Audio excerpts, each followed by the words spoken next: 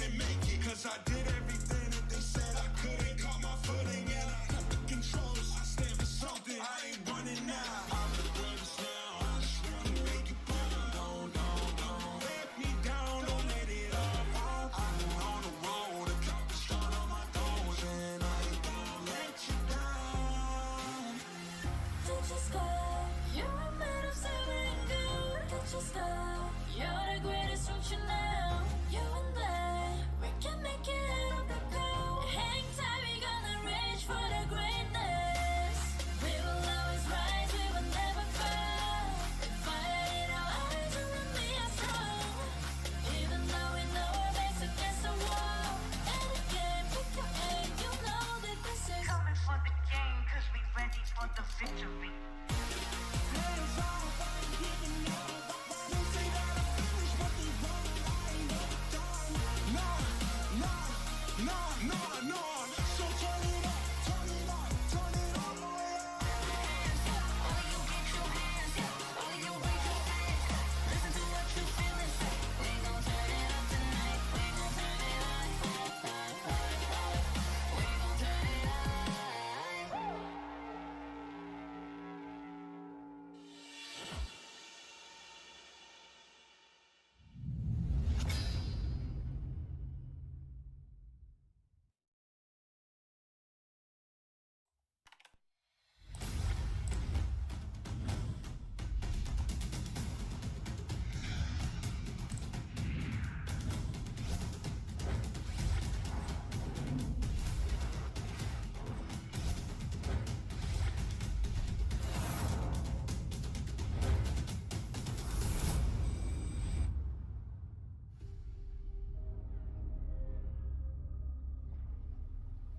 The sky is so vast, isn't it?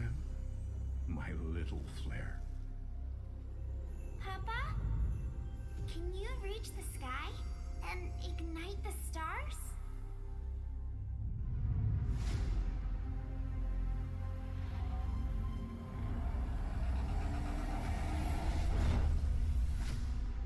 Of course, honey bunch.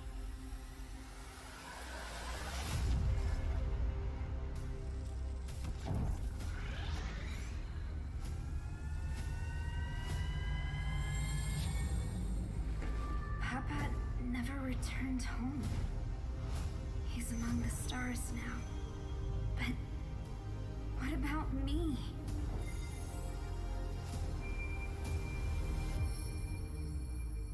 Have faith, little flare.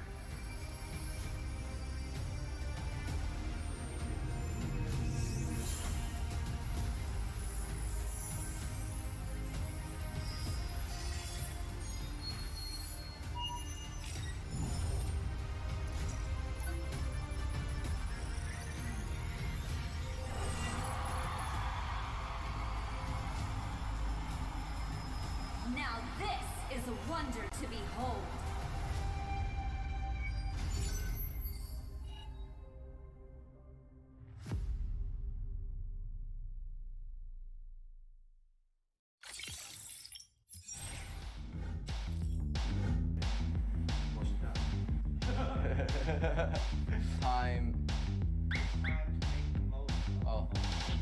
It's time to make the most of the moment.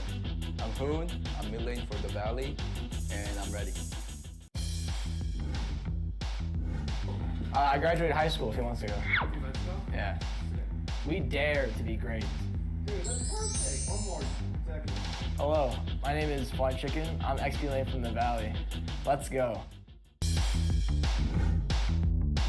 Hey, it's basic. Again. That's right. I like that. We dare. And action. We dare to improve. Hey, it's basic. Coordinator for the Valley. Let's go.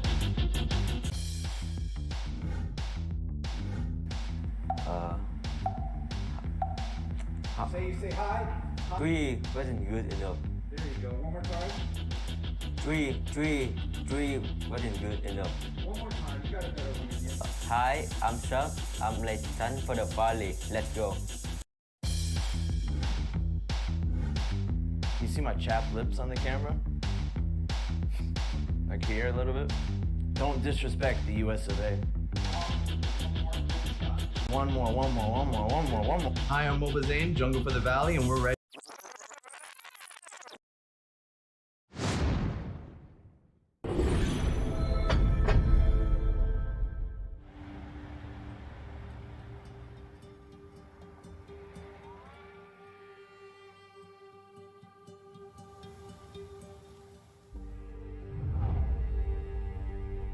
You can travel the world to find yourself. But that journey must start at home. Because you can't know who you are without remembering your past experiences.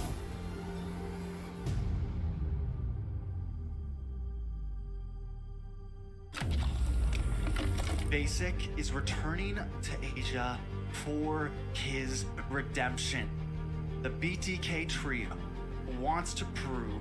Ladies and gentlemen, welcome back to the Land of the Dawn. We are the Mobile Legends Scrim Academy, and we have officially opened up our gates for Season 2. That's right, the gates are open as we are on Week 1, Day 2, and we have some amazing teams competing today. But before we jump into that, let's jump into the whole focus of the Mobile Legends Scrim Academy. Our whole purpose is to help MLBB NA, help these teams prepare for upcoming leagues, and so much more. We also help aspiring casters jump on the scene and get some practice and hone their craft. And for any solo players out there in North America, definitely join the MLSA and get your practice in now and get a chance to plan a professional scene and platform. We look forward to finding all talent inside of North America, and you can start by registering on our Mobile Legends Bang Bang North American Discord server and on the MLSA Discord server as well, as we are live on all platforms. That's right, we're live on MLBB NA YouTube and also on the Mobile Legends Scrim Academy YouTube concurrent with that. So guys, I appreciate y'all tuning in. I will be your host today, and let's jump into the current schedule as we are moving forward.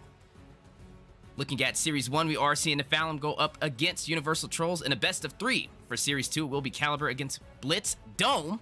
And then for Series 3, Area 51 versus Bloodhounds Academy. And then to close out the day, we are going to see Chubby versus See You Soon. All of these will be best of 3s. And like I said, we are live on the Mobile Legends Scrim Academy YouTube channel and the Mobile Legends Bang Bang North American YouTube channel. Make sure you follow both Discord servers as well to keep up to date with ongoing events for NA. But enough about that. Let's jump into the current match ahead of us, Nephalem versus Universal Trolls. I will be your play-by-play, and joined on my side, we have the on-point analyst, Coach Deku. Do you even breathe? How you doing? I'm doing good tonight, man, and I can't even express enough how excited I am. Right, we already went through Day 1 for the opening of Season 2, but now a little more exposure, right, to show some of these teams as we're going into Day 2 of Season 2 for the Mobile Legends Scrim Academy, and we have a full slate of matches, right? 4 series, best of 3s. What more could you ask for, right? Right now, I'm feeling the competition right now in the MLSA, and I can't wait to see what these first 2 teams bring out for us. Speaking of these 2 teams, the draft already on the way. You are seeing XSLA, a little bit of a tongue twister, picking up that Joy. Surprised I kind of walked through the draft, and I'm wondering what the response is on it. But looking at the other side for Universal Trolls, they did pick up that Kaja as a possible direct response. But there's a lot of meta walking on the board right now. Wait a minute. You are seeing Ericus Gaming picking up that Martis, and we know how deadly the Mortal Coils can be with the Decimation inside of the Land of the Dawn.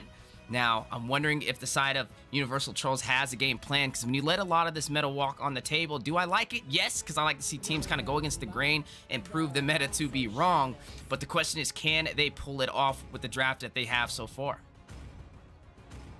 That is the question, right? Can they pull it off? Both of these teams having some of those meta picks, like you said, available to them, but it always does come down to that execution. That's always the win condition for the teams, is who can execute those drafts and those picks just a little bit better. And now we're seeing, right, the draft has been finalized, so the table has been set for this match. And Wheezy, I gotta know for you, right, your opinion between these 2 teams that we haven't actually got to see perform the MLSA yet. With these drafts, who are you kind of leaning towards to kind of outperform in this first match? You know, I'm definitely looking toward Nephalem with the picks they have so far. I like the Franco, right? You have the Hayabusa, can hit him with the Bloody Hunt, keep him in place on that quad Shadow. And I also like the Martis pick. We know how deadly a Martis can be on these neutral objectives, and I think that'll be the main focus for the side of Nephalem. But if for some reason Ericus can't get online with Martis, you are going to see another known jungler, Hayabusa, kind of get online over there in the hands of Pilot. One of the things Hayabusa has in his disposal is those quad shadows, that mobility to be able to get to those objectives and also get out without much penalty. But like we said, with the Franco on the board, that might change the table. But we got to keep our eyes on Joy as well. The Joy in the XP lane with the Vengeance, a little bit of homage over there to MPL and also M4, as we've been seeing that kind of shine. And to let that walk, like we said, a lot of meta on the table, definitely more meta into the hands of Nephalem, but we can't count out Universal Trolls. But I think it is going to be a little bit of an upscale battle for them, but not impossible, right? They just have to make sure they play smart and they be a little patient, especially on these neutral objectives. That's where Martis kind of shines in the early game, especially with those mortar coils and the decimation to get almost a full wipeout if you're not careful with the low HP. Absolutely. And I mean, I don't want to harp on the Joy too much because, like you said, we have seen this Joy pick quite a bit through MPL and through M4, especially in that XP lane. And we know how much it can contribute to these wins. But I kind of got to break it down just a little bit more. I actually feel like I like the composition of Universal Trolls more. And the only reason I say that is because I feel like their draft has a more clear sense of direction, right? You can definitely see that they want to go for these pickoffs. And speaking of pickoffs, we're seeing Hilda actually take down that Joy in the XP lane. So it'll actually be interesting to see if, as far as Universal being able to perform with these pickoffs, finding those secures before these objectives, before those lords, and before any big 5v5 team fights, if they can go ahead and execute that up against Nephalem. And I'm definitely scratching my head right now, as Joy is one of those heroes who has very high mobility, and to be picked off first blood, not even a minute in, we were wondering how it would kind of perform. But right now, definitely seeing Hilda have an easier time over there in the hands of TMG. But looking on the top side, battle of the lethal Wanderer, you do see Ouija Shadow kill, not able to hit the mark to take out Shisui. And now, with the over-aggression, too costly, Shisui's going to get him back with the Iron Hook. But wait a minute, Classy rushing in is going to get another kill, taking out the Kaja. You do see Farza in this engagement as well, trying to do some chip damage onto Ericus, but that's 2 kills on the board for the side of Nephalem to the 1 kill on the bottom lane for Universal Trolls. Absolutely right. And you kind of want to avoid that if you're the side of Universal. You don't really want to let them snowball. They have that Martis pick, right? And we know how quick Beatrix can also get online, already picking up that kill.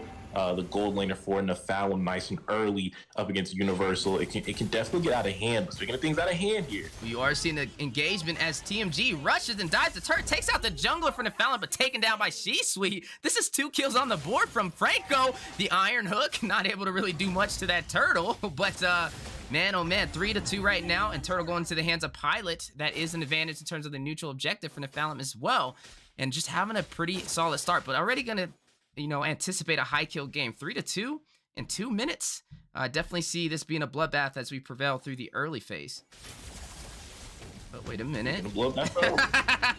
Divine Judgment connecting. You are going to see Hilda take down Joy. Not having the easiest time in the bottom lane, and Universal Trolls able to answer back. Yeah, they were having a little bit of a hard time in these neutral objectives, but able to turn the tide and even out the scoreboard. And now going to do some chip damage to the turret on the bottom side. And it's very interesting, right? Normally you see teams prioritize that gold lane rotation, but it looks like they're more concerned about Joy over Beatrix, and rightfully so, honestly. I feel I would maybe think the same way, but the fact that they're pulling it off is also taking it to a next level, because it's one thing to get towards Joy, but to be able to find that kill is also different. But speaking of finding kills here in the jungle, you do see Ericus going and invading the buffs. Going to go ahead and catch Hayabusa with the decimation. TMG taking out the Lu Yi. You do see TMG taking out C-Suite as well for a double kill. Not done though. You are seeing Joy on the chase, using that sound, using those beats, gonna try and get the kill, but TMG getting into the turret's gonna be able to recall with a little problem. But wait a minute, doesn't go back. Ericus getting a little thirsty, trying to test the waters, and it looks like TMG is gonna be able to get out of that clash. But bottom, top side, man, they are really aggressive today. Divine Judgment going in with the 3-man gank on a Classy. Skull King is gonna pick that up with that Divine Judgment on the bottom side, though. Again, Joy falling to the hands of Hilda, and I'm scratching my head. This is a 1v1 fight. Why take the aggressive fight if you can't withstand it? But on the top side, another member dying. You do see C-Suite falling into the hands of Universal Trolls, and now what was once the lead of Nephalem for kills has quickly turned to 8-4 for Universal Trolls. Absolutely, the narrative has flipped, but the narrative that I pointed out is actually coming to light here, right? We were talking about those pickoffs, talking about the opportunity Universal has for these kills, and really it's falling a lot of it into Hilda. I mean, Hilda has 6 kills right now with the high and dry, and this is an incredible performance, especially up against this Joy. Speaking of Joy, down she goes, but Marta's finding a kill into Kaja, and that is going to be 1 member off the board for each side. But wait a minute, Marta's going in with the mortar coils again, not done. He's going to go ahead and try to get a kill. Pilot's going to find his way to C-Suite with the quad shadow. TMG is going to burst down Ericus. That is 2 members down right now for Nephalem. This is going to open up this turtle for the side of Universal Trolls. But in the mid lane, you are seeing the engagement going down. You do see Nimaru connecting on to Brody, and that is a kill for Beatrix in the hands of Classy. But again, neutral objective falling to Universal Trolls. Now 11-6 on the board and 1 turtle up. Absolutely, 1 turtle up, but also up 3K in the gold economy here. We can see them actually forming down the XP lane. You do see the feathered airstrike by Farza trying to burst down XSLA. He is going to be able to get out though. Whoa, wait a minute! The flicker with the iron hook and the bloody hunt able to pull and song on the Kaja into the second turret, but not able to take him down. And TMG, being godly over here with this Hilda, is going to find a kill, bursting down C-Suite to make him pay. But here you go, a little bit of a teleport by Lu Yi. You do see the quad shadow going in, possible Ouija shadow kill, not able to connect, sharing the damage on the minions. And XSLA again escaping with barely an HP, but down goes the tier 1 turret for the bottom lane.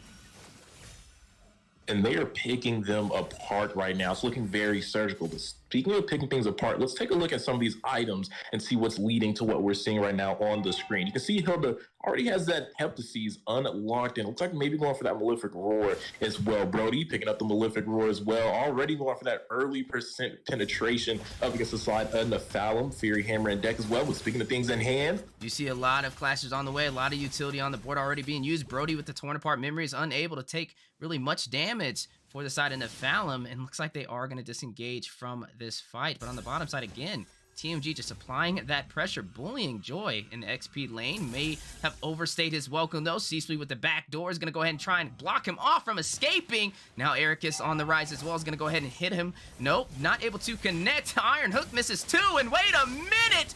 Down goes the Bloody Hunt to stun him in his tracks, and you are going to see the decimation go out as well. And man, oh, what does it take to take him down? And down he goes, but a lot of time wasted on the chase.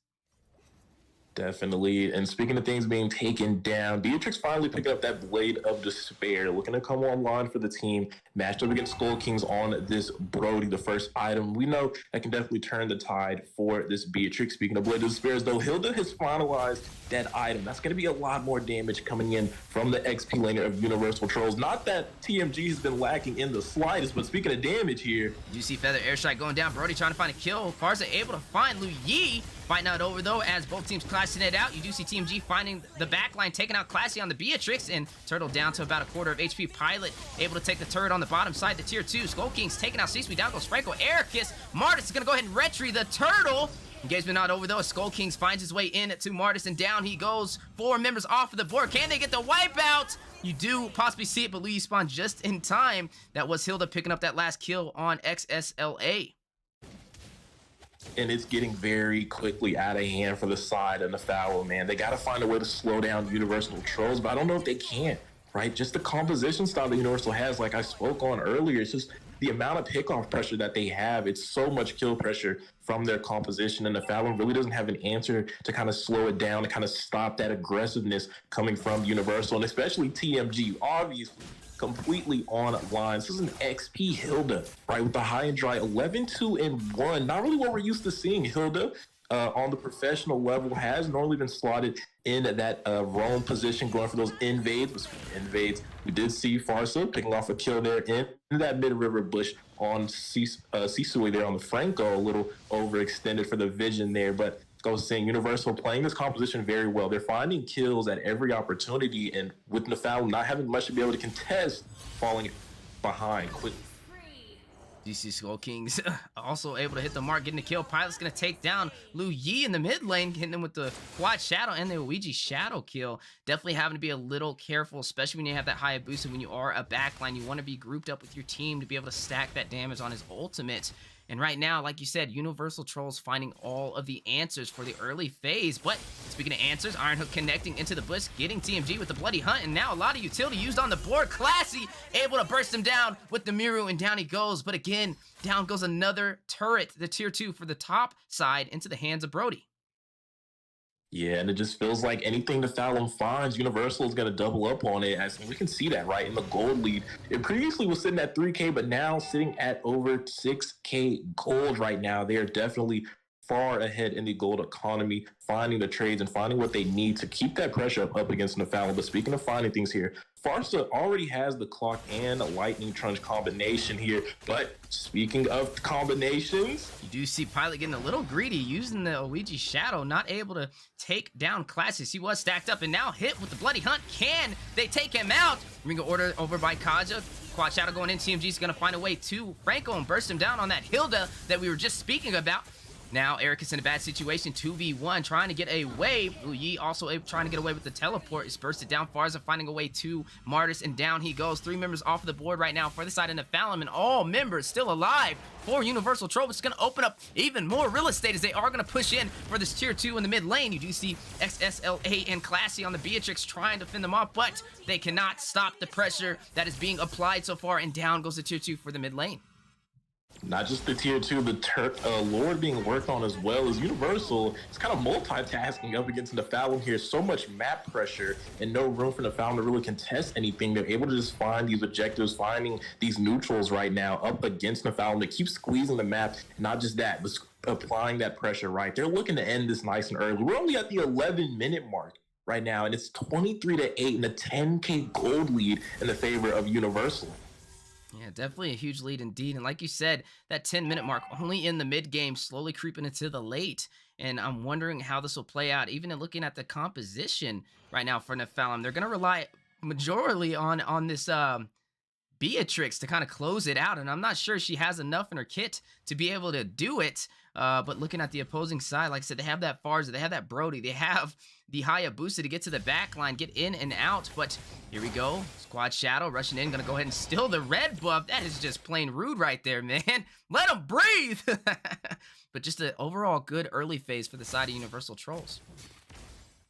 Definitely, and with that Lord pushing down, like we already called out here in the setup from Universal, looking to get these waves pushed in, Lord finding its way over to that bot side inhibitor, but not too much pushing coming in from Universal, maybe a little improper syncing of the waves. The Lord's kind of going to go to waste there. Nefalon able to defend that, and now it's going to have to clear out this mid lane. But speaking of the mid lane, you do see Farza over there with the Feathered Airstrike, just doing some damage over to the minions. Not able to find a kill, but the bottom inhibitor does fall down for Nefalon, and now only having 2 to defend him. But there goes the Iron Hook and the Bloody Hunt into the turret. Martis rushing in, trying to get the decimation. Zero's going to pick up a kill. Martis going to pick up a kill. Down goes Skull Kings, and down goes Pilot. Fight not over, though. It has you RC and TMG caught out of place as well, and the full team of Nefalon capitalizing. That is Eric is picking up another kill, taking him down, and that is 3 members off of the board, which was once into the favor of Universal Trolls, is now in the favor of Nefalon, and this is their time to kind of claim some of this real estate that they lost in the early game.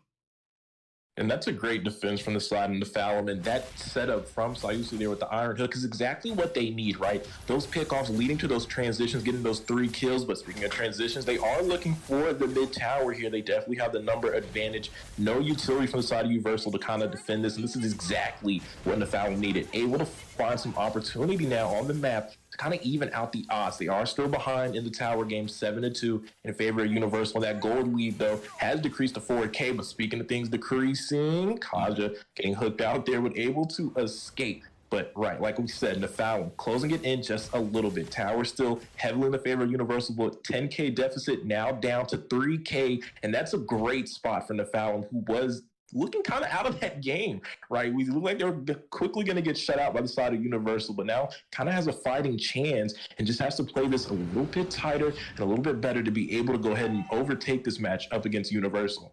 And now, as Lord does spawn in, the question is who will take it. We are seeing Nefalon getting a little bit of a second wind as we creep into the late game, and looks like they are a lot more confident to take these engagements. Now a full 5v5 over the Lord, and look at the health already down to a quarter. Hayabusa a little late to the party, needing to use a quad shadow. Down goes a Feathered Airstrike, who will get the retribution in time. Farza able to take the the Lord instead. Forget the retribution. Skull Kings taking out Franco and getting a double. Is going to go ahead and take out Martis. Not looking good for the side of Nephalem. And now they're back where they were before, inside of the base with a hope and a dream, and Illuminous Lord pushing on the bottom side.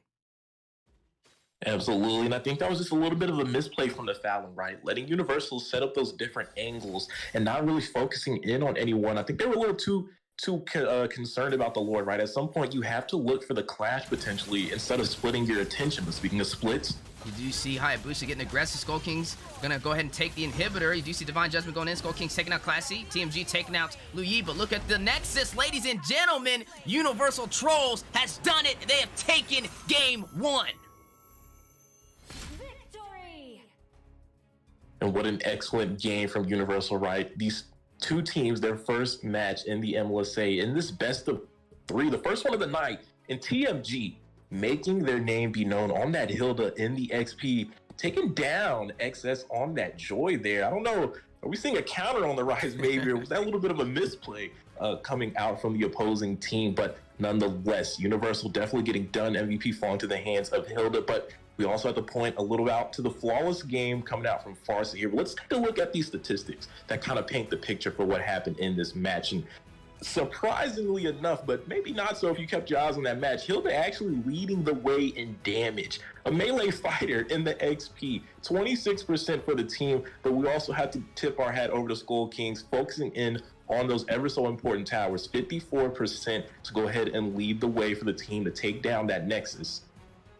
Definitely leading the way, and what a beautiful start for game 1 and the side of Universal Trolls taking down Nephalem. But like we said, that is just one battle. They have to win the war, and this is a best of 3, so definitely don't go anywhere as both these teams kind of warm up, find a little bit of a strategy. Are we going to see the side of Universal Trolls close it out with a sweep taking game 2, or are we going to see the side of Nephalem be able to come back and get the reverse sweep on them for a game 3? Find out here soon, momentarily, as we jump into the second match.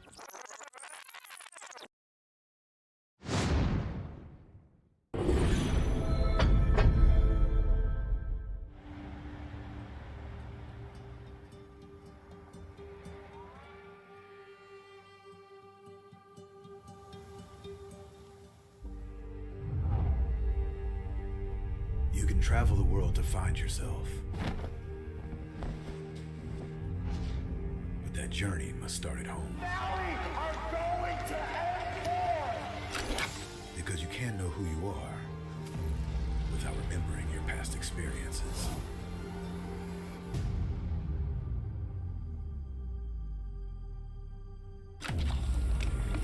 Basic is returning to Asia for his redemption. The BTK trio wants to prove M3 wasn't just a fluke, and Hoon looking to win back his fans. I got basically kicked, but they still call me traitor for, I don't know, for pursuing my dream. I thought living that comfort zone and then try new things was a better way for me to pursue the win. We're coming and we're gonna compete. We're gonna put a fight, that's for sure. I'm coming for you, M4. This is what we have all been waiting for. You push us, we push you back. You respect us, we respect you back. You doubt us, we will bleed to prove you wrong. Everything on the line, right here, right now.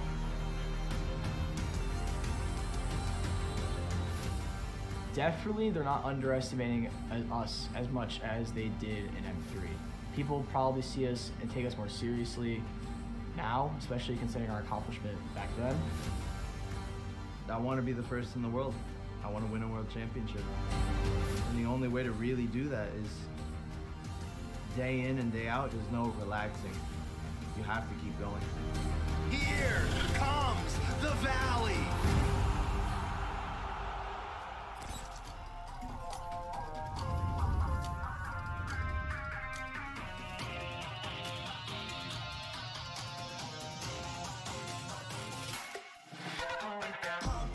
It's my time, I'm a ball. talking dummy on me, but you know they'll never win. I'm controlling all my victories, and something has gotta give, cause this shit just what I made it now, You can't ever break us down, I'll be reaching for the stars, promise I'll be what they not, and I'll never ever stop, won't never stop, yeah. Touch the sky, you're made of silver and gold. Touch the sky, you're the greatest, don't you know? You and I can make it out of the cold. Hang tight, we gonna reach for the greatness. We will always rise, we will never fall. Fight in our eyes, and we are strong. Even though we know our backs against the wall. Can you take your aim? You know that this is. I've been down, been waiting so long. I'm here for the crown, I'm here to show off. Greatness time, just waiting to show y'all. This is your time to remember. So many times, I lie in the basement waiting for greatness. No, I won't listen to anyone hating on me and telling me I wouldn't make it. Cause I did everything that they said I couldn't. Caught my footing and I cut the controls. I stand for something, I ain't running now. I'm the greatest now, I just wanna make it better. Don't let me down, don't let it off. I've been on the road, accomplished all of my goals, and I ain't gonna let you down. Touch the sky, you're made of silver and gold. Touch the sky, you're the greatest, don't you know? You and I, we can make it out of the cold. Hang tight, we gonna reach for the greatness. We will always rise, we will never fall. Fire in our eyes, and we are strong. Even though we know our backs against the wall. And again, pick your aim, you know that this is. Coming for the game, cause we ready for the victory.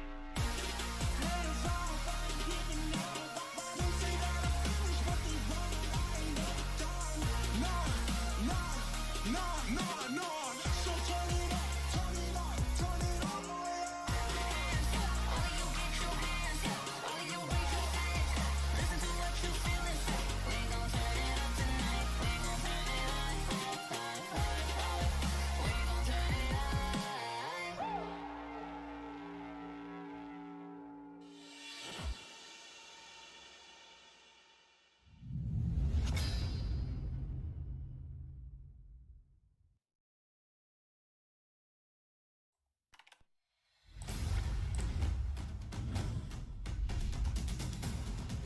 Ladies and gentlemen, welcome back to the Land of the Dawn. We are the Mobile Legends Scrim Academy, and we had an insane game to open up. That's right, we are watching the Nephalem go up against Universal Trolls in a best of 3, and Universal Trolls paving the way for the early game and closing out with a finish is now on to game 2 with 1 win at their disposal. Now the question is, are we going to see the side of Nephalem pick up the pace, pick up the early game, and be able to even out the odds for a game 3, or are we going to see Universal Trolls move on with a sweep? But before we get into that, let's get into the schedule of the day. That's right, currently right now, Series 1, Nephalem going up against Universal Trolls in a best of 3. Series 2 will be Caliber versus Blitz Dome. Series 3 is going to be Area 51 versus the Bloodhounds Academy. And then to close it out for today, the last series of the day will be Team Chubby versus See You Soon. But jumping into this match, like we said, Universal Trolls up against Nephalem, match 2. I am joined on the desk by the on-point play-by-play Coach Deku. Do you even breathe? And I will be doing your on-spot item breakdowns and analyst. So how you doing, Deku? How did you feel about Game 1? Honestly, it was fun to see, right? We saw a Hilda pop off, you know? You typically never see a Hilda pop off, and especially in the XP lane, and definitely not up against a Joy. So it was definitely a fun experience for me, and I definitely I kind of like the composition, right, that I saw for Universal. I spoke on it a little bit, you know, how they were focusing on those pickoffs. I thought it was a great composition overall, and they executed it pretty nicely. And I mean, the results kind of spoke for themselves on how that went. But looking to see a little more fight back, right, from the side of Nephalem. Both of these teams making their first appearance in the MLSA, getting their first match out the way. Now the nervousness is kind of shaking off, the jitters kind of out of the body. I'm looking to see a little more performance from the side of Nephalem, maybe a little more power and dominance, right, from the side of Universal. Speaking of power and dominance, as you are seeing the draft be finalized on the side of Universal Trolls, picking up that Eve, definitely a strong pick. Lapu Lapu to combo with it. Lolita, I'm loving that so far. A lot of slow, a lot of zonage. And also to top it off, we are seeing the Beatrix into the hands of Skull Kings as if it wasn't enough already in match 1. But now Pilot picking up something you don't traditionally see too often, but still works in the jungle. Pilot on this Paquito. Absolutely. And you know, I actually find it funny, and we kind of we got to take note of it, right? Now the Hilda has been picked up by the side of the Nephalem and by their XP laner. So maybe a little bit of whatever you can do, I can do better. And I really hope that's the case, because obviously in the last match, the performance from the XP laner of Nephalem left just a little teeny bit to be desired, right? Not getting it done on Joy, and maybe taking some notes from the XP from the side of Universal and looking to, you know, outdo that with this Hilda pick now. Yeah, and as both teams are finalized for the draft, slowly embarking into the land of the Dawn, the polls are out there. So definitely everybody watching and tuning in, place your votes on who you think will take this game. Are we going to see the side of the Nephalem even out the odds and take us to a game 3? Or are we going to see Universal Trolls close it out with a sweep? As the draft is locked in, you are looking at that Barats, that Faramis, that Kagura, Hilda, and Leslie for the side of the Nephalem's going up against that Beatrix, Eve, Bakita, Lolita, and Lapu Lapu. The Barats pick, something we've seen very often inside of M4. A little bit of that blacklist strat right there, running that support and running that tanky jungler. Maybe a little bit of Wise and Venus on the way inside of the land of the Dawn as we are embarking and both teams are ready. This is currently a best of 3. This is Series 1, Universal Trolls going up against Nephalem. Absolutely. And I'm not going to lie, Weezy, looking at these drafts, right, I kind of feel like, once again, I think Universal kind of took the edge in the composition. And I say that because I just feel like their drafts just keep having a clear sense of direction, right? It kind of looks like a charge card, right? They have the Lolita, they have the Lapu, and they have the Paquito. A lot of ways to kind of force the fight on the Nephalem, even if they don't want to seek an engage.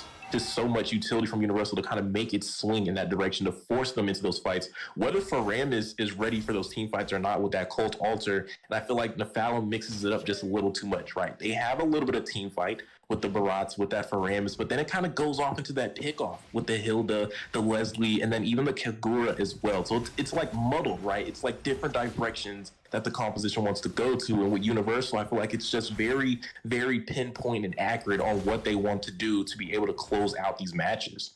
You're definitely seeing a very smart drafting style from Universal Trolls. And if you're looking at the Nephalem right now, right, their late game damage, though, they're relying on this Leslie to get the job done. But speaking of relying, we're seeing Sayusi being put in an uncomfortable position, running right into the hands of Paquito here into the river. And that's going to be a first blood into the hands of Universal, the second first blood of the series going to Universal there. And that's exactly what they want. And now the funny story is on the bottom side. XSLA going to get some revenge over on TMG now, forcing him on the back end for the XP lane, as you did see him have a hard time with that Joy. But now that he has Hilda, maybe a different story. But wait a minute, a gank over there by Pilot. Gonna go ahead and make the wise decision, though, to kind of just ignore that it is a Hilda, right? And close to the tower, full HP. Not much probably going to come from that. Turtle spawning in, though, in less than 10 seconds. You can see the team starting to rotate down from that gold lane and start making that early priority, right, for the positioning for the Turtle. But speaking of priority here, Shadow Stampede and the Daytona's Welcome are going to be wasted. Not actually going to be able to connect. A flame shot going wide as well. But here comes real world manipulation, doing a lot of damage. Reality is setting in. Sayusi is going to be taken down on the Faramis, and that's a key pick before this Turtle for the side of Universal. And already, like game 1, taking the early game advantage into their favor. Already 2 kills on the board, and now going to go ahead and contest the blue buff. And a misplay from Arceus. It probably looked like a good call, right? They already took a pick. The logical decision would be to start that turtle, but they actually went for the blue buff, which is the trade he was looking for. And unfortunately, gonna get picked off by Universal. That's 3 kills, right? Early for the side of Universal. Nothing on the board for Nephalem. And now I'm kind of worrying for the side of Nephalem, as these kills definitely add up, and you need to be a little bit safer. But hang on here, 0ML trying to find the kill. A little bit of play here, a bit of outplay from both sides, but the flame shot is gonna connect. And here comes Skull Kings with the Beatrix over the turtle wall. He does come, but Leslie with that sniper, gonna go ahead and make him disengage, not able to find a trade, a kill. So that was gonna be a 1 kill going to the favor of Nephalem. They're finally getting onto the board. But in the bot side, XP matchup is going on. XS with the Hilda not having the same performance as Lapu. TMG is actually edging out in that 1v1 there, but it looks like the turtle setup is coming from the side of Universal. The Mage and Rome starting to pull that aggro to the long side of the turtle wall, and the Fallon going to be a little slow to make it if they even contest Iusi. The lone for Ram is here. Stampede over the wall, no longer available. Going in, Umbrella coming out from the Kagura, but here comes the Numian Blast, a big two-man set there, Cold Altar, but will it be enough? Daytona's welcoming a couple knockout strikes. TMG is going to find 0 ML, looking for more in the back line as RC is left all alone. Pilot is going to go ahead and take him down. A 2-for-0 trade in the favor of Universal, and a turtle to go alongside that as they are making quick work on the Fallon in this early game. Well, I think I don't want to say it too early, but it's looking like the side of Universal Trolls is trying to bring out the brooms for the sweep in the early game. Definitely needing to see Nephalem have some answers as they are losing every objective so far. But on the bottom side, we are seeing Lapu Lapu being used as that brave fighter stance, but a kill not going to go into the hands of XS there. But look at the top side, Runner Empathy going to miss wide right, but here comes Eve. They can try to siege this if they want. A Lolita with the Numian Blast charging up. Not going to find the stun, though. A bad play here from Universal, but real world manipulation looking to clean it up. Still not going to find the kill.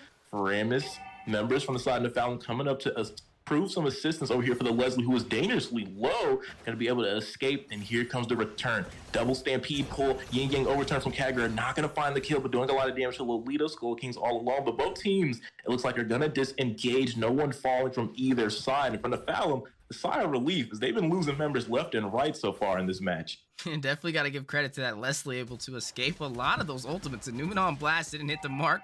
You did see the manipulation go down, still not able to take her down. And you did see the Rainer's Empathy missing the mark as well. But speaking of marks, speaking of missing, Paquito missing a lot of those knockout strikes. Numian Blast also missing. These ultimates are kind of coming up short for both of these teams now, as it was looking kind of on point for Universal. But speaking of on point, Lapu kind of ignoring Hilda here. Brave Fighter stance in to clear those waves. And that might have been a mistake, because at what cost? As he's going to look for these minions, but is going to be taken out as well. In between Universal and the Fallon. Faramis also fell in the midst of that action down the bot side. Top side getting pressured in from the gold laner from the Fallon, but Turtle is in play. But speaking of things in play, Real World setting down on this Hilda, not going to be able to escape. But here comes Sayusi on this Maratz, looking to trade this out potentially. The Tona's welcome. We can go ahead and pick it up. But now we see Lolita is looking to provide some backup. And what was that?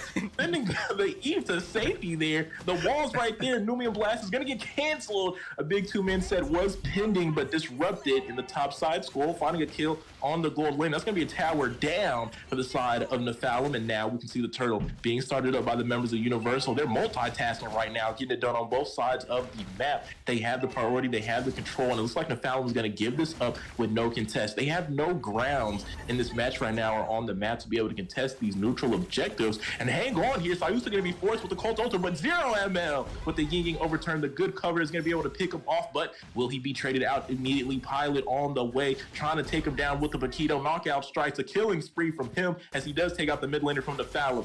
The jungler here, Barat's left all alone. Daytona's welcome, looking to find a trade, but not going to have enough damage, as the Eve will be able to take him down. In the bot side, we're seeing a clash in between two beasts, beefy XP laners. They're looking to win the 1v1, and it's like Lapu's giving the work. No, he's going to be forced out the flicker here, but hang on, that bravery blessing. So much sustain from the Lapu, and that's exactly why he's so strong, the XP. But speaking of lanes here, mid tower going to be taken down. There's a lot going on in this map right now, and a lot of it's going into the favor of Universal. Look at the Faramis taking a lot of damage from the poke of Eve there, but it's like we might have slowed down now here on the action, because it seems there's been so much going on in between these two teams.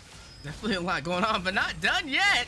The fight's not over. Real World is going to find the kill on Hilda. So I will see a little too late over there to provide any assistance. And Universal kind of having their way. Runner Empathy doing a good bit of damage. Hang on here. Numian Blast. Not going to find anyone there, but still has the flicker for a retry when that cooldown is back up on the table for this Lolita. And they're just out for blood, and it's crazy because all of these engagements are very impactful for the side of Universal Trolls. Not only are they taking kills, they're also taking real estate, clearing a lot of these turrets. They're already up by about 5,000 gold, leading the way with 8 kills on the board as well, and they have not lost a single turret. Matter of fact, their turrets have barely taken any damage to top that off. And right now, you're just seeing a little bit better synergy and getting the job done. But looking at the items so far, you do see that Hilda with that Blade of Heptases trying to rush in, trying to do some damage. But up against that Lapu Lapu, we did go more for the Spell Vamp route, picking up that Bloodlust Axe to be able to, get a little bit of HP back, especially when he's hitting those minions. But on the top side, a little bit caught out of place, and the 5-man is going to burst down Dark Fox into the hands of Paquito.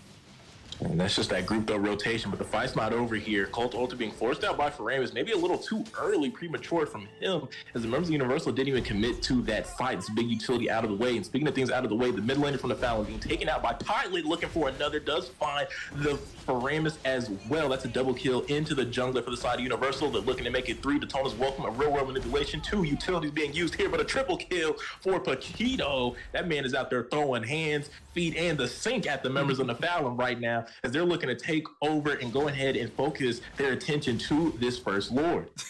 He's definitely throwing hands, feet, and the sink, and I don't think they can deal with it, as right now they are definitely on the back end, and another objective looking like it's going to go into their favor, and not even with them pushing, a turret is going to find its way into their hands as well with the minions, and this is just showing the overall presence from Universal Trolls, as you are seeing Eve pick up that Lord, and now with the gold gap of about 7,000 climbing up to about 8K.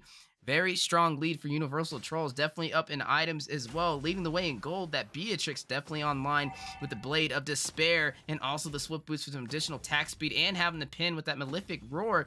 And if you compare that against who she's going against, that Leslie building that crit, only having Berserker's Fury and the Swift Boots built, and a couple of Legion swords. But right now, getting the job done for the side of Universal Trolls, kind of telling the tale like they did in game 1, leading the entire way, just focusing on objectives, focusing on rotations, and not missing a beat on opportunity.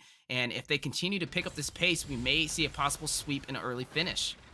Speaking of things we're possibly seeing here, but the damage on Lolita here as the Lord is pushing into the top side. So we see with the Shadow Stampede looking to pull multiple members, does find Lapu, does find Lolita. That shield going to provide a little bit of resistance up against that Leslie, as Lolly was falling a little low there. They're going to focus their attention to that mid tower. Speaking of things being focused, Hilda being taken out in the backwards world manipulation from Eve there, but hang on, Numian Blast, big 3-man flicker set. Will they be able to clean it up? Eve trying to find the kill, 0-0 burning just a little bit till going on, but the Barat will be taking out Monster, killed by Paquito. Monster gameplay from him in general here in this match, as he's looking to find a double, but it's gonna die to the Leslie, and the turret damage there a little too greedy, a little extra on the dive there, trying to find that double kill. But they did find some towers. They found the tier 2 in the mid, they found the tier 2 on the bot side, and they took out that Hilda and the jungler as well. So not too bad to just lose your Paquito in the midst of all that. But speaking of things being lost here, Eve keeping up the pressure, finding Sayusi on this Faramus Brave Fighter stance, gonna go ahead and catch the stun as Beatrix catches the kill on Kagra there, runner empathy, finding the mark over there,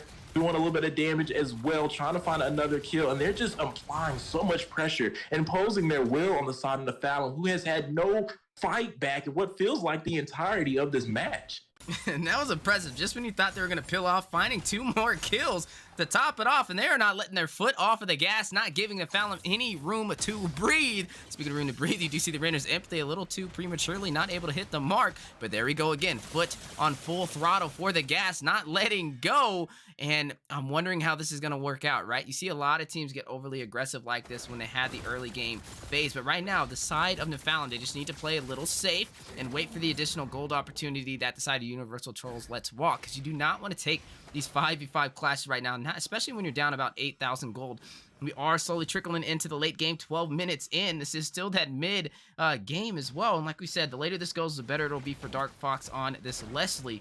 So definitely needing to kind of close it out on the side of Universal Trolls right now, and then got to give credit to Pilot. We spoke about the Paquito, not too often picked, but right now, like Deku said, throwing hands, feet in the sink, getting the job done, just finding a kill every single place he goes on the map, and also finding a way to close out on these objectives. Now looking like he is going to be able to take this Lord with no contest, and I'm not even sure if the side of the Fallon could even contest that, as if they did, they would potentially be bursted down with the amount of gold that the side of Universal Trolls has over them, and now with the Luminous Lord on the way, and no turrets to defend them, minus the inhibitors. The question is, can they hold them off? Can they stop the side of Universal Trolls from closing this this game out and taking the sweep. Will we see the shield of Nephalem be pierced by the dagger of Universal Trolls today, or will we see the reverse sweep over into the hands of Nephalem, as you are slowly starting to see them still not giving them room to breathe over in their side of the map? And hang on here, so I will see big runner empathy from the Beatrix here, almost being taken down. And that's what we're talking about, right? The burst from the side of Universal is so plentiful, right? In the Paquito, in the Beatrix, and even in that Lapu, right? But keep an eye on this Lord here in the top side of Hans Lord pushing down. It looks like they're going to have the waves. No, actually not going to be synced too well, kind of staggering in one after the other. But with the amount of economy, like you said, that they have right now, might not matter. Ying Yang overturn coming out from Zero. Not going to find the kill. He's going to get instantly traded out from Pilot. Not going to let that go. But here comes the Numian Blast. Big two-man flicker. Going to find the Foramus and the Leslie. Going to lead to the double kill. The Marksman is out of play for the side of Fallon. 3 members being taken out. Triple kill for Paquito. But now the Nexus will be targeted. They're looking to wipe them out. All members down for the count. And not only down for the count, they're going to sleep permanently, as Universal is going to take the sweep to Nephalem. Victory! Man, what a beautiful game. Universal Trolls doing it again with a fast finish. And I gotta say one thing, if I was the side of Universal Trolls and I was Pilot, I would definitely be mad at Skull Kings, as he stole not only a Maniac, but a Savage, as I was easily able to be picked up by Pilot. But that's okay, right? The job is to take down the Nexus. But speaking of takedowns, looking at the stats so far, Skull Kings all around the map with a 50% turret damage. Overall, highest damage on the game, though, goes into the hands of Pilot, dominating with the hands, the feet, and the sink.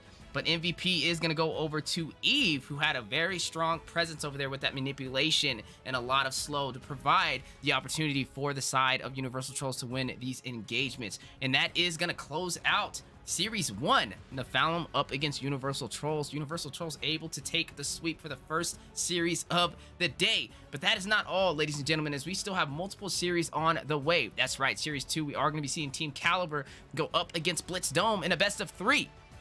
Following that, we will see Area 51 going up against Bloodhounds Academy.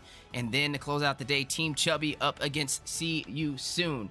And like that name right there, we will see you guys soon, as these teams are getting ready to embark into the Land of the Dawn and take us to Series 2.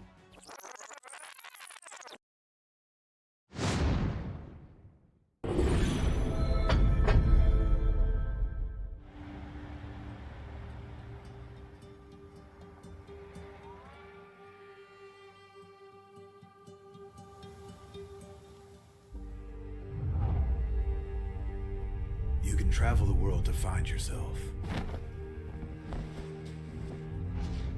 But that journey must start at home.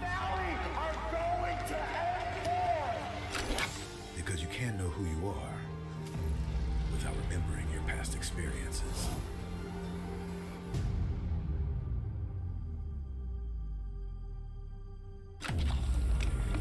Basic is returning to Asia for his redemption. The BTK trio wants to prove M3 wasn't just a fluke, and Hoon looking to win back his fans. I got basically kicked, but they still call me traitor for, I don't know, for pursuing my dream. I thought living that comfort zone and then try new things was a better way for me to pursue the win. We're coming and we're gonna compete. We're gonna put a fight, that's for sure. I'm coming for you, M4. This is what we have all been waiting for. You push us, we push you back. You respect us, we respect you back. You doubt us, we will bleed to prove you wrong. Everything on the line, right here, right now.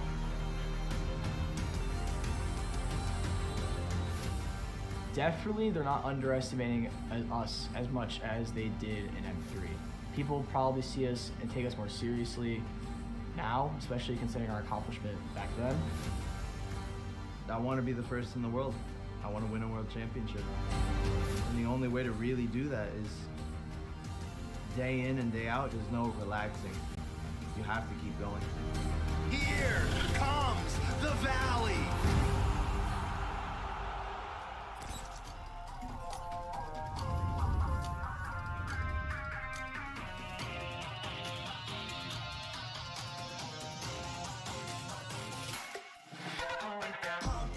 It's my time, I'm a ball. I'ma get this money right. I'm gonna live my best life. They been talking dummy on me, but you know they'll never win. I'm controlling all my victories, and something has gotta give. Cause this is just what I made it now, made it now. You can't ever break us down, break us down. I'll be reaching for the stars, promise I'll be what they not. And I'll never ever stop. Won't never stop, yeah. Touch the sky, you're made of silver and gold. Touch the sky, you're the greatest, don't you know? You and I can make it out of the cold. Hang tight, we gonna reach for the greatness. We will always rise, we will never fall. Fight in our hearts and we are strong. Even though we know our backs against the wall. And again, you take your aim, you know that this is. I've been down, been waiting so long. I'm here for the crown, I'm here to show off. Greatness time, just waiting to show y'all. This is your time to remember. So many times I lie in the basement waiting for greatness. No, I won't listen to anyone hating on me and telling me I wouldn't make it. Cause I did everything that they said I couldn't. Caught my footing and I kept the controls. I stand for something, I ain't running now. I'm the greatest now, I just wanna make it proud. Don't let me down, don't let it off. I've been on the road, accomplished all of my goals, and I ain't gonna let you down. Touch the sky, you're made of silver and gold. Touch the sky, you're the greatest, don't you know? You and I, we can make it out of the cold. Hang tight, we gonna reach for the greatness. We will always rise, we will never fall. We fight in our eyes and we are strong. Even though we know our backs against the wall. And again, pick your aim, you know that this is. Coming for the game, cause we ready for the victory.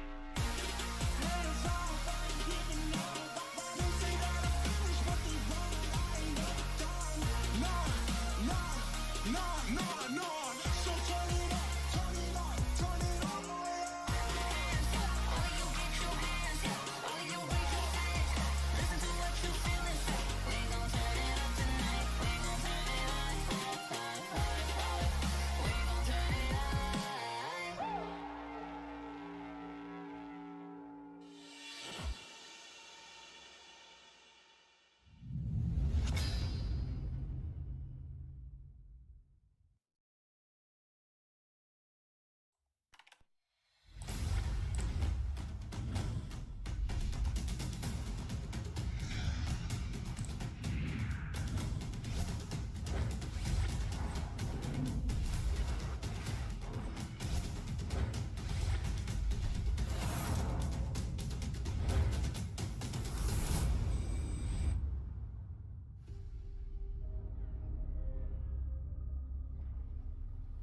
The sky is so vast, isn't it?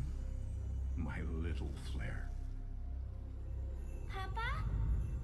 Can you reach the sky and ignite the stars?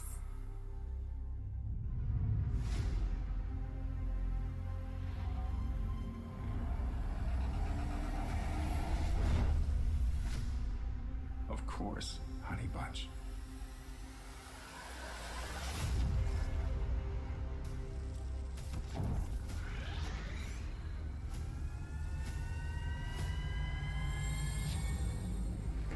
Papa never returned home.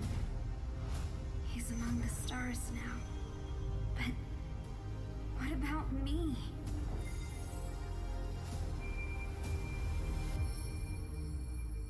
Have faith, little flare.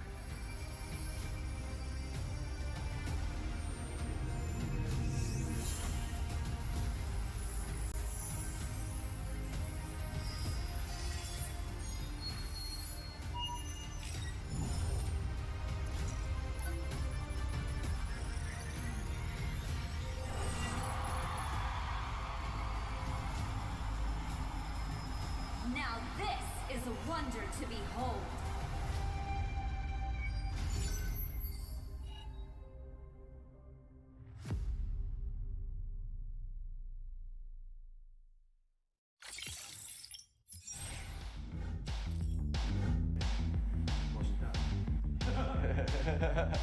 Time.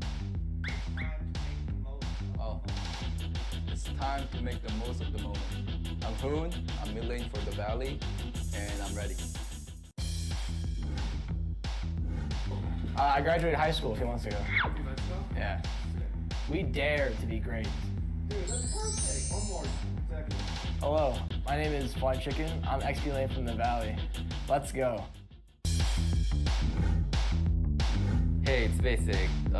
Again. That's right. I like that. We dare. And action. We dare to improve. Hey, it's basic. Coordinator for the valley. Let's go.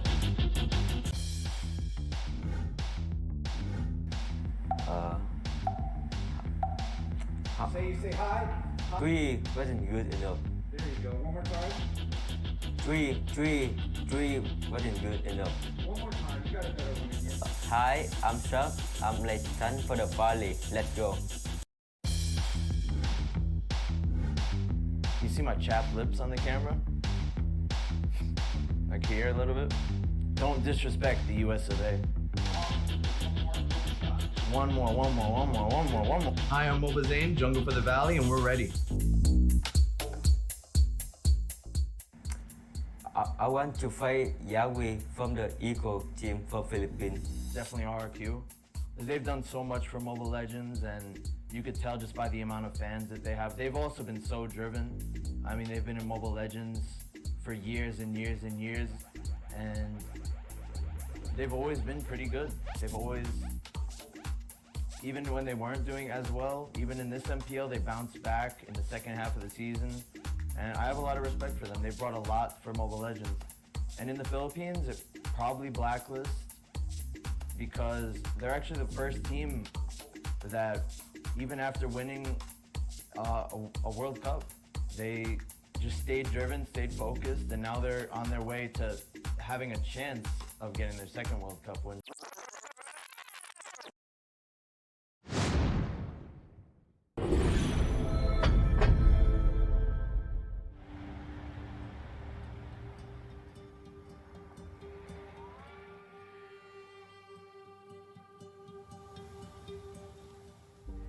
Ladies and gentlemen, welcome back to the Land of the Dawn. We are the Mobile Legends Scrim Academy, and we had an insane Series 1. That's right, we've seen Nephalem go up against Universal Trolls, and Universal Trolls bringing out the brooms, able to close it out with a sweep.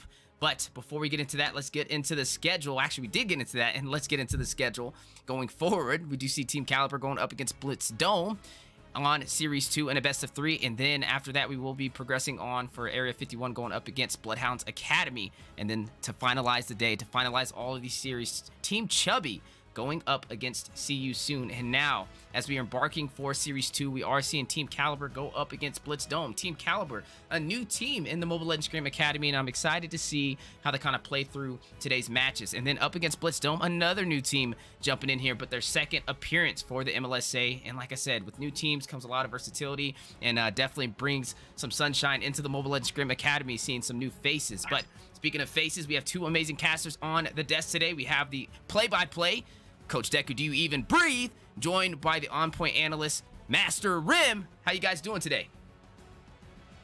Doing good, man. Very excited about this next match, right? Some more teams that we haven't got a chance to see in the MLSA coming from Caliber and Blitz Dome. So very eager to see what they're going to bring to the MLSA right now. But enough from me. Rim, how are you doing?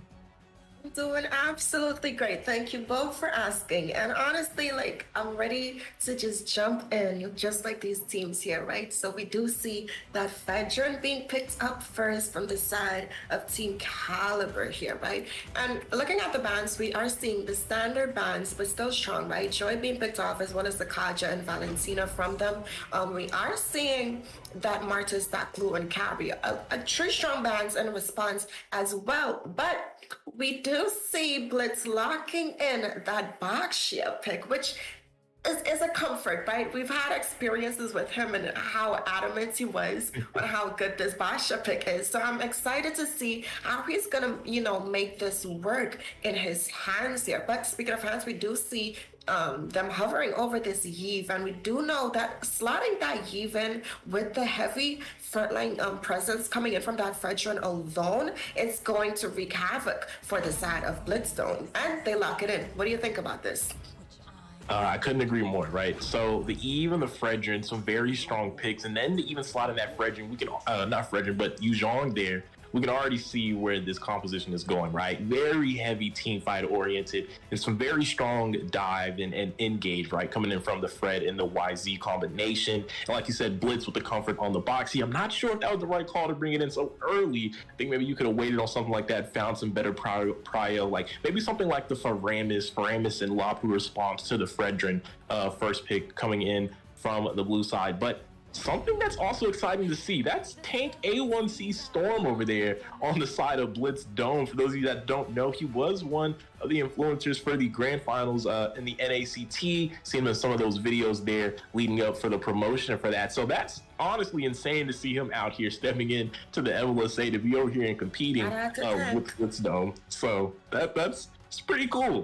Pretty cool to see these people getting out here. But the first half of the draft has been completed, right? All the bans for the first phase are out of the way, and so are those first three picks from both of these teams. And right now, though, I'm gonna have to give it over to the other side there, over there for Caliber. I feel like their composition is very strong with those leading three picks. Absolutely, and I agree with you with locking in that Basha so early, right? Because see, it's one of those things where his full capability is when you slot him in the jungle. But Blitzdome here still needs a jungle. They can potentially flex the Basha to the jungle, have Moonpie on this Kadita roam, and still pick up another major, even run something physical as well in that mid lane. So they do have the potential to make that Basha pick work, right? But looking at what he's going into, they have the frontline presence, but the side of Blitzdome do not have an answer for it right now. They have the Kadita that's able to, get with that rough waves to be able to get to Raz on this Yeve, but is that going to be enough, right? She's going to have a lot of things to work around and avoid in order to successfully reach that backline. But speaking of things that can successfully reach the backline, we do see some of those ADCs being banned out on both sides, but a response pickup with that Beatrix coming in. And again, I don't know how I feel about it, just because the backline is open. That's my biggest issue right now with this draft of Blitzdome. Caliber, they have so much defense and sustain at their side, and again, hovering over this Lolita, which is going to be able to open the combo potential for Raz on this Yeve, right? So they have the ability to deal damage, to sustain, and still be able to secure these objectives. Yeah, and I couldn't agree more, right? And it's going to be a very hard fought battle, right? From the side of Caliber, they have so much charge. I kind of pointed out this in that other composition, right, that we've seen from Universal. When you have these many options to bring on these fights, to start these clashes, it can be very overwhelming, right? You have the Lolita with the Nomium Blast, you have the Black Dragon form from YZ, the real world manipulation, which has to count for CC at some point with the amount of slows, especially once that Ice Queen wand comes into play. And then Fredrin, a walking petrify, if you will, quite loaded with CC. And from the other side, right, from Blitzdome, there's not much to fight back against that. Right? There's no answer to the pressure that Caliber can put onto them. They're really going to be in a cat and mouse game, and unfortunately, it's looking like the mouse is going to be the side of Blitzdome. But they do have some pick-off potential. You have the Boxia, you do have the Kadita as well, and now locking in with that Grok, with the Wild Charge, there's a little bit of potential, right, to be able to fight back. But if they get drawn into those full-blown 5v5s, it's not looking like it's going to be great for the side of Blitzdome. But with that being said, the drafts have been finalized, they have been completed, the table has been set, and it's time to see these two teams engage onto this feast, as they are going to be leading into the first match for the second series of tonight's scheduled scrims. Absolutely. And it's like I said, right? I want to just pat myself on the back there. I did say that the Basha is one of those picks where he's able to shine in that jungle, and they were able to swap him and give Blitz this grok, another comfort of his, right? And slotting in that much more CC, they do have an answer for Lolita with that aluminum blast now. They have someone who's able to cancel and disrupt that ultimate, as well as counter-react the dive coming in from that Yu Zhang, right? This Kadita is going to be very important with how she's able to combo with the CC that she has at her disposal, right? But I want to talk about win conditions right now. Caliber definitely has the ability to force and push on these team fights, right? They have the composition in order to do so. The side of Blitzstone, one of their win conditions, they definitely have to go for those pickups. They cannot spend too much time and draw out these team fights, because once that initial burst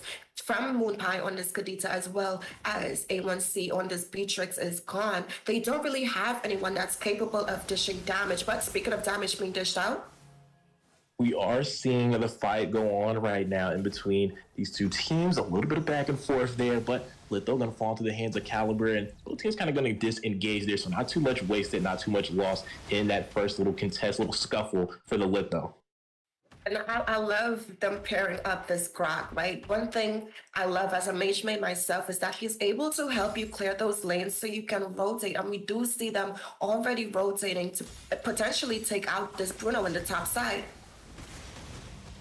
They are mobilizing here. A lot of utility being used. Toxic being forced low there. L2K on that boxy is going to take him down. That is a mid laner down from the side of Caliber. 1-for-0 trade in the favor of Blitz Dome right now, and already securing that kill. The damage has been done. They start to looking to rotate. Right now, it looks like they're going to take advantage of losing those numbers and to go ahead and steal some cramps from the side of Caliber. Absolutely, and I love the micros that I'm seeing, right? King on this Lapu, he was able to clear his wave as well as proxy the mid wave in that mid lane there as Kadita was coming back from that gank up top, right? And it's like I was saying, they definitely have to secure these pickoffs because that's where their comp is going to shine. We are seeing them getting that blue buff as they settle for Turtle here, but there's an engage. There's a Petrify on the map as they're looking to find the back line here. Appraiser's Wrath coming down, and then the real world manipulation. And there comes the Black Dragon, and we talked about this, the ability to swing these fights. They're looking to find a kill. They're going to take down this Fredrin, and not only Fredrin, L2K is going to be traded out from the side of Caliber, and now King Kong, not the biggest monkey in the jungle right now, as Caliber is looking to force Blitzdome back ahead of this first turtle. No one was able to secure it as it did get reset, and both junglers did fall. But again, Blitzdome, they already have the ability to come back on the map and rotate faster, right? So we are potentially seeing them setting up. We do see Grog giving that vision there as they engage to pull this turtle. Absolutely, and like you said, pulling the turtle there, pulling that aggro to the long side for the contest to be a little difficult for Caliber. They're making quick work of it right now. L2K going to go ahead and secure, but hang on here, Numian Blast going to be disrupted by the wild charge, and that's going to be huge. They're able to turn this fight around just a little bit. Kadita able to find the kill as well on the Lolly there, and now they're looking to take down YZ here. The four-man force from Caliber is going to take him down, falling into the hands of the members of Caliber there. So they're looking to go ahead and fight back just a little bit up against Blitz Dome. Absolutely, but ultimately they weren't able to secure the big objective. But the things being secured here, we do see Basha already locking in that cursed helmet. It's definitely going to help his clear, and we all know he's a monster when it comes to clearing the jungle, right? But that Eve picking up that book, she's going to be having some more cooldown reduction at her disposal. But speaking of things being at their disposal, that aluminum blast not quite being able to connect, but we do see the side of Blitz Dome pressuring towards this top side. Absolutely, and speaking of pressure here, looks like Blitzdome trying to mobilize for the pick, but didn't find it just yet. Now, real world reality is painful for the side of Blitzdome. They're going to be losing two members there. L2K trying to retreat there with the Voxia, but a lot of damage has been done. Two members falling for the side of Blitz. All members still up for the side of Caliber. They definitely do win that trade, win the engage in the top side, and that came from Blitzdome kind of missing the mark on that pickoff, right? They weren't able to find anything, and the return from Caliber kind of led to that happening. But hang on here, King Kong Gonna be forced back just a little bit, clearing a lot of space. Caliber is as the front lines are mobilizing to secure some room. A stun coming in from the Lolita onto Blitz here, but they're gonna go ahead and disengage across the river. But wait a minute, King Kong is gonna commit. Brave Fighter stands, forcing the flicker early, and the flicker for the stun is gonna lead to some raging slashes. He's looking to find the pick. Speaking of picks, Moon Pie finding Lolita. That's the second time in a row now that has happened. But a two-man Petrify with the furious dodge from Yuzhong, but at what cost? He finds the knockup, but there's no follow-up, and he's going to be making quick work of his Blitz Dome. It is going to secure something in that trade and going to go ahead and take him down in the river. Absolutely, and that just goes to show the power of drafting, right? They knew that if they slotted this Basha alone to be that frontline presence, they were going to miss out. And up until that point of the swap, right, locking in that Grok, they didn't have an answer, but we definitely see them using their composition to its greatest potential. But speaking of potential, a concealed play.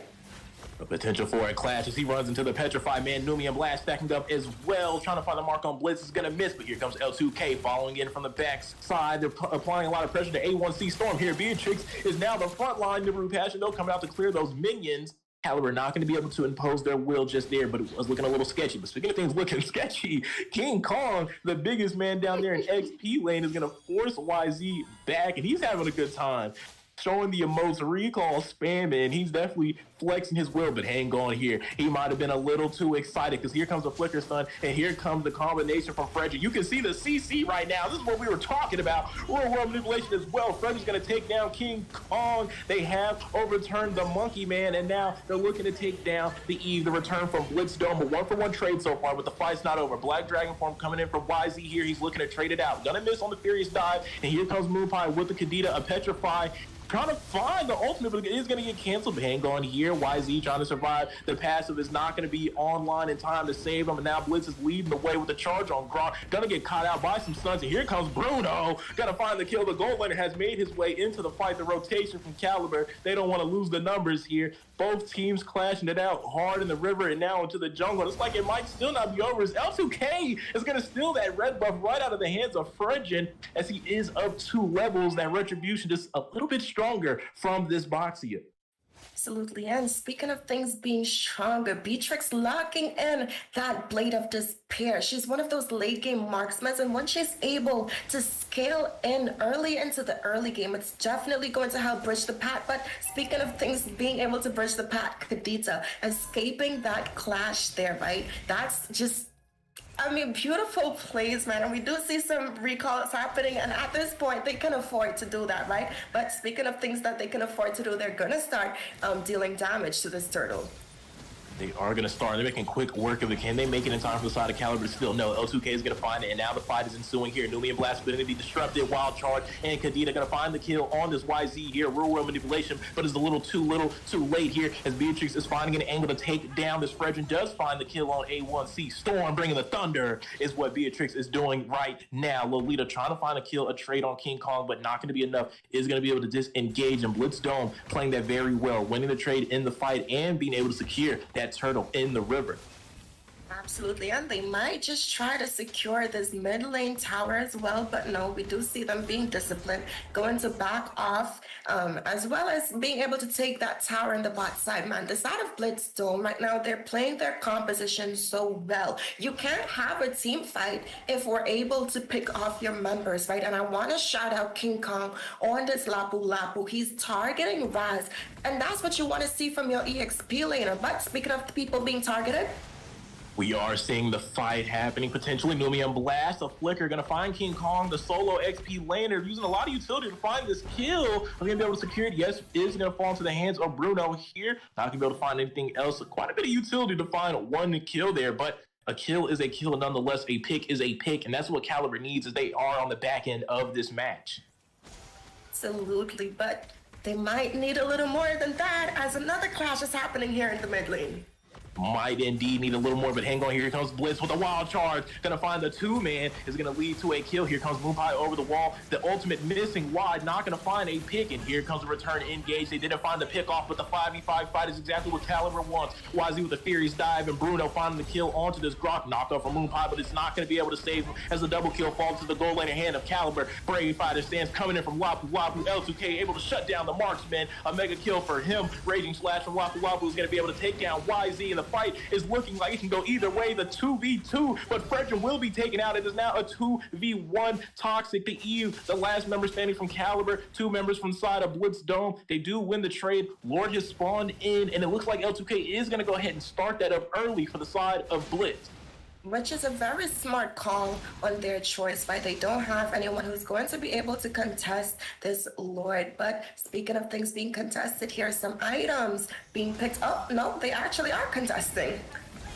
Are contesting, but it's not going to lead to anything, as L2K will pick that up. The only retribution available on the map there. A big play from them. But hang on, speaking of big plays, concealed from Blitz, not able to find anything there. Is going to have to go ahead and back away, a barrier coming out. But you have to be careful here. You don't want to be caught out by these slows. Speaking of being caught out, Bruno filling the knockout from Kadita, and that can be dangerous in those team fights whenever those happens. Going to have to be careful. You can't let Moonpie find the set there on this Kadita. Speaking of sets, we are seeing the tanks jockey for position. Renner empty lining up, is going to find a shot, find the mark, going to miss.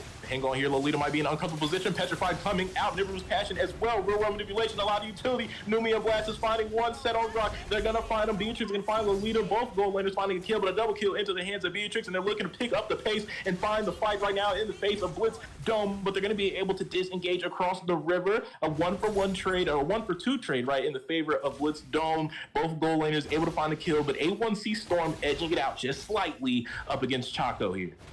Absolutely, and they're not done. They're still taking some some map control here, right? They're able to potentially deal some damage to that mid tower, but they're going to successfully destroy all the towers on the bot side coming from Caliber here, right? But I want to speak about things that's destroying right now. Kadita locking in that Lightning Truncheon and Clock of Destiny and building in for that Genius Wand, for that penetration. She's able to one-shot, but as soon as she secures that item, it's definitely going to wreak havoc. But speaking of wreaking havoc here, we do see the team sending some damage towards each other, but not fully committing to a team fight yet.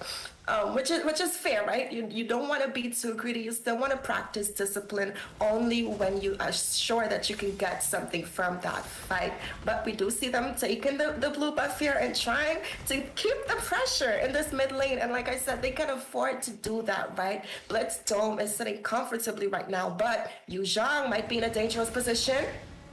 They were looking for the pick off, but he was able to escape just in the nick of time. And you know, I have to point it out, right? We talked about these team fight compositions from Caliber. We talked about the pickoff from Blitz, right? And I kind of felt, and I would, kind of lean towards Caliber. I love team fight compositions, but I cannot take away from the side of Blitz Dome. They are playing their win conditions excellent right now. They have found a lot of the pickoffs, and that's why they're in the position they are in this match up against Caliber, with the winning side, with those tower advantages, with the gold advantage, and with the kill advantage. And this is what we're talking about between two teams, right? It always comes down to the execution. Drafts are one part of the puzzle, the part of the equation, but you have to be able to execute. And speaking of execute here, Blitz with the wild charge, not going to find the mark. The return, Numium Blast. It's for the Grok. It's only going to stun the tank, but will that be enough? Moonpie into the background, trying to find a kill. Does not find any right now. There's a lot of utility used from Blitz Dome. They have not found their pickoffs. A1C Storm able to find a kill, a 5v4 now. They can be able to swing this fight if they play it right, and it's like they will. They're onto the back line. They're finding a Bruno. Marksman down from the side of Caliber. Blitz Dome still rocking. A1C Storm, Lightning and Thunder is going to be able to facilitate a kill into the hands of L2K there, and that's a 3-man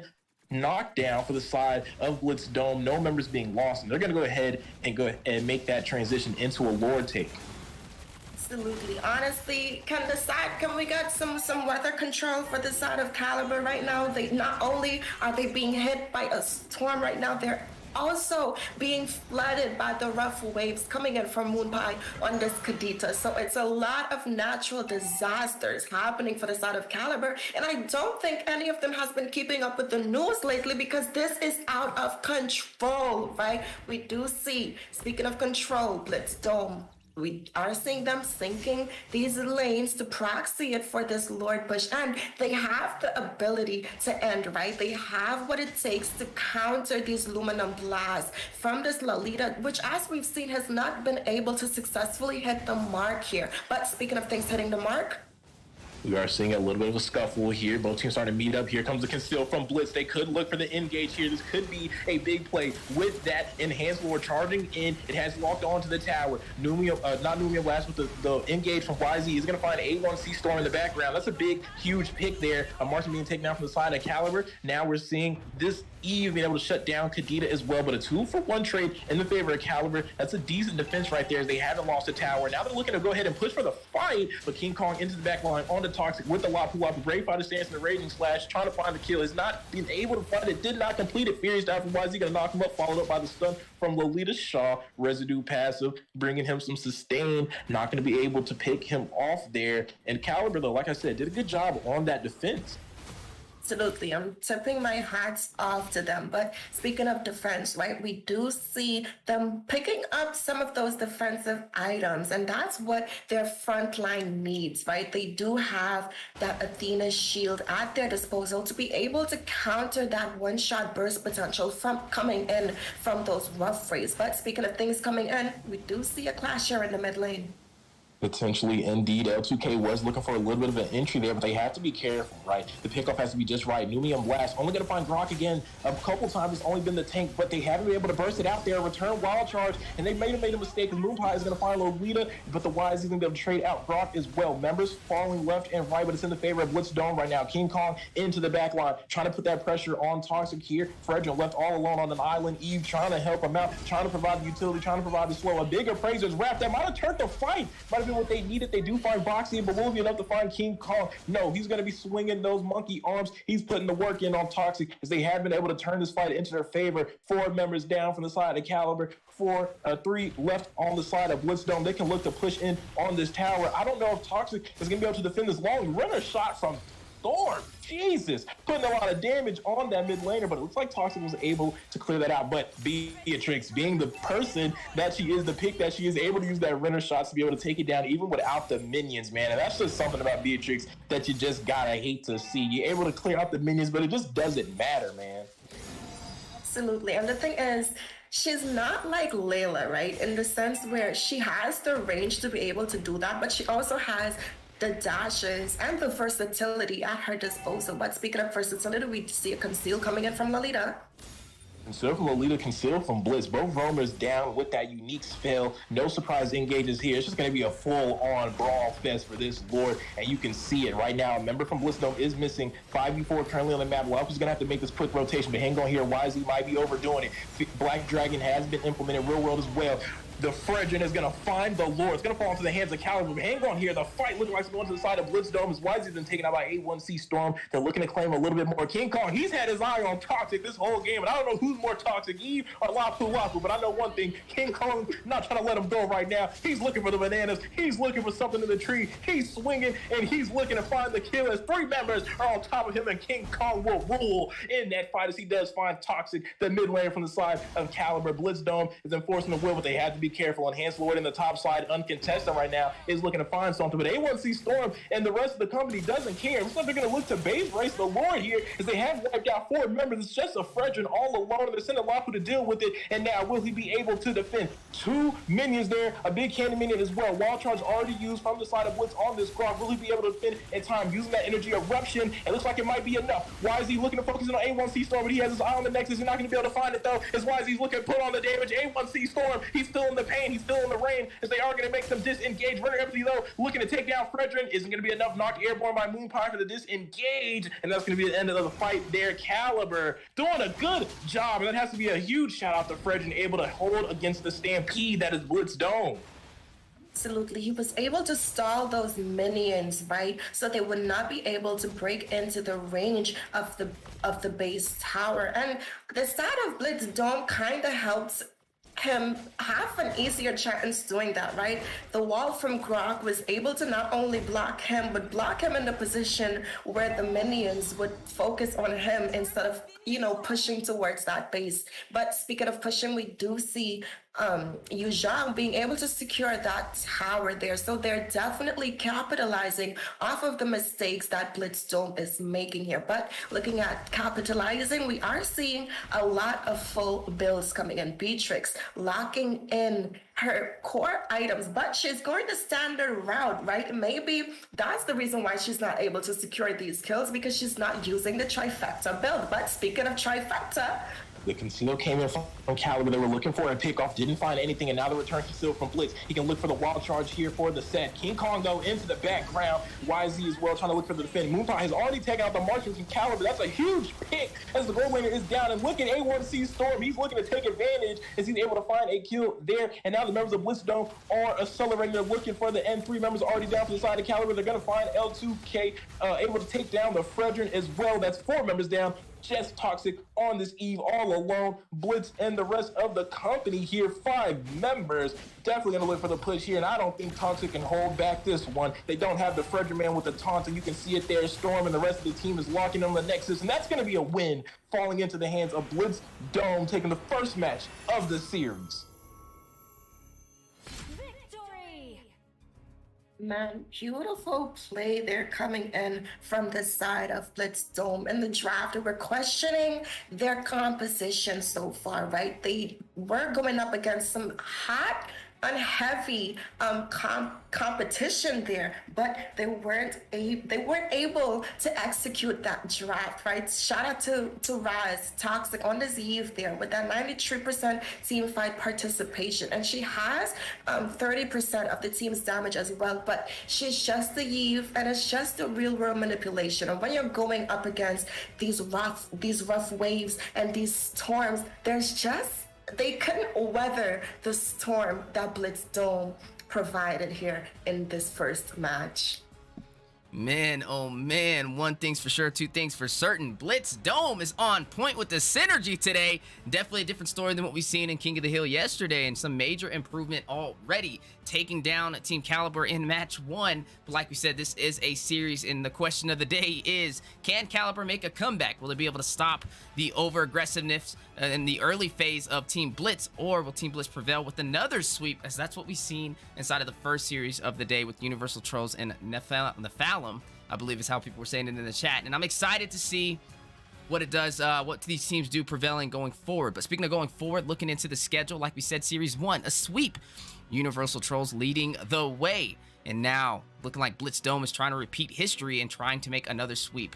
Team Caliber definitely needing a game plan for the second match of the day. But speaking of the matches, moving on past this, we will have Series 3 with Area 51 going up against Bloodhounds Academy in a best of 3. And then to close out the day, Team Chubby going up against See You Soon. And like we said, that is the word of the day, the little bit of a quote of the day, actually, See You Soon, as these teams are getting ready to embark back in for match 2 for Series 2.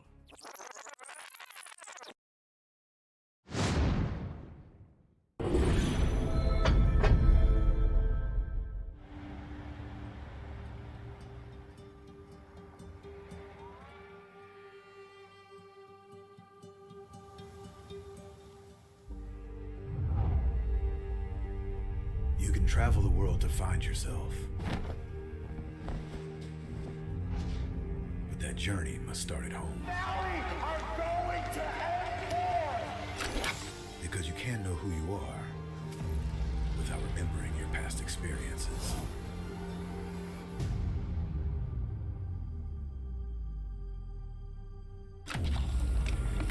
Basic is returning to Asia for his redemption. The BTK trio wants to prove M3 wasn't just a fluke, and Hoon looking to win back his fans.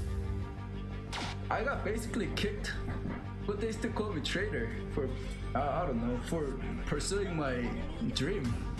I thought living that comfort zone and then try new things was a better way for me to pursue the win. We're coming and we're gonna compete. We're gonna put a fight, that's for sure. I'm coming for you, M4. This is what we have all been waiting for. You push us, we push you back. You respect us. We respect you back. You doubt us. We will bleed to prove you wrong. Everything on the line, right here, right now.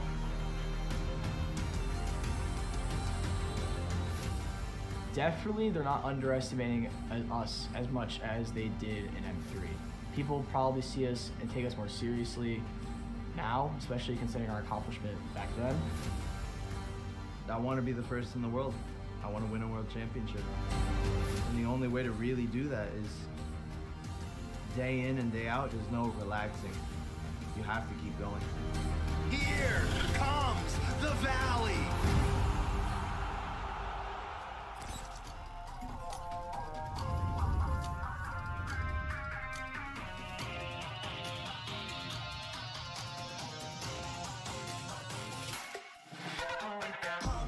It's my time, I'm a ball. I'ma get this money right. I'm gonna live my best life. They been talking, tell me on me, but you know they'll never win. I'm controlling all my victories, and something that's gotta give. Cause this is just what I made it now, You can't ever break us down, I'll be speechless for the stars. Promise I'll be what they not, and I'll never ever stop. Won't never stop, yeah.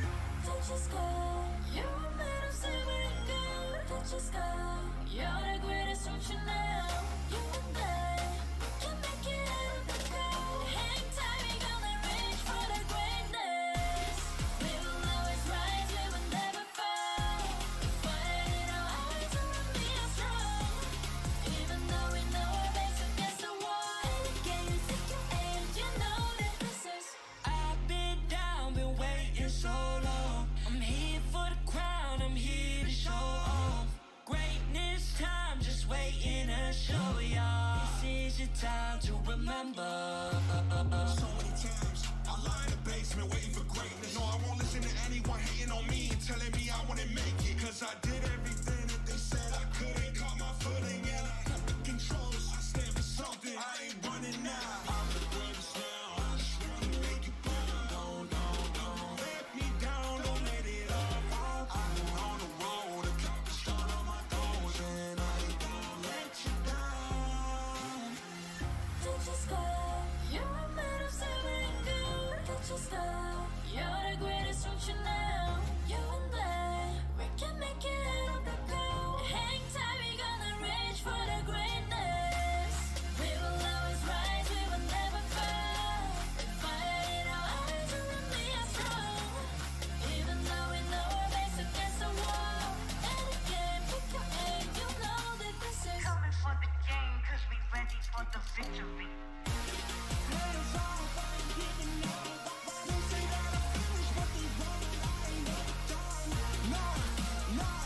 No. So turn it up, turn it all the way up. All you get your hands up, all you raise your hands. Listen to what you feel and say. We gon' turn it up tonight. We gon' turn it up.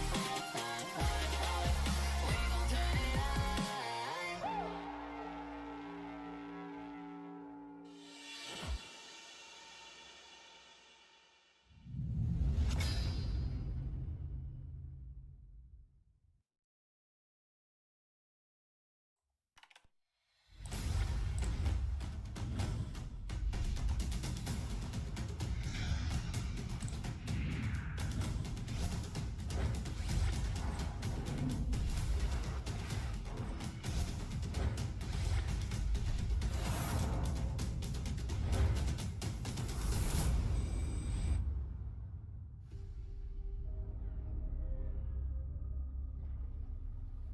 The sky is so vast, isn't it? My little flare. Papa? Can you reach the sky and ignite the stars?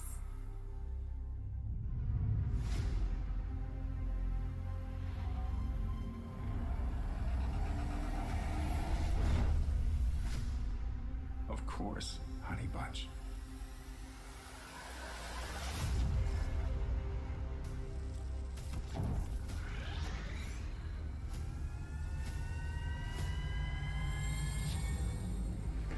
Papa, never returned home. He's among the stars now. But what about me?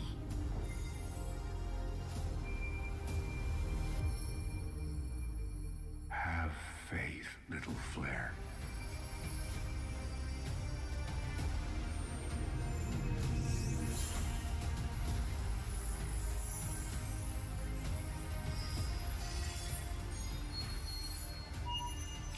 Ladies and gentlemen, welcome back to the Land of the Dawn. My name is Weezy, and I am your host. We are the Mobile Legends Scrim Academy, and an insane match for Series 2 as we've seen Blitz Dome kind of dominate over Team Caliber, both brand new teams in the Mobile Legends Scrim Academy, but Blitz Dome already looking like a veteran out there in the Land of the Dawn. But speaking of these matches, let's take a look at the schedule. So far, we've seen the Phalum go up against Universal Trolls for Series 1, best of 3.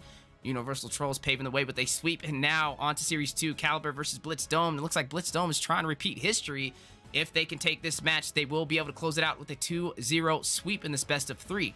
Moving forward, we got Area 51 versus the Bloodhounds Academy for Series 3, and then to close out today, we have Team Chubby versus See You Soon.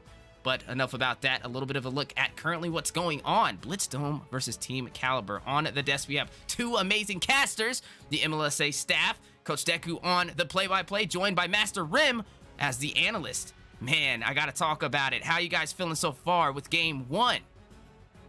Feeling great. I'm feeling amazed too. I really expected, right, the team fight composition from Caliber to be able to edge out, but like we said, Blitz Dome with that pickoff composition was able to execute it almost flawlessly up against them at a certain point in that match, and just too much to handle for the side of Caliber. But I'm looking to see another great match because both of these teams put it all on the line in that game. It was very back and forth for a good bit of that match. But enough of me. Rim, how are you feeling, and what are you looking forward in this next match?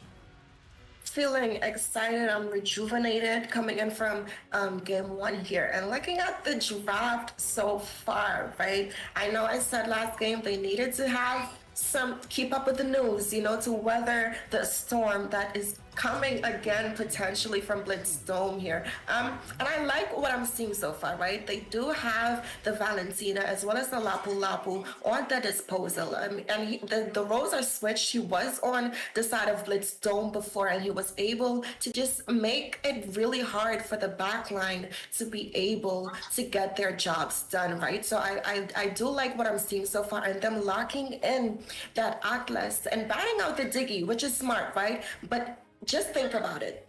Having that Atlas as well as that Valentina just makes their composition a little stronger, because not only would they have the Fatal Links at their disposal, but they'll also have whichever ultimate the tank from Blitz Dome picks up. So they'll have a lot of sets coming in, and Valentina is one of those heroes where she already has sustainability. She has the potential to outplay, and she also has the CC as well, right? So the side of Caliber definitely locking in that team fight composition again, but I want to focus on Blitz Dome for a second. They have the Yu Zhang as well as the Fedrin on their disposal, and we're seeing them hovering over this Kadita again. So I hope Caliber learned to swim from their strides in the last game to definitely have a response for it. But before I pass it off to you to get your thoughts on the draft, I want to shout out A1C on this 1-1. If you're a viewer of his, you know that 1-1 is a comfort pick, and going up against an Atlas, she's able to get that ultimate unlocked and still have that Purify at her disposal, right? So it could either be a high risk, high reward for Misery going in for a set against Blitz Dome. And right now we're seeing that final pick, right, come in from the side of Blitz Dome into the hands of Blitz with the Estus. He hovered two good picks, right? The Akai and the Estus are really good answers up against an Atlas. I know some maybe want to, like, how could Estus possibly be good against Atlas? You're forced to group up. Well, the thing is, right, with Estus, you can put in that Purify, which you can see on that spell. And as long as Estus is able to free himself of the CC away from those Fatal Links, he will be able to use the Moonlight of the God Blessing to be able to sustain the rest of the team. When you have picks like YZ and Fredrin, that's really all you need to keep them in the mix, to keep them brawling and fighting throughout the duration of any 5v5 that you might find yourself into. So I think it's a very wise pick. Akai also would have been a great pick with the heavy spin to disengage. And speaking of Akai, there he is. Now that is a great response pick as well, because now, even with that Purify, Akai is able to break the formation, break the links for the healing, and if that is the case, the sustain is out of the window for the side of Blitz Dome. So that's a big IQ play, and I think Blitz may have given them the answer there. I don't know if they were already thinking about it, but if they weren't, he definitely gave them the key to this test. Absolutely. And the thing is, right, looking at the draft so far in terms of itemization that we're going to see, or I'm hoping to see, that Akai, Lapu Lapu, and Misery as well, I want to see them all rushing that dominance ice, or at least two of them from coming in from the Akai and the Atlas first, if anything, right? We do know Lapu Lapu may opt in for that Bloodless Axe to build that sustainability against the Yu Zhang, because he does have that sustainability in his passive. He's able to regenerate health from the damage that he's dealing. So it's going to be a very important item for the Lapu to pick up. But I want to see them answer this Estes pick. He does only have the Purify at his disposal. And it's like you said, you can only purify one thing on the map. Are you going to purify against the Valentina? Are you going to purify against Misery? Are you going to purify against the Heavy Spin? Are you going to purify against the Brave Fighter stance coming in from the Lapu Lapu? So there's definitely a lot of things that he has to consider. And the side of Blitz Dome, they definitely have to focus on that positioning, because while they don't necessarily have an easy pick-off advantage here, the side of Caliber definitely has what it takes to set up for a pick-off and still have more answers for a team fight and engage. And we do see them trying to steal that, but an engage here in the top side.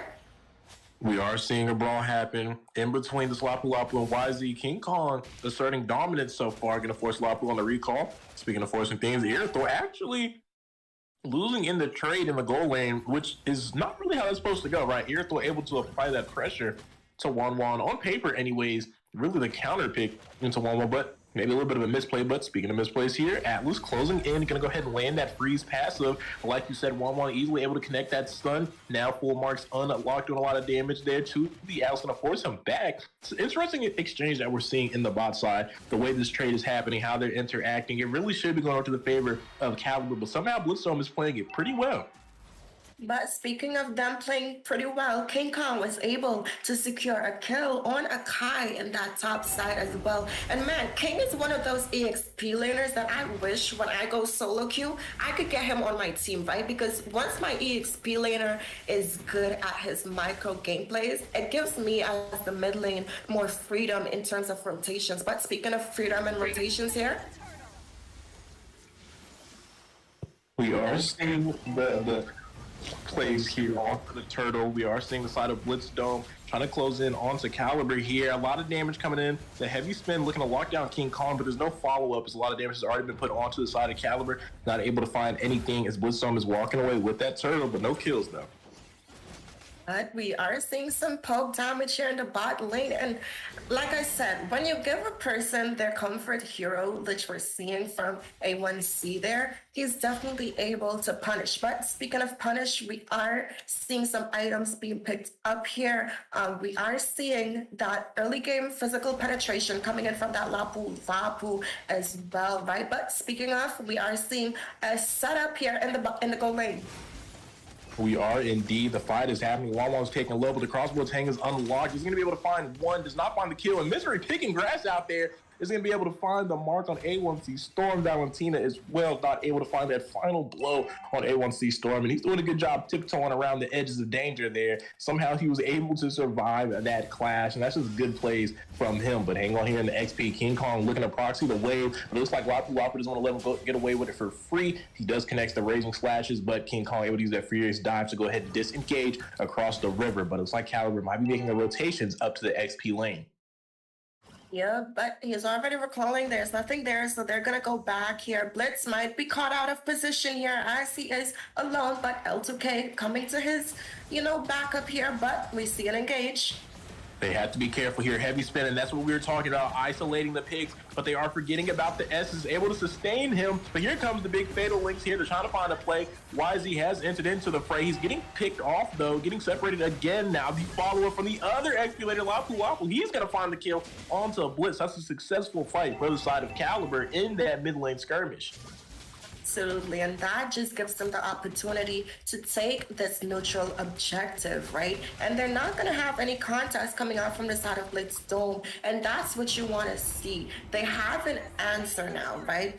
Using one of these ultimates, they still have others at their disposal, and it's like I was saying, you can use something. They have the ability to have a pickoff and still be able to have a response if the team fight draws on longer. And we saw that there, right? They did bait out the Blessing of the Moon Goddess coming in from Estes there. But speaking of damage coming in, we are seeing them trying to engage on Choco here.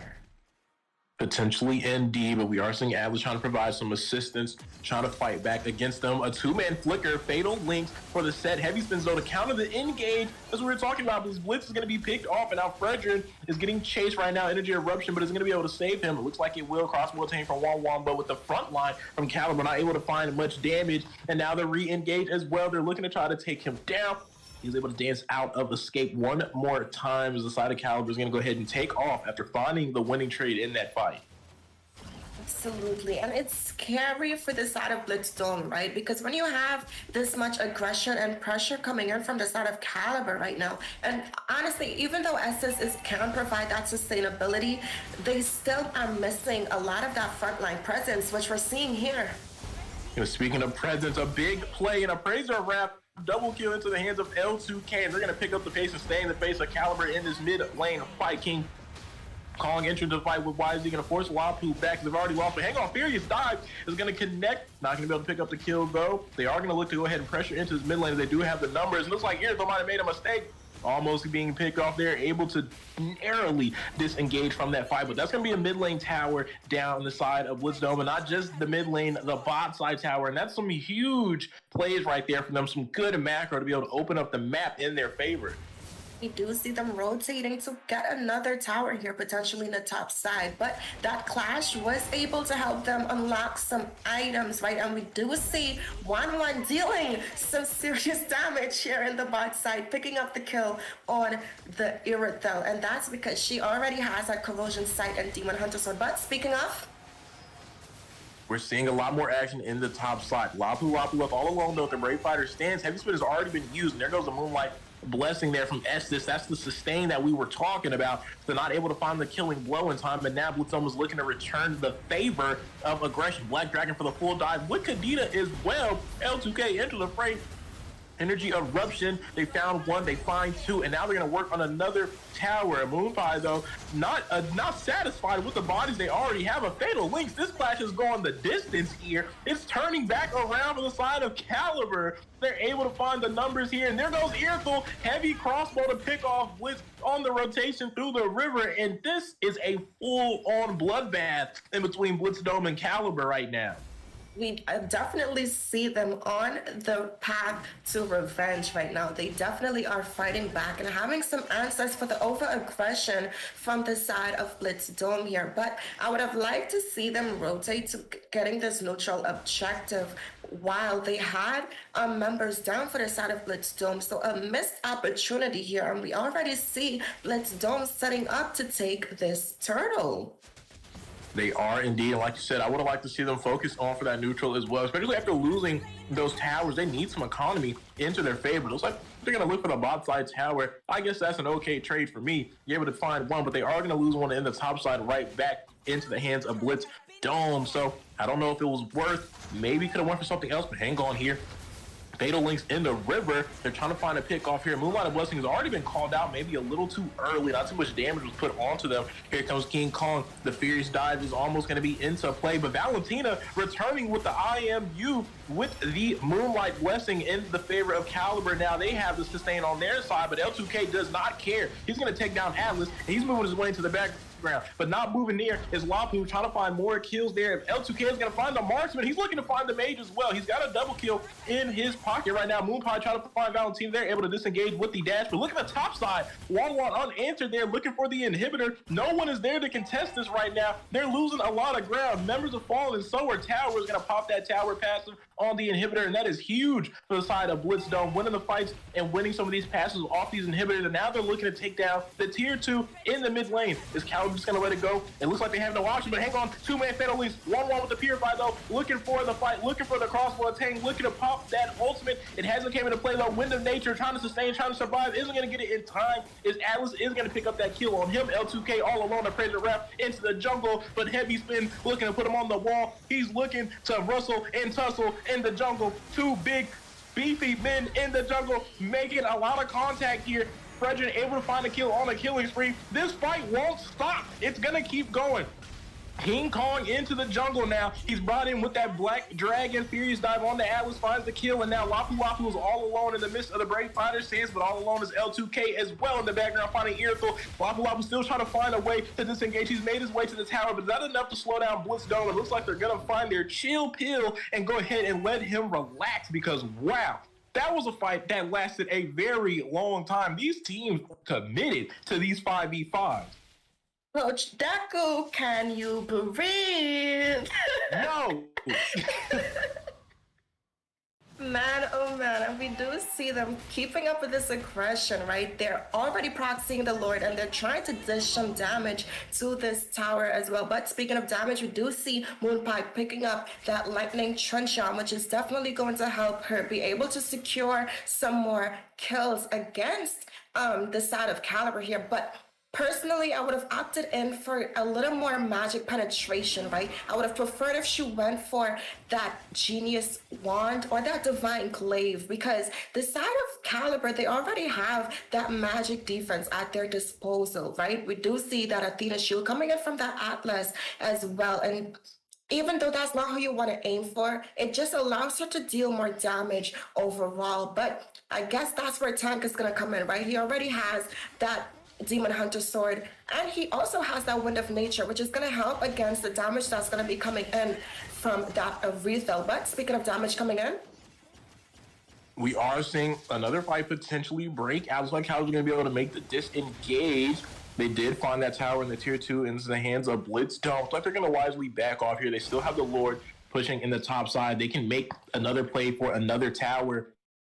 We have to note, have to bring it back up. Remember, 1-1 already popped the shield passive on that tower in the top side. It is completely open to be taken down by the Lord. And here comes Black Dragon doing a great job of zoning off the member of the Caliber. That's an easy mid inhibitor. That's going to be an easy top inhibitor. But a 3-man Fatal Link from Atlas. But is it going to lead to anything? The rest of the team is looking at the Lord. There's no follow-up. And now Blitzdome is going to take advantage of that. They're looking to try to win this fight. But a heavy spin on L2K into the break, onto the Nexus, but not to attack it, to get pinned by a Kai and shut down by this Irithel. They have taken down the Lord. They can look to defend. They have to find A1C Storm here. He's trying to lock onto the Nexus, but this might have been a mistake. Blitz getting caught out by the Terrified Valentina. One more hit. No! The last minute heal from Estes, but no! Lapu Lapu, he doesn't care. He wants this kill, but that would have been a mistake. At what cost? The Brave Fighter stance does not matter in the face of A1C Storm patiently sitting to the side, taking him down, as he had his eyes on that Estes, but should have kept his eyes focused on that marksman, because down. Blitzdome is looking to return back for the Nexus, but they have to keep an eye on this Atlas here. They're grouped up. I don't know if the Fatal Links is in play. There it goes. He only finds one though on Misery, and that might have been a bad set there. He didn't find any key components. Crossbow tank has been unlocked. The Moonlight Blessing from Valentina trying to sustain, but they're going to lose him anyways. A tank down, and Blitz Dome has been up here fighting up against Caliber for an extended amount of time. The Lord has been out of the way, but they don't care. They said they're a bunch of Lords in their own right up against Caliber right now. Absolutely. Now I want to see Blitz pick up that fleeting time on this Estes to be able to help his team sustain longer for these team fights. And speaking of team fights, they're going to go in for it one more time. They're going to find this Akaba. Look at the Nexus. A1C Storm is taking it down in the midst of the battle, and Blitz Dome is going to bring out the broom. Sweet, sweet, go to sleep, they say, to the side of Caliber. Man, absolutely beautiful game coming in from the side of Blitz Dome here. L2K on these junglers being able to secure these objectives, right? And King Kong as well in this EXP lane. Beautiful micros coming in from him, being able to proxy these lanes and be able to keep that Lapu Lapu at bay, right? Speaking of keeping things at bay, we do see A1C Tank with this 65% tower push, being able to secure her team an easier pathway to be able to clear out the game and take the base. And last but not least, shout out to the duo coming in from Blitz and Moonpie there. That Roamer Mage combo. Beautiful, beautiful execution of draft and execution of gameplay as well. Definitely some beautiful gameplay, and I think execution is right on the mark, right on the money. It's Blitz Dome just showing their fire and their passion in the land of the Dawn for Mobile Legends Bang Bang North America, and I'd love to see teams improve. And right now, a power spike, a little bit of a character development arc, and a little bit of a coach now leading the way and paving to victory. Blitz Dome, definitely a fierce to be reckoned with in the Mobile Legends Scrim Academy. Is this their second day competing and already looking like a veteran team? What we love to see, but also we love everybody inside of the live stream as well. I appreciate you guys tuning in as we are the Mobile Legends Scrim Academy, and we host these events every single Monday through Thursday. Right now we are halfway through the show, so definitely buckle up as the plane is still rolling. Speaking of rolling, looking at the schedule going forward, that was a sweep for Blitz Dome, taking out Team Caliber for Series 2. They were able to repeat history like we've seen in Series 1. Universal Trolls leading the way, taking out Nephalem, and now we will progress on to Series 3. We are going to look at Area 51, go up against Bloodhounds Academy, and then to finish off the day, Team Chubby versus See You Soon. Can't wait to see what these matches have in stores. A lot of new teams in the MLSA for Season 2 as we have opened up our doors on Monday, and this is Week 1, Day 2, and I'm excited to share it with you guys out there in the Mobile Legends Scrim Academy YouTube channel, and also out there in the Mobile Legends Bang Bang North American YouTube channel as well. If you guys are interested in competing, make sure you follow us on our Discord server for the Mobile Legends Scrim Academy. Sign up. Doesn't matter if you're a solo player, if you're currently on a team. We offer all types of services to get you guys on board to be able to compete and get ready for NA MPL, as that's what everybody's kind of hyped up for, and we're excited to see how much NA is growing. So guys, thank you so much for tuning in today. Hopefully we're putting on a great show, and there's so much more games to see in the distant future. So definitely don't go anywhere, as both of these teams are getting ready to embark for Series 3.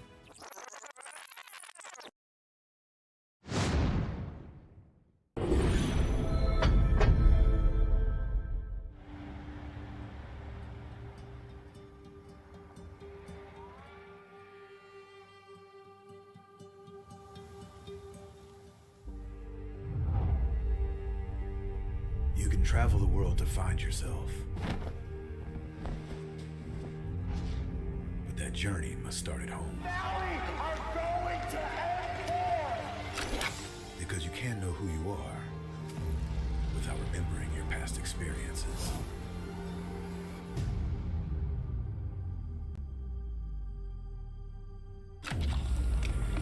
Basic is returning to Asia for his redemption. The BTK trio wants to prove M3 wasn't just a fluke, and Hoon looking to win back his fans. I got basically kicked, but they still call me traitor for, I don't know, for pursuing my dream. I thought living that comfort zone and then try new things was a better way for me to pursue the win. We're coming and we're gonna compete. We're gonna put a fight, that's for sure. I'm coming for you, M4.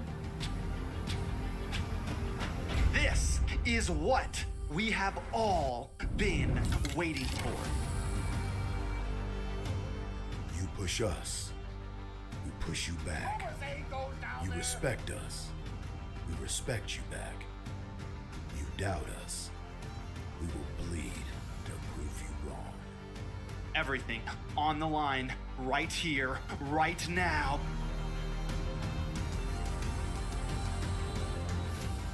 Definitely, they're not underestimating us as much as they did in M3. People probably see us and take us more seriously now, especially considering our accomplishment back then. I want to be the first in the world. I want to win a world championship. And the only way to really do that is day in and day out, there's no relaxing. You have to keep going. Here comes the Valley.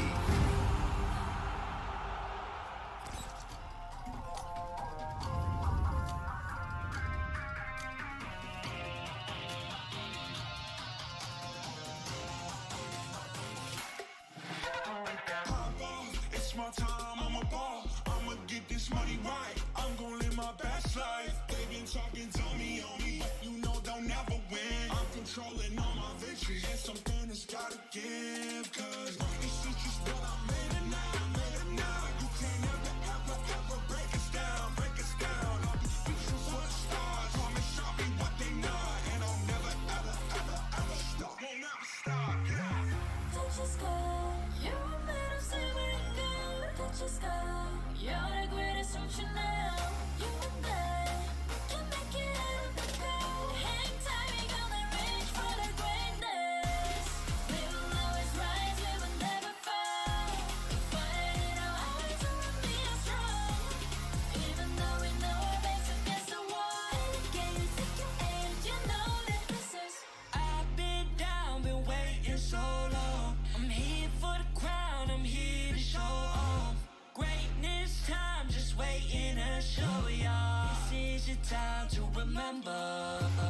So many times I lie in the basement waiting for greatness. No, I won't listen to anyone hating on me and telling me I wouldn't make it. Cause I did everything that they said I couldn't. Caught my footing and I got the controls. I stand for something, I ain't running now. I'm the greatest now, I just wanna make it proud. Don't let me down, don't let it all. I'm on the road, I got the start on my goals. And I ain't gonna let you down. Touch the sky, you're made of silver and gold. Touch the sky, you're the greatest future now. You and I, we can make it out of the cold. Hang tight, we gonna reach for the greatness. We will always rise, we will never fall. We fight in our eyes, and we are strong. Even though we know our backs against the wall. And again, pick your aim, you know that this is. Coming for the game, cause we ready for the victory.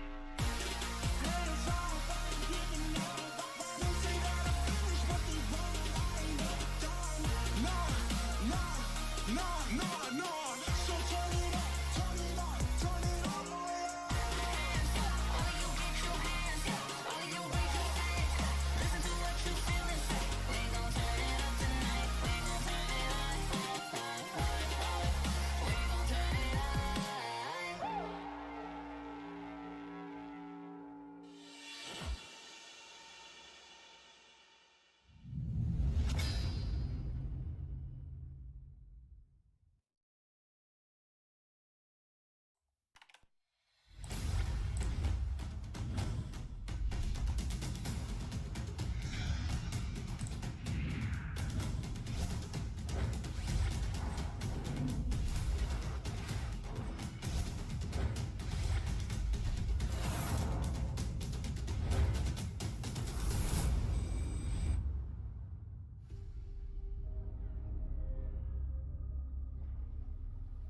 The sky is so vast, isn't it?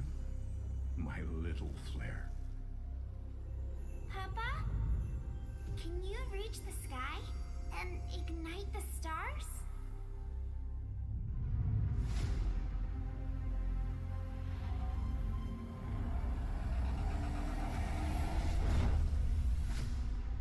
Of course, honey bunch.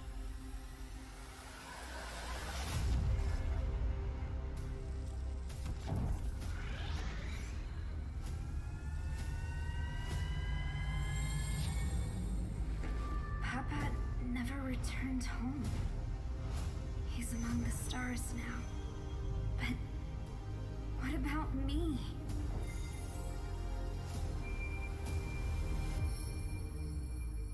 Have faith, little flare.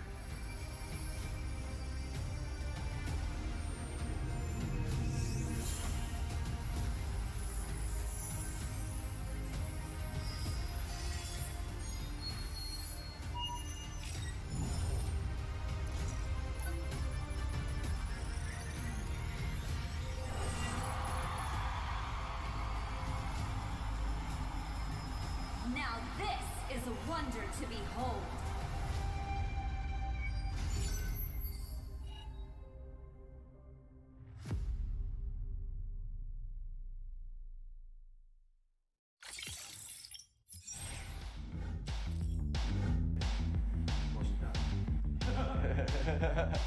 Time. Oh. It's time to make the most of the moment. I'm Hoon, I'm mid-lane for the Valley, and I'm ready. I graduated high school a few months ago. Yeah. We dare to be great. Dude, that's perfect. One more second. Hello, my name is Fly Chicken. I'm XP lane from the Valley. Let's go. Hey, it's basic. Again. Alright, I like that. We dare. And action. We dare to improve. Hey, it's basic. Coordinator for the Valley. Let's go.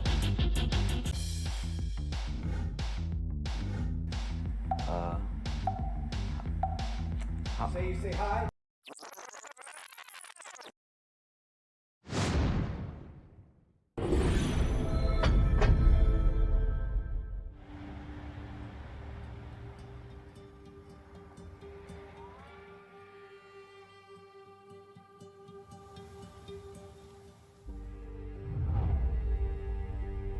You can travel the world to find yourself. But that journey must start at home. Valley are going to end war! Because you can't know who you are without remembering your past experiences.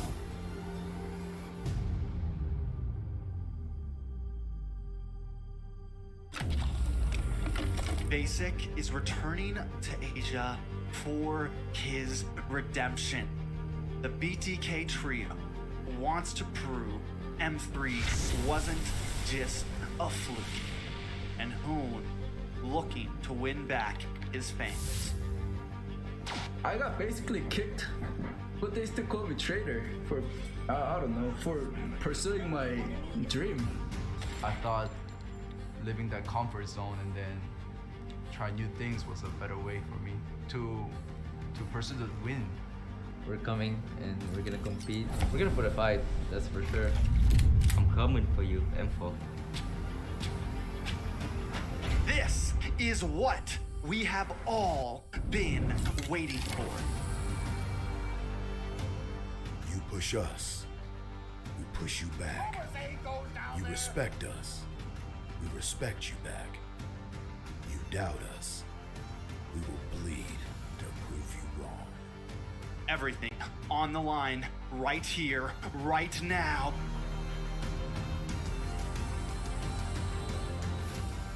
Definitely, they're not underestimating us as much as they did in M3. People probably see us and take us more seriously now, especially considering our accomplishment back then. I want to be the first in the world. I want to win a world championship. And the only way to really do that is day in and day out. There's no relaxing. You have to keep going. Here comes the Valley.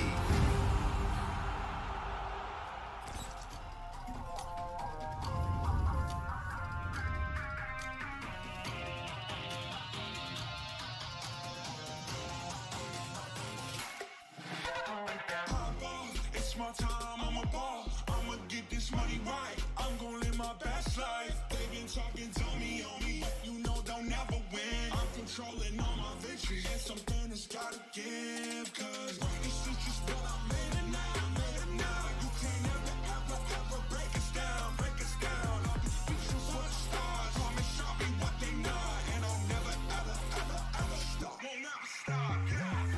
Touch your sky, you're made of silver and gold. Touch your sky, you're the greatest, don't you know? You and I, we can make it out of the cold. Hang tight, we gonna reach for the greatness. We will always rise, we will never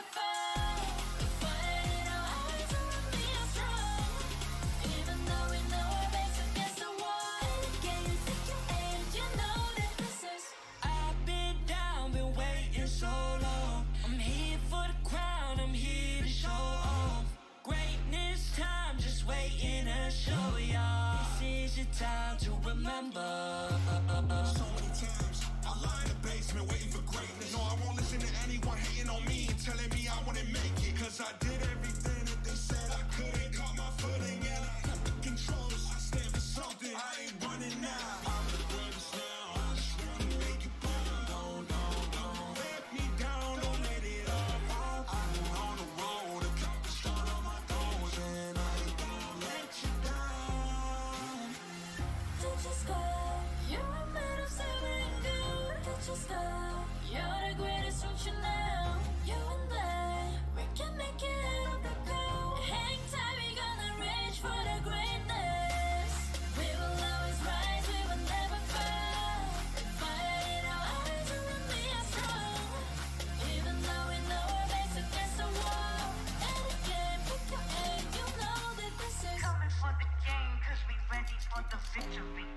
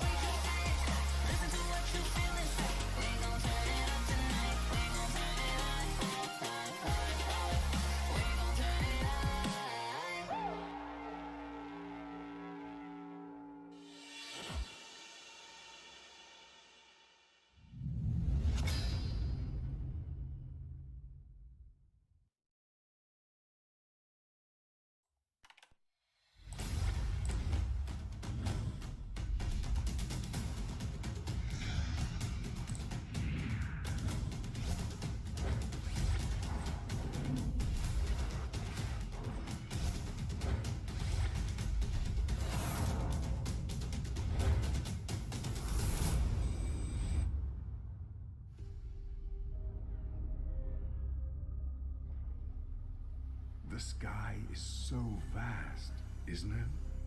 My little flare. Papa? Can you reach the sky and ignite the stars?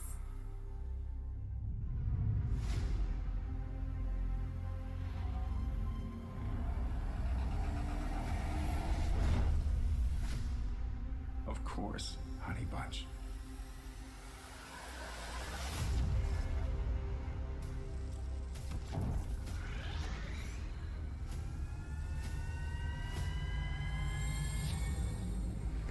Papa never returned home. He's among the stars now. But what about me?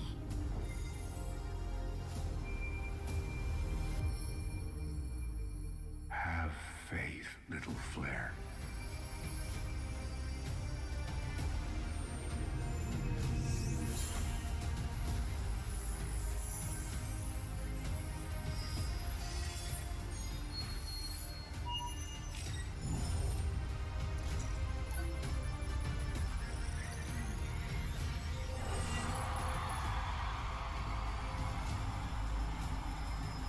Now this is a wonder to behold.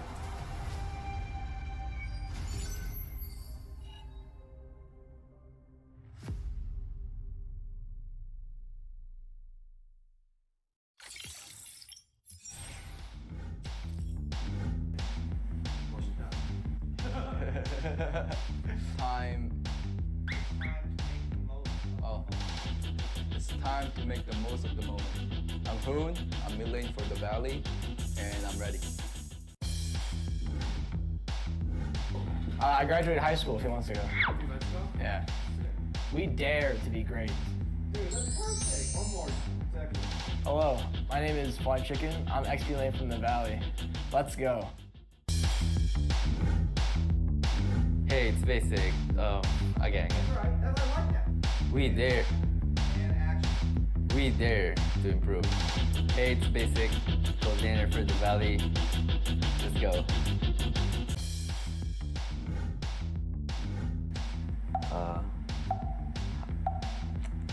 Say hi. Hi. 3 wasn't good enough. There you go. One more time. 3 wasn't good enough. One more time. You got a better one again. Hi, I'm Chuck. I'm late son for the Valley. Let's go. You see my chapped lips on the camera? Like here a little bit? Don't disrespect the US of A. One more. Hi, I'm Moba Zane, Jungle for the Valley, and we're ready. I want to fight Yahweh from the Eagle team from Philippines. Definitely RRQ. They've done so much for Mobile Legends, and you could tell just by the amount of fans that they have. They've also been so driven. I mean, they've been in Mobile Legends for years and years and years, and they've always been pretty good. They've always, even when they weren't doing as well, even in this MPL, they bounced back in the second half of the season. And I have a lot of respect for them. They brought a lot for Mobile Legends. And in the Philippines, it probably Blacklist, because they're actually the first team that, even after winning a World Cup, they just stayed driven, stayed focused, and now they're on their way to having a chance of getting their second World Cup win. Ladies and gentlemen, welcome back to the Land of the Dawn. We are the Mobile Legends Scrim Academy. Man, an amazing show so far. We already went through 2 series and now on to series 3, as we are seeing 2 new teams competing in the Mobile Legends Scrim Academy. Never seen them perform before. One of them going by the name of Area 51. We all know there's a lot of weird stuff going on around there, so I really want to see what kind of drafts they pull forward inside of these matches for Series 3. On top of that, the other team they are going up against is going to be Bloodhounds Academy, a little bit of the second team underneath XCO, and I know Bloodhounds originally by Boca Roscoe, so super excited to see what they bring to the table as well. But speaking of the table, it has been set. Let's take a little bit of a look at today's schedule. So far, Series 1, the Fallon versus Universal Trolls ended in a sweep. Universal Trolls able to win 2-0. To follow through with Series 2, Blitz Dome with the same fashion wins with a sweep 2-0, taking out Team Caliber. Now, on to Series 3, Area 51 versus Bloodhounds Academy in a best of 3. And then to finish off the day, we have Team Chubby versus See You Soon, all brought to you on the Mobile Legends Scrim Academy YouTube channel and the Mobile Legends Bang Bang North America channel as well. If you guys want to register to compete, make sure you follow us on the Mobile Legends Scrim Academy Discord server to be able to compete against all these amazing teams you see today. But speaking of today, let's look at the match going forward so far. We have Area 51 versus Bloodhounds Academy competing match 1, Series 3. And joined alongside me on the desk, I have Eunice on the On Point Analyst, and I will be your play-by-play. How you doing today, Eunice? I am doing okay. Let's go hop into these drafts so far. Alright, I do see common bands again, the Faramis, the Eve, and the Joe and the Valentina, and then the Bruno, Carrie, Fanny, and Glue. But for that response, I do see the Veteran getting drafted in with that Yuzong and that Lunox, and on the side of Bloodhounds, I do see that a Dinosaur do getting picked up with that Lapu and that Claude. So now, lots of backlining so far for the side of Bloodhounds, but in response to that, they did pick up that Yuzong to be able to peel the entire backline when team fights start to happen. I do see a possible Xavier being locked in by the side of Bloodhounds, but they do already have a mage on Area 51, so it looks like they banned out any backline mages. So they did ban out that Eve and the Valentina and the Lilia, so backline wise, they're looking pretty set. They do have that Yuzong to be able to zone, and then the Lunox can very much easily be able to attack that backline, especially with that Xavier. But we all know that Xavier loves to scale late game, and Xavier is allowed to proc all of these skills and be able to hit that backline for the side of Bloodhounds. But in response to that, I do see a Kadita Rome getting drafted in. Now, Kadita Rome, I feel like it's very situational. It is a very good solid roam, being able to have that knock up and be able to CC and being able to proc any of those perma CCs and to be able to pick them off one by one. I do see a Moskov getting drafted in as well, but in response to that, I do see a Kaja. Now, Kaja is also a very good roam, also pretty good as a side, but being able to use that suppression to be able to single hook any one of those, especially that backline, that Moskov, that Lunox, and that Kadita might be a little bit of a trouble for the side of Area 51. But like I said, they do have a very simple and easy draft. Both sides are very responsive to their picks, so I'm excited to see what will go down in the Land of the Dawn for these two squads. But before we get into anything too crazy wheezy, if you just had to pick a team just by looking at the draft, whose side are you favoring?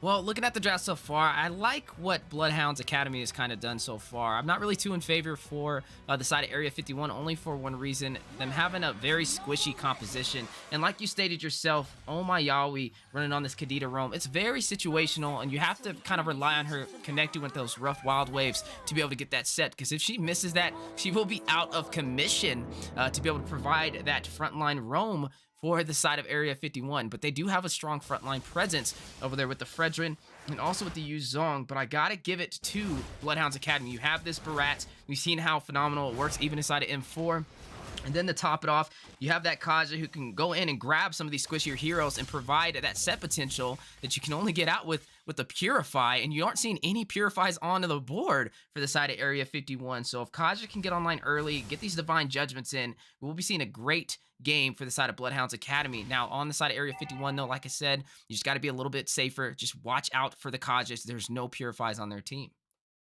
Absolutely. Now, with that being said, though, going on from what is that Kadita, with that Kadita roam, it is just a one chance, and if you don't set, then you're not getting a set, right? Because all her cooldowns are still going to be there. Her ult doesn't give CC. It's more towards her second skill that her team is going to count on. But before things get too greedy here, let's talk about these lanes here. So I do see Moscow with a Claude. Looks like a little bit of a 1-2-2 situation going on top, which is not bad at all. Being able to do that gives your team a little bit of a good advantage to be able to lane up against, especially on a marksman. But with that being said, the Kadita is forced to rotate back mid because the lane clear is on the favor of Bloodhounds with that Kaja. But speaking of lane clear, a lot of utility used over there on Tachi, taken down by the Shaw Essence over there on the Yu Zong. They used to Purify, used the Appraiser's Wrath, and able to get the job done, but now a direct response from the side of Bloodhounds is going to find a kill. Forever Gosu taking down Yu Zong. Regal Order going in by Blaze, trying to escape from Yaoi, but he is going to try and connect on the mark with the Chaos Assault, unable to take him down, though, and that is a 1-for-1 trade on the board. absolutely. With that 1-to-1 trade, though, the jungler did go down for the side of Area 51, but even though the jungler did go down, the AXP laner from Area 51, Destiny, did pick up that kill, but looks like Area 51 is about to start this turtle and be able to secure that turtle. Definitely a good secure indeed, and then I'll give them a slight advantage, even though it was 1-for-1 on the board, one neutral objective in their favor, which will give them all additional shield and a little bit additional gold. And I'm wondering how this will kind of play out. Still kind of even from both sides, but looking at who their late game damage dealers are, you do have this Claude, who has that menace with the Blazing Duet to be able to do that AoE damage, the mobility, pretty much has it all. And you do have Blaze to kind of defend him over there, as you are seeing right now. Potential gank on the top side, 3 versus 3 right now. You are seeing the Mystic Field give a little bit of stun onto Guapo. Down goes the Dawning Light, not able to really do some serious damage. It is still very early in this game, and it looks like they are going to decide to disengage, but wait a minute. You see the Chaos Assault over there by this Lunox going in, and a knock-up over there by the Kadita Romi mentioned, and able to find a kill on Itachi. That is a jungler already down 2 deaths 3 minutes inside of this game. Absolutely. But with that being said, though, we honestly have to wait for Bloodhounds to be able to scale. Now, with that being said, though, Area 51 is getting their EXP lane just a little bit punished for that Yu Zong being able to rotate all the way across the map. But speaking of rotations, Wheezy, you do see Moskov hitting the mark of Bullseye. He's gonna go ahead and take down with the spear, but fight not over. A stun onto the wall for Itachi, having a very hard time getting online right now. But you gotta pay attention to Anjing on the bottom side. Like you said, already stripping majority of that gold off of that tier 1 turret is gonna give him that advantage in the XP lane. But over in the gold, a direct response, stripping the gold as well. And that is going to get this Moskov a little bit more farm. Already 1 kill on the board for him. And we know how scary a Moskov can be, especially when we've seen CW pull it off. And there we go. That Kadita roam again with the knock-up. And Mika Cutie able to pick it up with that Moskov. And man, just a really good game so far for Area 51 in the early game. Absolutely. And like I said earlier, that Kadita is a very situational roam. But speaking of roaming, I do see EXP doing a little bit of a game here. Looks like Destiny is going to fall into the hands of Anjing. We just spoke about this, right? Having him take a lot of that gold off that turret gave him an advantage. And not only that, but having Tachi to help gank that lane. But a direct response as Turtle does go to the side of Area 51. And now the knockup Blaze able to escape from the 3v1 situation. And now 42 on the board. First Turtle going into the hands of Area 51. And they're trying to even out the field. 2,000 gold in the lead for the side of Area 51 so far.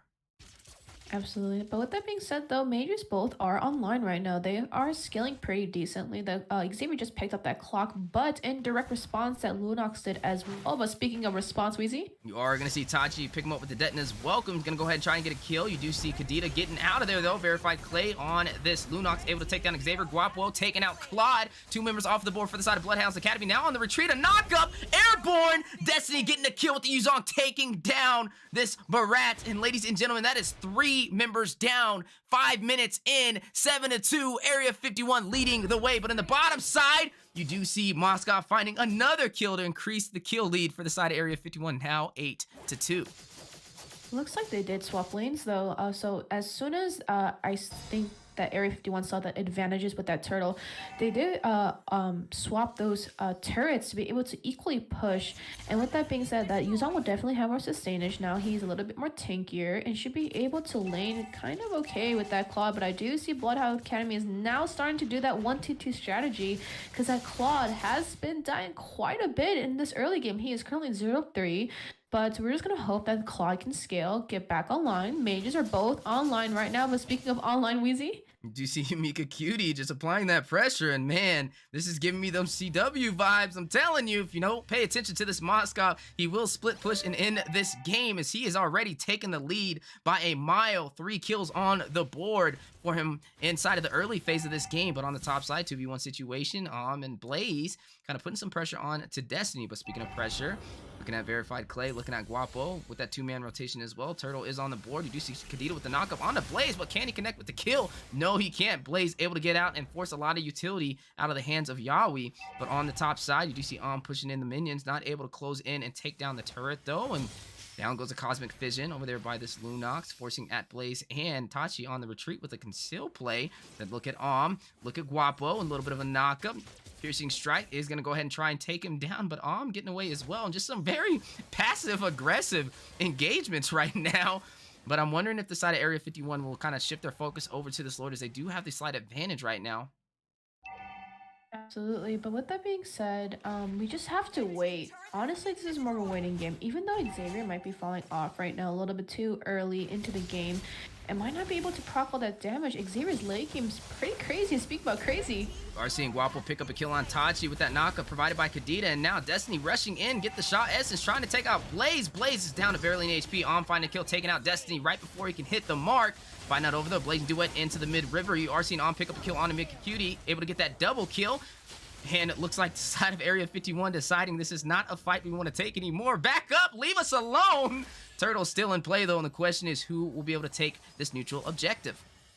With that being said, I do see a lot of pressure, though, unfortunately, coming in from Area 51. Even though they're getting these objectives, they're really trying to push up these lanes and make sure nobody from the side of Bloodhounds Academy is getting any of this gold.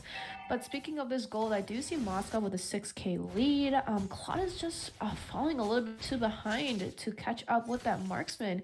And being able to get those early game damage items for the Claude is really important to be able to participate in those team fights and to have at least a little bit of damage. But speaking about damage, you do see Katita trying to rush out with the rough wild boys, but grabbed by Detna's welcome, and Xavier able to pick up that kill.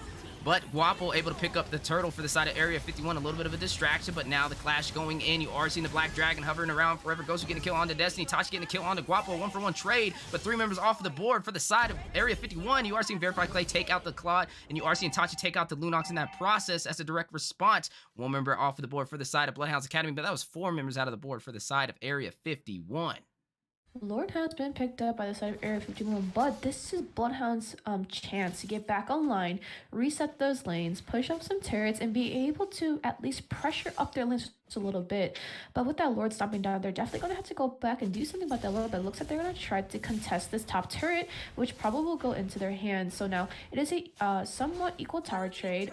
They're still down by 1 turret, which is their mid lane. So they are trying to defend their mid lane as much as they can, as mid lane gives up too much vision. So they are trying to hog that mid turret and be able to make sure that the mid turret stays standing and be able to give enough vision. But with that vision, that Moskov just popped that ult, so his entire team does now have vision on all 3 members of Bloodhounds Academy. They did easily pick off that Lord and was able to sustain their towers. But we do see lanes still getting pushed in by Area 51, but these lanes getting pressured in that deep, Bloodhounds is going to have to respond, but like I said earlier, that Claude and the Xavier is going to scale, and if those mages and the sides from Area 51 do not respond to that Claude and the Xavier, the punish is going to come as time comes, Weezy. Speaking of punishing, you are seeing the knockup on the Blaze, able to escape again, just continuously wasting utility over there on this Kadita, but there we go, Bravest Fighter with the Raging Slash into the Detonus Welcome, knockup on Tachi, Black Dragon activated by Destiny, Blazing Duet going in, so many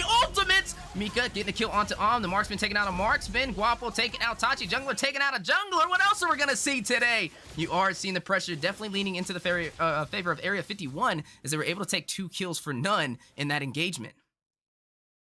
Absolutely, but with that being said, we do see that Mage, that Xavier, still has all his utilities. Forever Kosu on that Xavier, being able to just play safe and to be able to farm. She only died once, so being able to just stay alive and be online for the rest of his team and should be okay to at least proc a little bit of damage, because we do know that Claude died way too many times that early game, so no damage and direct response coming in from that Claude, but we're going to hope that that Xavier will scale just a little bit more and be able to CC and be able to help out Bloodhounds just for a little bit. But that being said, Mika is just going back and forth, pushing all of these lanes. I mean, that's a Moskov for you. But speaking of a Moskov, we do see 4 core items already picked up by the Moskov. 9k gold he's sending up. Speaking of 9k gold, trying to increase that lead, and Moskov picking up a kill is going to burst down that Blaze. Dawning Light out of nowhere, not really hitting the mark on anybody, but you are seeing the Lord spawn in, and it looks like the side of Area 51 wasting no time is going to go ahead and try and take this objective.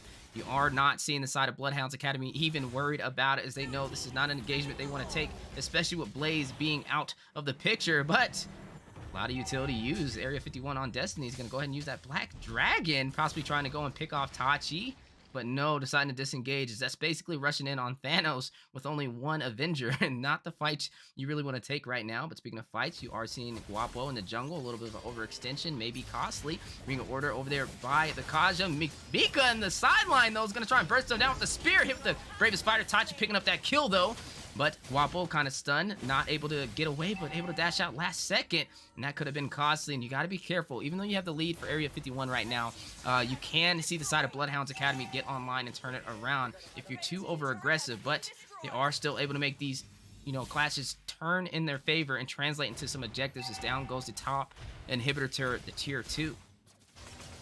Yes, with that being said, though, they do need to figure out what to do with that Lord. I mean, all lanes are being stomped in, but looks like they were able to defend all their inhibitor turrets and still have all those 3 turrets up, so still a slight advantage for Bloodhounds. I do see the Dawning Light going straight down the middle to see if we can just pressure up that mid lane just a little bit to be able to clear. But with that being said, Bloodhounds has to be careful. They cannot overextend right now. They are a little bit behind in gold, but even if it's a little bit, 3k gold here, it's still a huge disadvantage for the side of Bloodhounds. With that Moskov being able to lock in so many core items before that Claude, just a big issue. And with that being said, I do see the mages. Both mages did pick up that clock and that lightning, but Lunox locking in that Genius one, a little bit more of a magic pen for that Barats and that Lapu and that Kaja, so to be able to proc some pen and magic pen should be okay, and to be able to scale. But in response to that, Xavier did pick up those 3 core items as well, so as soon as Xavier starts to stack,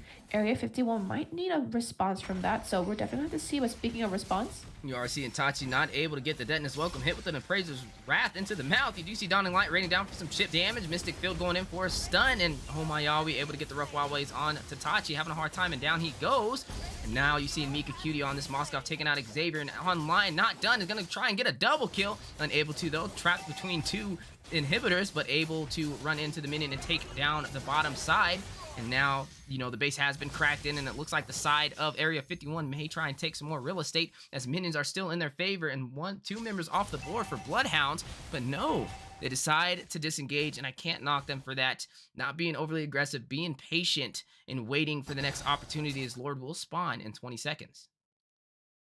Yeah, so neutral objective lord is going to come. The luminous lord is going to definitely pop up again. It might be on the side of Area 51. They did lose 2 and 3 members from the side of Bloodhounds, so they just really have to be careful. They do need to look for this mistake. We do see the Kadita just sitting in that bot lane, kind of zoning out all the members of Bloodhounds Academy. And with that being said, though, Kadita is a very situational role, but being able to pressure that much on that map and being able to give vision to their entire team is just a big advantage for Area 51.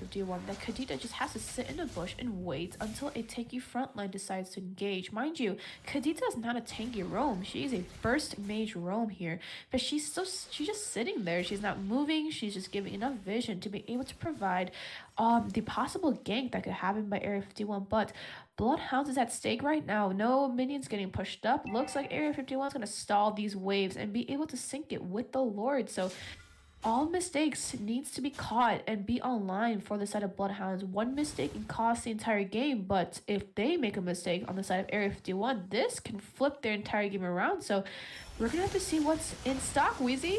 And definitely putting on a show. Mika Cutie taking out Tachi with the swiftness on the CW. Moskov, bravest fighter with the Raging Slash going in, but Guapo having other plans. Mika Cutie as well, taking out Anji, and down goes and then Forever Ghost is getting taken down by Guapo as well, leaving only at Blaze to defend with the knockup of Kadita. The Cosmic Fusion, the cast saw a triple kill over into the hands of Guapo, and down goes the Nexus. Ladies and gentlemen, Area 51 takes game 1. Absolutely. Congratulations for the first win, guys. All right, so let's take a look at these stats before we move on to the next game.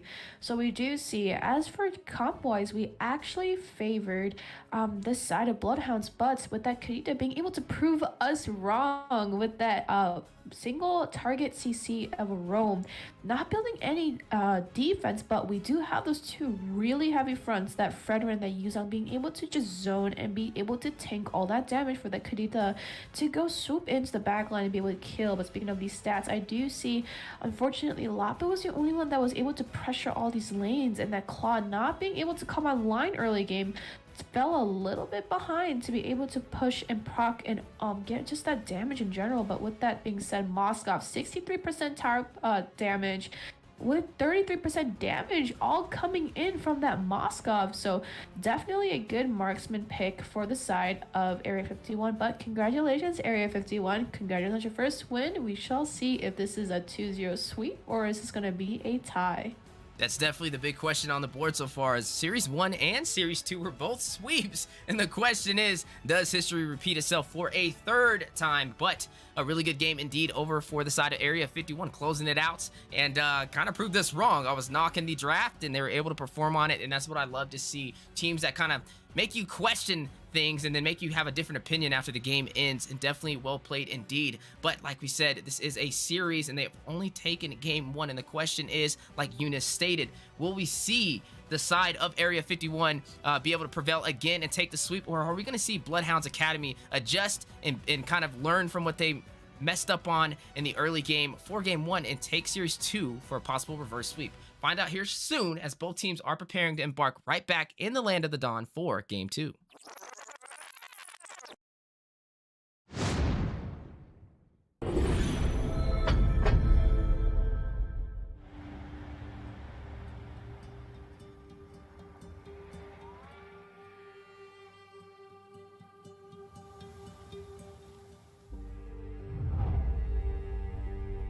You can travel the world to find yourself. But that journey must start at home. Now we are going to end war! Because you can't know who you are without remembering your past experiences.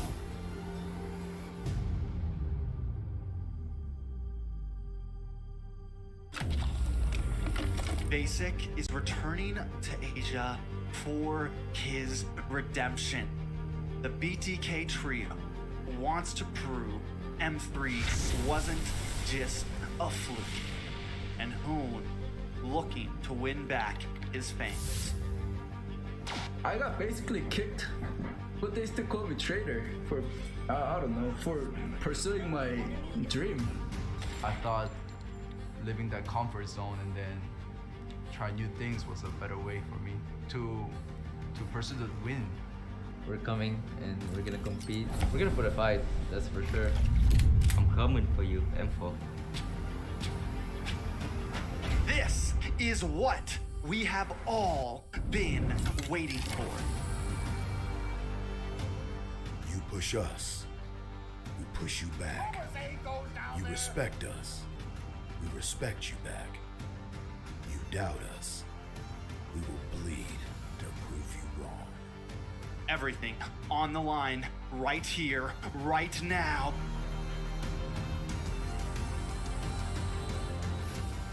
Definitely, they're not underestimating us as much as they did in M3. People probably see us and take us more seriously now, especially considering our accomplishment back then. I want to be the first in the world. I want to win a world championship. And the only way to really do that is day in and day out. There's no relaxing. You have to keep going. Here comes the Valley.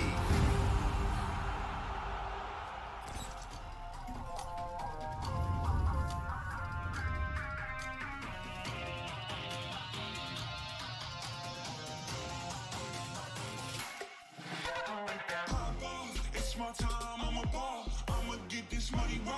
I'm gonna live my best life. They been talking to me on me. You know they'll never win. I'm controlling all my victories. And something that's gotta give. Cause this is just what I made it now. Made it now. You can't ever break us down. Break us down. I'll be speechless for the stars. Call me Chubby, what they not. And I'll never ever stop. Won't never stop. Yeah. Touch your sky, you're made of silver and gold. Touch your sky, you're the greatest future now. You and I, we can make it out of the cold. Hang tight, we gonna reach for the greatness. We will always rise, we will never fall. We fight in our eyes, we will be strong. Even though we know our backs against the wall. Can you take your age? You know that this is. I've been down, been waiting so long. I'm here for the crown, I'm here to show off. Greatness time, just waiting to show y'all. This is your time to remember. So many times I lie in the basement waiting for greatness. No, I won't listen to anyone hating on me and telling me. Ladies and gentlemen, welcome back to the Land of the Dawn. We are the Mobile Legends Scrim Academy, and what a crazy game. Area 51, a brand new team in the MLSA, up against Bloodhounds Academy, another brand new team in the MLSA. But there was only one winner so far, and that was the side of Area 51, leading the way with the swift finish, and the Kadita kind of proving us wrong on the caster's desk. But a little bit about what we're talking about so far. We are the Mobile Legends Scrim Academy, and we are hosting a series of events with a bunch of these teams competing in North America. We are live on the MLBB NA YouTube channel and live on the Mobile Legends Scrim Academy YouTube channel. For those who do want to compete, make sure you guys register on our Mobile Legends Scrim Academy Discord server. For solo player, if you have a team, we offer services for all of that. If you already have a team, you're good to go. If not, we'll help you find one. Some of these teams here might even pick you up. But enough about that. Let's jump into the game so far. Bloodhounds Academy versus Area 51. Joined on the desk with me, I do have Eunice on the analyst, kind of giving you that on-point item breakdown and keys to victory. Myself, I will be doing the play-by-play, so definitely buckle up, as it may be a bumpy ride in the Land of the Dawn. We need to see the side of Bloodhounds Academy have some answers if they do not want history to repeat and get swept for the third series of the day. How you doing today, Eunice? I'm doing all right, but let's hop into this draft now. So I do see I haven't seen a Diggy banned in a very long time, but I do see a Diggy, Fanny, Frederin, Barats, and Yuzong being banned out by the side of Bloodhounds, but I do see a Lunox, Atlas, Glue, Carry, and Fairman. So good bans. I'm not going to question any of them because the Diggy did get responded by the Atlas, so we're just going to have to see. But I do see a Joy opened up for the side of Bloodhound, so definitely going to have to be interesting game. I think we swapped out a Marksman for somebody else. It used to be on that club, and now it's X with a question mark. But we do see a Beatrix with a Haya and Joy, Farsa and Ruby, so good team. But with that being said, that Ruby being drafted and actually prevents, it's an anti-dive team because the Ruby can just CC anybody who tries to come into her turret and into her space. So good CC, a good decent amount. I think that Ruby's being slotted as a roam, correct? Because that Joy is going to go side. But in response to that, I do see a Moskov again, the Kaja, the Kufra, the Lop, and the Yu. So very stacked team for the side of Area 51. That is a very, very harsh backline play for the side of Area 51 to be able to deny that Farsa. But that Farsa did pick up that Farsa for a reason, to be able to proc her ult away from Eve's ult. And we all know that Eve's ult currently is one of the most hideous things you do want to step into, especially for the marksmen and the frontliners, to be able to proc. And being Eve being immune to CC while she's in her ult, it just puts an automatic disadvantage, right? Because the team isn't able to be able to kind of push up and shove that Eve to counter her ult and go away. But with that being said, let's take a look here before things get too crazy. I do see a Beatrix landing up against a Moskov. I think, honestly, in my opinion, is an easy trade to be able to clear their lanes fairly equally. They do have one-on-one clears. It's a sniper versus a spear dagger, but that Beatrix does have to be careful because that dagger can't pierce through those minions through to that Beatrix, so we're gonna have to be careful. But I do see a Joy getting slotted in against a Lapu. Now that Eve is actually forced to rotate over to the EXP lane because the clear is much faster for the side of Bloodhounds, and do see the lethal getting picked up by Tachi and being able to now rotate very fast. And that Ruby did start the blue, but I do see Kufra kind of zoning out the blue. Now Kufra does counter Haya, and the way that they counter is the dashes. So if Haya were to dash while Kufra was in a ball, those dashes are cancelled. So, but look, speaking of invading, Wheezy, you do see a clash on the way for the blue buff. Kufra rushing in for a potential set with the magic ball onto Blaze, but unable to have anybody combine that for a potential kill. And I'm glad you kind of mentioned that, right? The Kufra, a good direct counter over there for the Hayabusa, also for the Joy as well. And then not to mention the direct counter by picking up the Kaja over there for Guapo on the jungle. And he is going to run that to kind of stop Hayabusa in his tracks, pull out Farza out of the feathered airstrike, stop Joy in her tracks as well. And I think this is just one of the things that is beautiful about the draft so far for Area 51. Definitely impressive. But like you said, Blaze is kind of the one that's going to lead the way. He has the Ruby, he has the sustainability, he has fast CDR, and a lot of CC at his disposal. And that may be what the side of Bloodhounds Academy needs to stay inside of these engagements as we are prevailing through the early game. Absolutely, but with that being said, looks like they're going to do a lane share. So with that being said, unfortunately, the roam on the side of Bloodhounds is not going to hit 4. So the mage and the EXP lane did share a lane, but speaking of sharing a lane, we are seeing Feather Airstrike go down. Anjing Guil able to take the turtle. That is the XP lane taking it. Verified Clay taking out Ruby, getting a double kill, taking out Tachi. X getting a response back, taking out Moskov. That is a 2-for-1 trade, but the turtle going to the side of Bloodhounds Academy. they did pick up that turtle, but for what cost though? At what cost? They did lose so many members in that turtle fight. They did lose the jungler especially and the roam, but looks like the Beatrix did actually pick up a kill onto that Moskov. So good job for the marksman being able to come one line and be able to pressure up Moskov's lane. But speaking of these items, so I do see Beatrix opting in for a possible Blade of Despair. So I see all those daggers coming online. I do see a Molten Essence being drafted in by the Kaja to be able to give a faster wave clear. And just these small little items do make a huge difference in the early game. Now, late game might be a different issue, but in the early stages, you do want as many small core items you can get to be able to proc those damages, be able to stay online with your team, group up, and fight. But speaking of fight, RC engagement on the way to Blaze, able to get out on this Ruby, but way to knock up over there by Omayawi, able to possibly take him down, but no, able to get away, dodging the spear of Moskov with 1 HP, and now you are seeing Bloodhounds Academy on the backup in the heavy dive by Verified Clay. You're the mage, definitely don't want to be back there, and quickly taking it down for the over-aggressive play. Looks like Area 51 just got a little bit greedy with trying to get that kill on that marksman, so I think they just tried to possibly kill that marksman, but unfortunately, Bloodhounds did get online and be able to defend. So looks like the mage is definitely going to help rotate and help clear for that marksman. So, but speaking of clear, you do see Cooper trying to hit the Tyrant's Rage, but you are seeing Tachi use the Quad Shadow to get out of it just in time. And definitely some good micro right there. But on the bottom side, Bravest Fighter over by this Lapu, not able to catch on Jing on the Joy with that mobility. And looking at the side of Area 51, wasting no time, is going to go ahead and put some pressure and aggro on this turtle. And down it goes into the hands of Guapo for the Kaja jungle.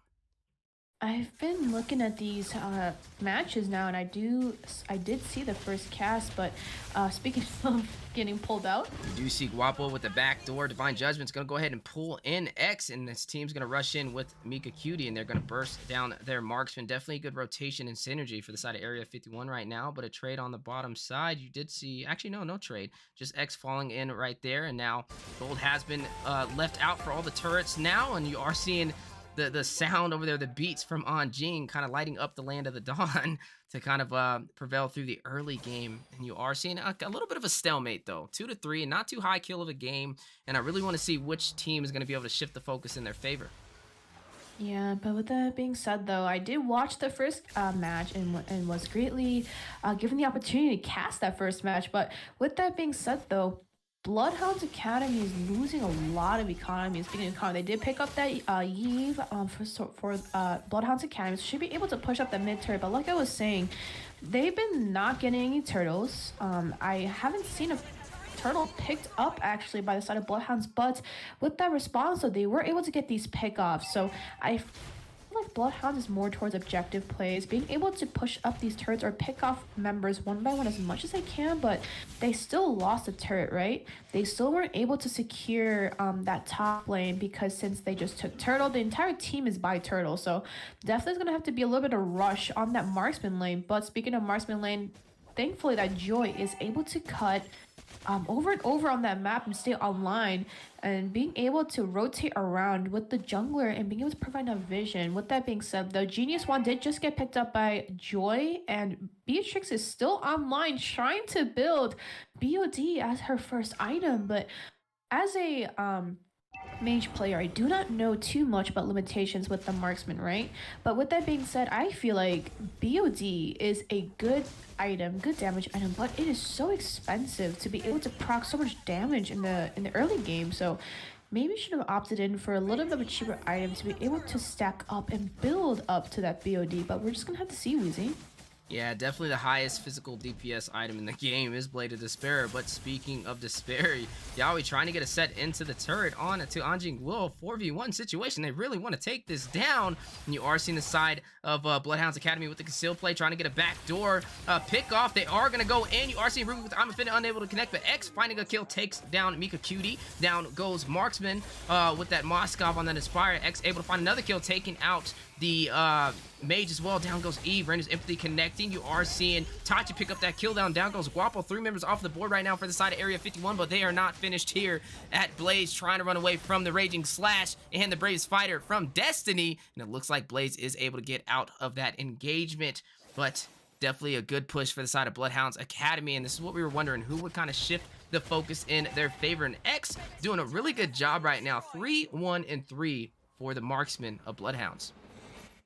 Definitely glad that X, the Beatrix, is able to come online and be able to push these turrets as much as they can. Looks like they did a lane swap, putting that Joy up against that Moskov. Now, I honestly think this is a good idea because Moskov, his second skill to be able to get that stun, should be able to clear, obviously, but that Joy, as soon as she dashes, she is immune to CC. So being able to dash while he's trying to ult. But speaking of ult, you do see the double set with the Tyrant's Rage over there by Kufra. The manipulation going down. Destiny getting kill onto Blaze, but fighting out over Bravest Fighter with the Raging Slash, unable to hit the mark. And Jing Will taking some damage from Guapo on the Ring of Order on this Kaja, but looks like both teams deciding to not take the fight any longer. But wait a minute, Yaoi having different plans, gonna go ahead and get a knockup onto Anjing Will on the bush. And look at the mid turret, the tier 1 quickly being bursted down, but there are no minions, and Kufra taking all this turret damage. They're unable to take down that turret.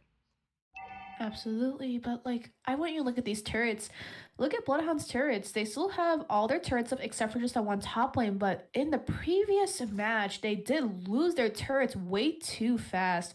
But they are able to sustain now. The Joy and the Beatrix is coming online to be able to clear all these lanes as much as they can, put pressure on all those lanes, and be able to take down all 3 first-tier turrets side of Area 51. And with that being said, they can cap all of this farm, all of this economy, being able to be in the side of Bloodhounds. They are not too much of a big gold lead here, but as for the marksmen, they are still neck to neck, about like 100-200 gold difference. But side laners are also pretty tight, same with the jungler, but we're gonna have to see who takes this Lord. And you are seeing them try and shift the focus, trying to take this objective for Area 51 with little contest. Anjing joining the fight though. Cooper getting a knockout Tyrant's Rage over there into the hands of Forever Gosu. Forced to use the flicker to escape. You do see a turret falling in the process though on the bottom side. You do see Namir's Passion. Luigi Shadow kill by Hayabusa. The minion kind of the saving grace, but Quad Shadow possibly having other plans. No! Destiny able to escape, and now Kaza joining the mix. Quad Shadow not in play. Manipulation going down. Verify Clay taking out Tachi. Cooper rushing in. Looks like the side of Area 51 deciding to continue pushing in, trying to take some additional kills. And just a good play right now. And an overextension was very costly for Tachi on this Hayabusa. But pay attention to X, right? He picked up that Haas class, now having some sustainability in his disposal to be able to get some HP back in these clashes. But looking at Mika Cutie picking up that Wind of Nature, and now that Demon Hunter Sword to be able to melt down the beefier heroes and also negate the physical damage. Both of these marksmen already getting online with some scary builds.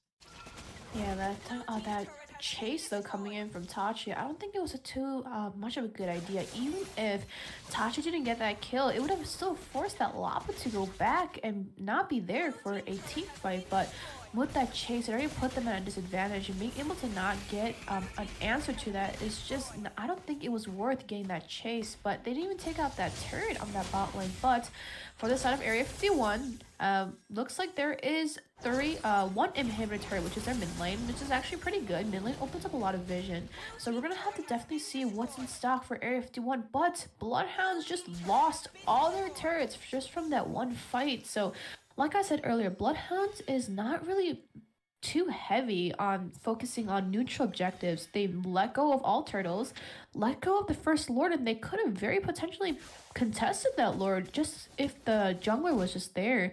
And the jungler is on Haya, so being able to proc that Quad Shadow should be able to have a little bit more mobility compared to Kaja. So definitely a very interesting draft, but I am not too sure yet about what they just have in stock for them. But let's take a really quick look at these items again before something big happens here. Oh, I guess it's happening. What's up, Wheezy? Not giving you this any time, as you do see the double set with the I'm Offended into the manipulation. Guapo find the kill onto Anjing Will with the Kaja, taking out the Joy. Bravest Fighter on Destiny, trying to get away, but Forever Ghost having other plans, gonna burst him down with Farza, and that is one member off the board for both sides.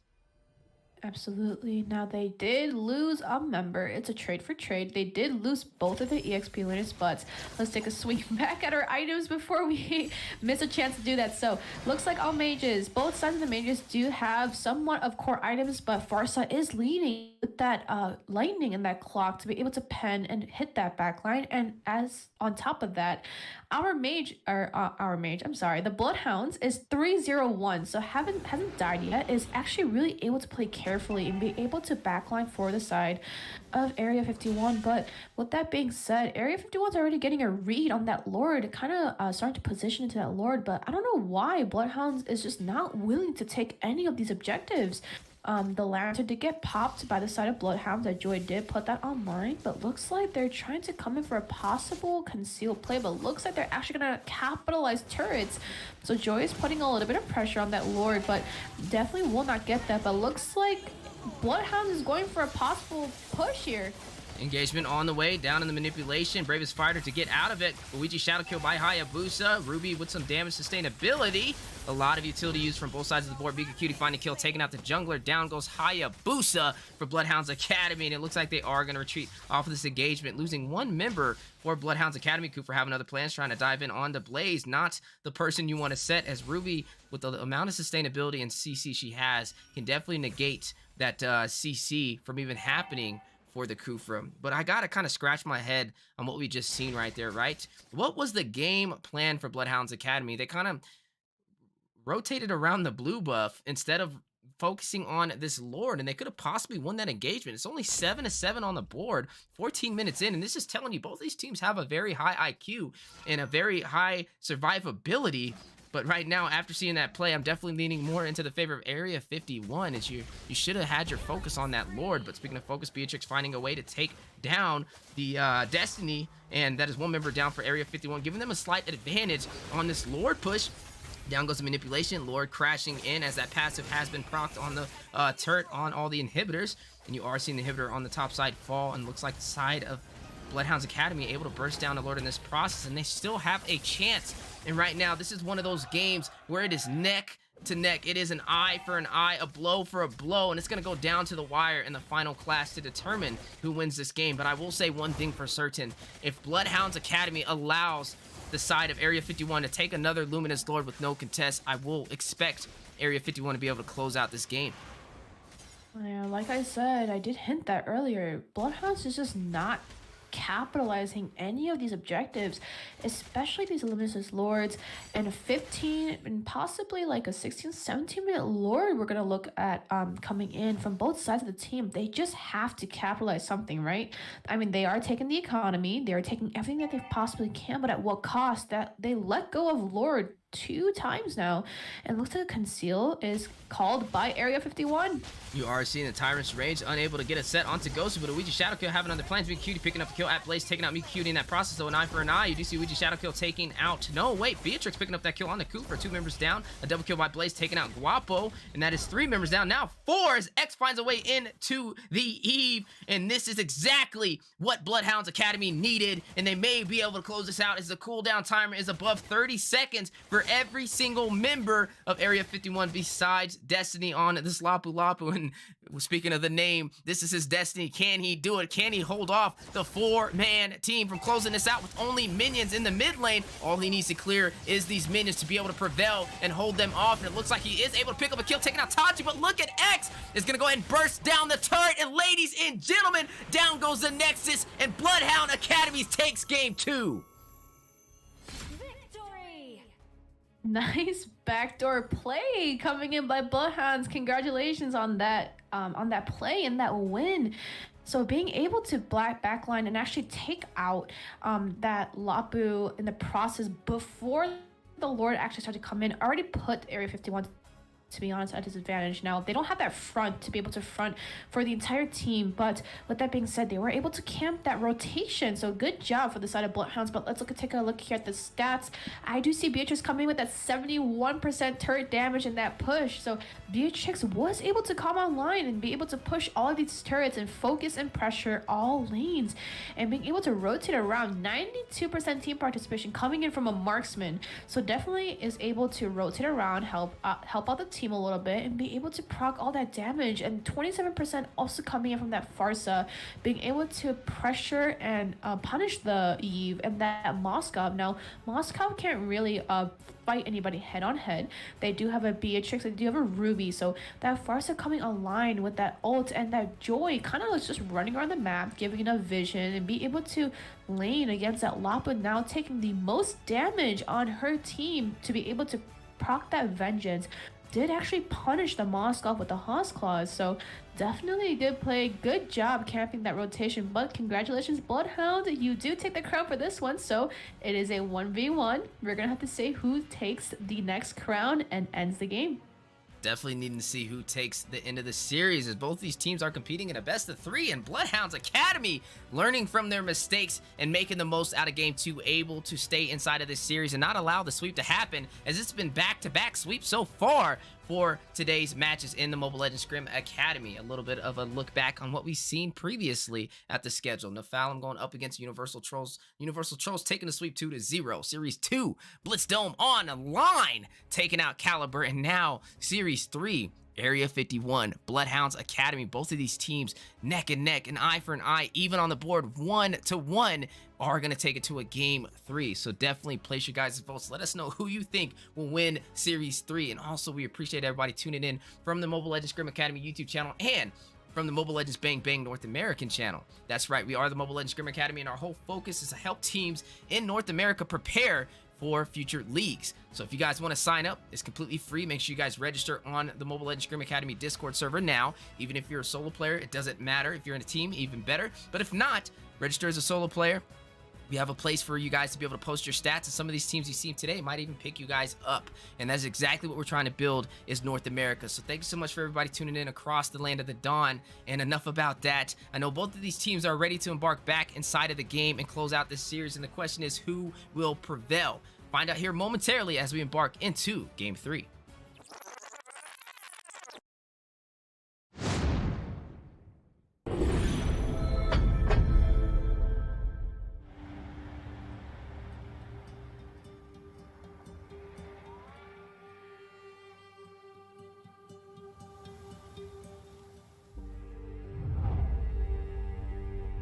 You can travel the world to find yourself. But that journey must start at home. Valley are going to end Because you can't know who you are without remembering your past experiences.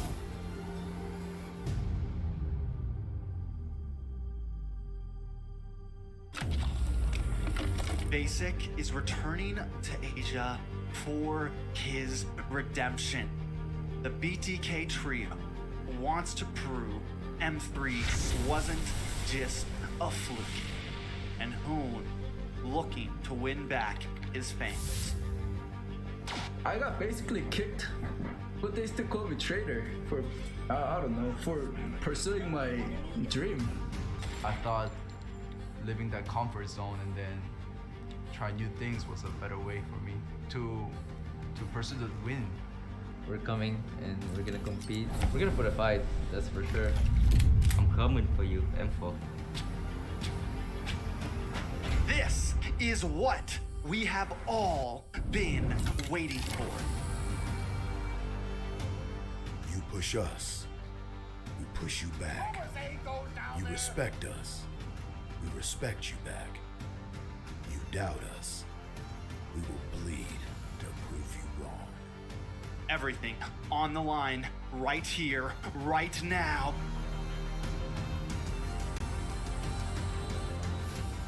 Definitely, they're not underestimating us as much as they did in M3. People probably see us and take us more seriously now, especially considering our accomplishment back then. I want to be the first in the world. I want to win a world championship. And the only way to really do that is day in and day out. There's no relaxing. You have to keep going.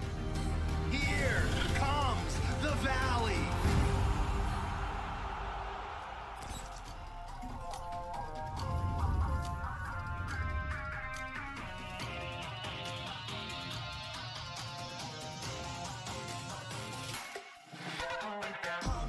It's my time, I'm a ball. I'ma get this money right. I'm gonna live my best life. They been talking, tell me on me. You know they'll never win. I'm controlling all my victories. And something that's gotta give. Cause this shit just what I made it now. I made it now. You can't ever break us down. Break us down. All these bitches for the stars. Call me Chubby, what they not. And I'll never ever stop. Won't never stop. Yeah. Touch your sky, you're made of silver and gold. Touch your sky, you're the greatest, don't you know? You and I, we can make it out of the cold. Hang tight, we gonna reach for the greatness. We will always rise, we will never fall. We fight in our eyes, and we are strong. Even though we know our backs against the wall. And again, you take your aim, you know that this is. I've been down, been waiting so long. I'm here for the crown, I'm here to show off. Greatness time, just waiting to show y'all. This is your time to remember. So many times I lie in the basement waiting for greatness. No, I won't listen to anyone hating on me and telling me I wouldn't make it. Cause I did everything that they said I couldn't. Caught my footing and I got the controls. I stand for something, I ain't running now. I'm the greatest now, I just wanna make it proud. Don't let me down, don't let it all. I'm on the road, accomplished all of my goals. And I ain't gonna let you down. Touch your sky, you're made of silver and gold. Touch your sky, you're the greatest, don't you know? You and I, we can make it out of the cold. Hang tight, we gonna reach for the greatness. We will always rise, we will never fall. We fight in our eyes, and we are strong. Even though we know our backs against the wall. And again, pick your aim, you know that this is. Coming for the game, cause we ready for the victory.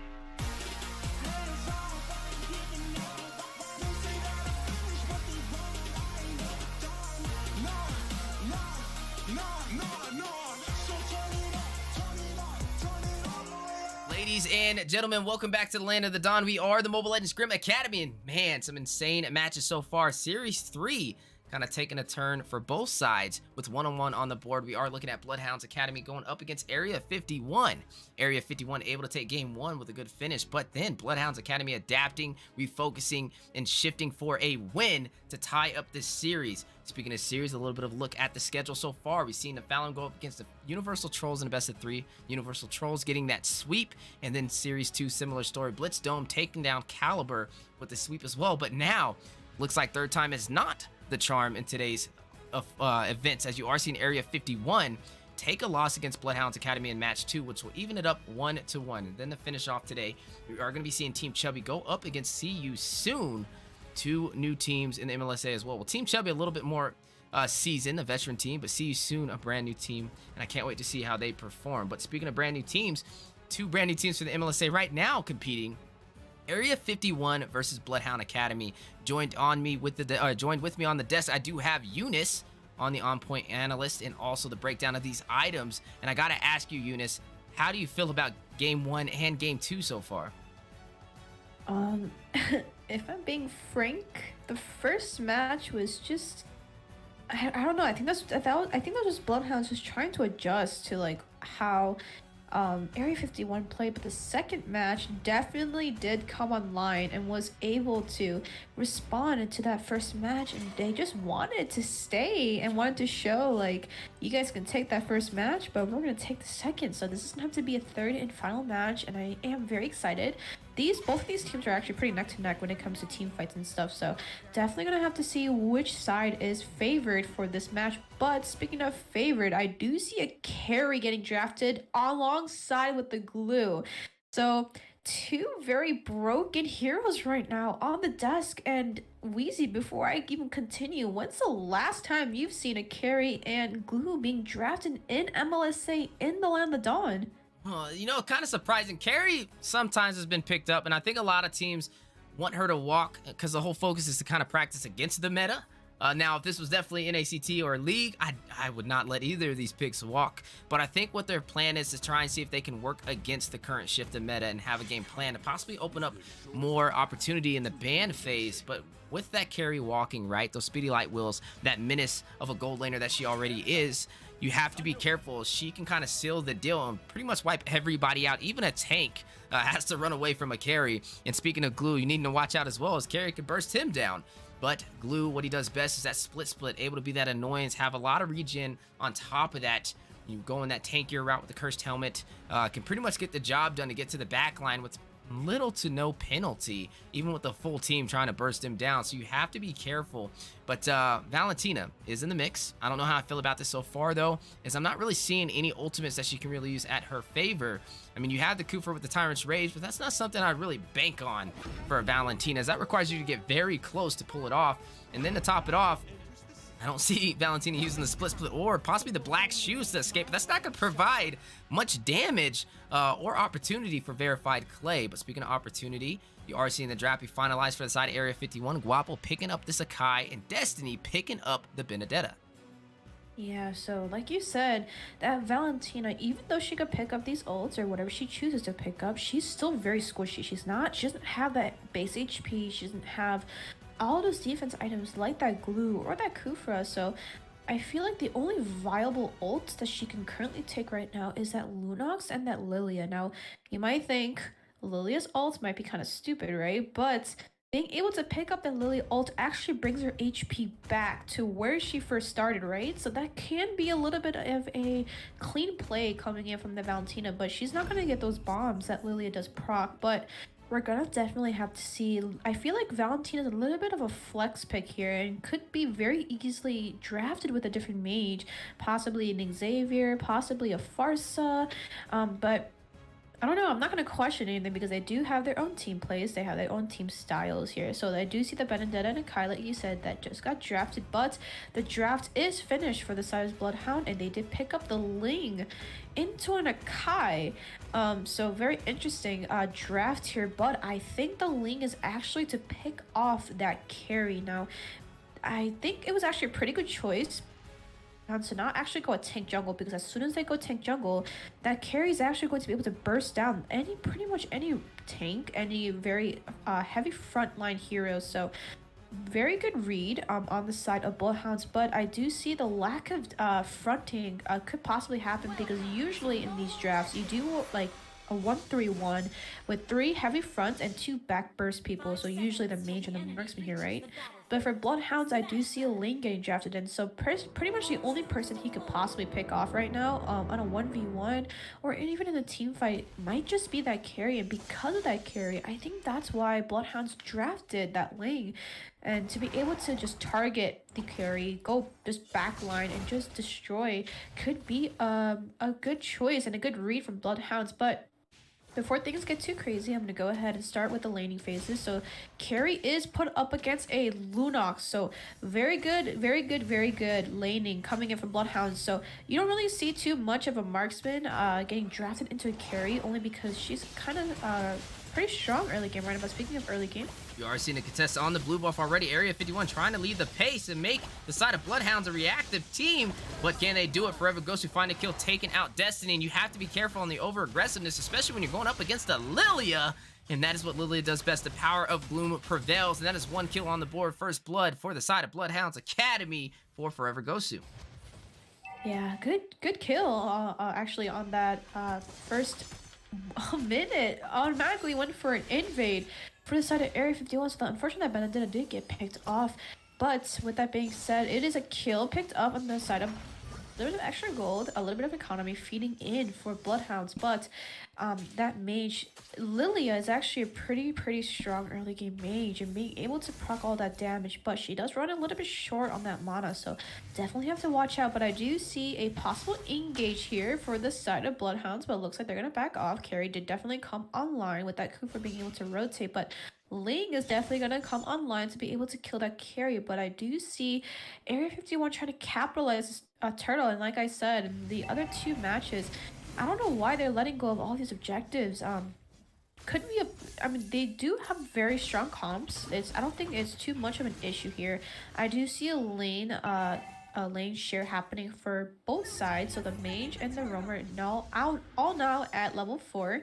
But the turtle did get picked up on the side of Area 51. Now, if they don't do something here, that turtle pickup was for nothing. So we're going to definitely have to see what happens for the side of Bloodhounds, Weezy.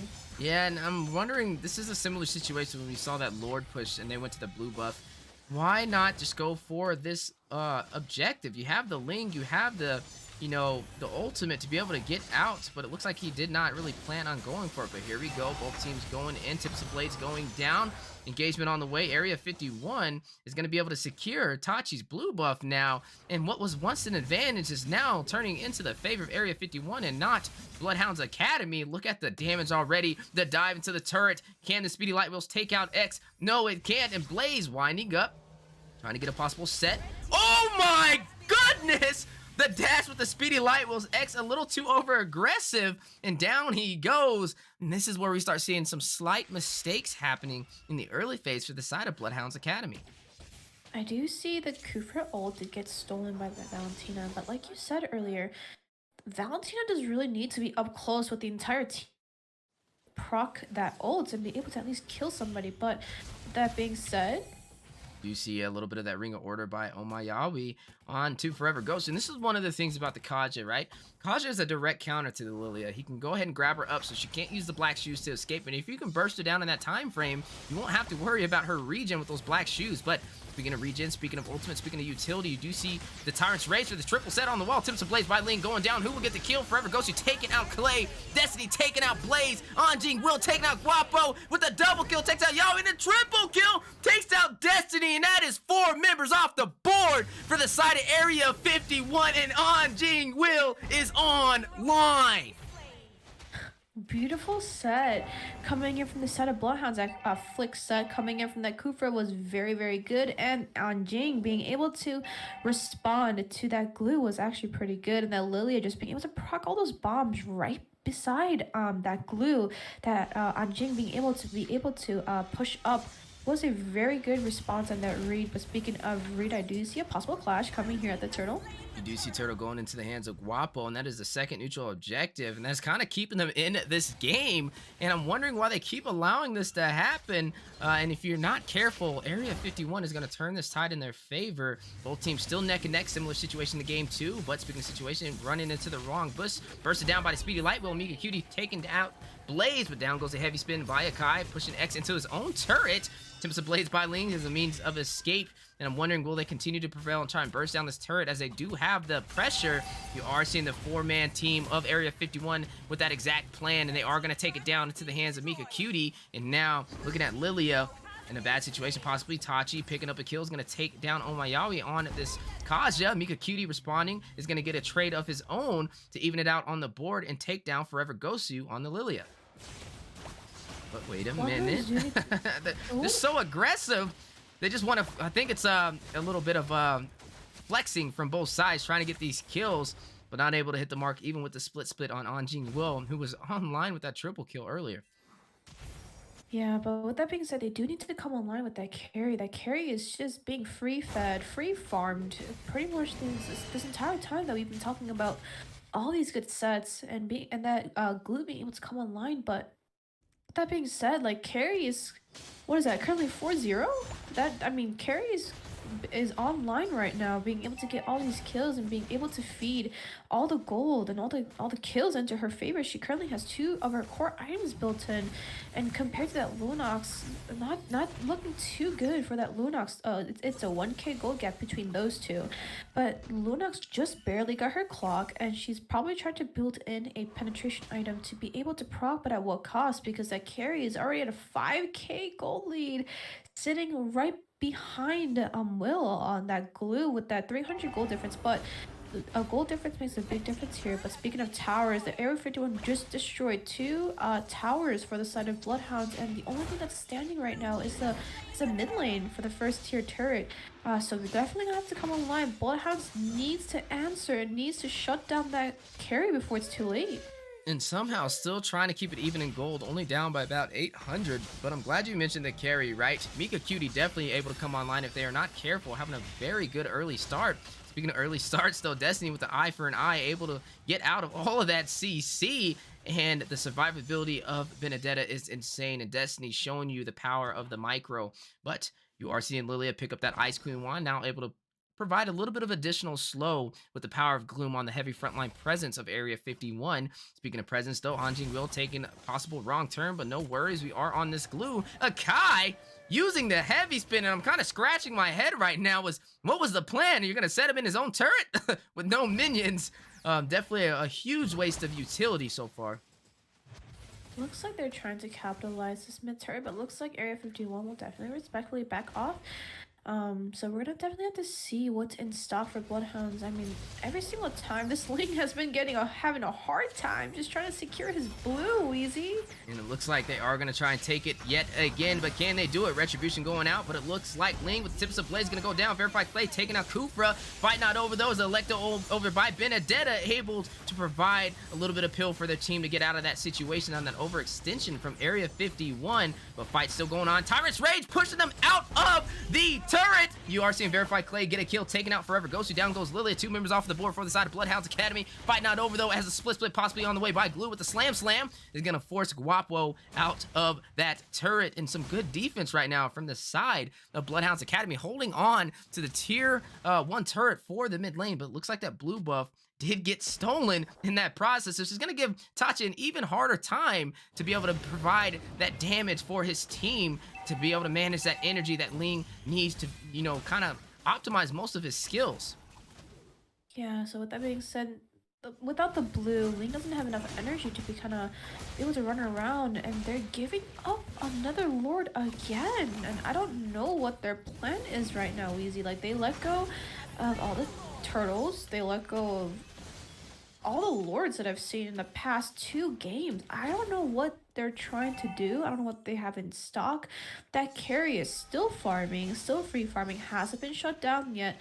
The Ling without the blue automatically puts him at a disadvantage, and he can't get any of his buffs. So with what energy is that Ling gonna be up there to kill a carry? Speaking of carry, like you spoke about it earlier, the later this game goes, the scarier Mika Cutie will be. And speaking of scary, Anjing Will, who had that triple kill in the beginning, both MVP so far, are battling it out for this tier 2 turret. But speaking of turrets, you are seeing Lord crash in on the tier 2 for the top side and quickly bursting it down. And it looks like Anjing Will, or Guapo, is going to go ahead and proxy this minions to allow another tier 2 turret for the bottom side to fall into the hands of Area 51. With that being said, the Lord is just getting pushed in, and honestly, I'm not too sure how it's gonna look for Bloodhounds at carry.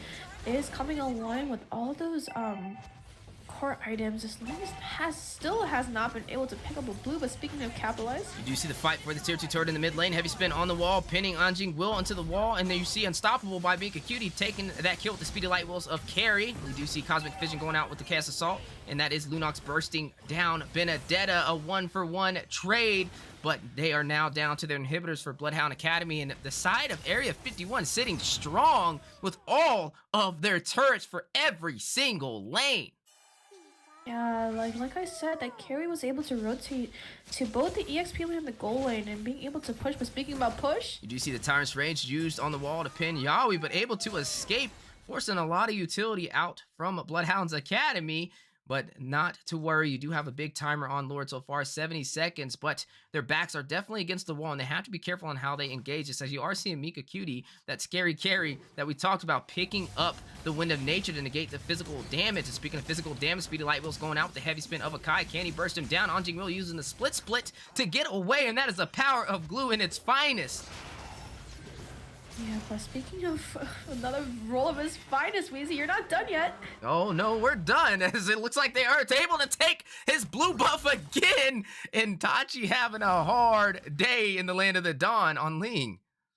I mean, he's only been able to get his red. He's not able to capitalize his skill sets only because he's just missing that one buff. Now, with junglers that need all the high mechanical plays, right? You do need that blue. You do need to capitalize that energy to be able to dive into those turrets and be able to kill at least a backline. But speaking of items, I do see carry sitting almost at 10k gold right now. Huge gold gap between the carry and pretty much every single person on the side of Bloodhounds. But speaking about Bloodhounds, you do see utility being used. Split to escape on Anjing Will. Heavy spin by Kai to provide some pill on the side of Area 51.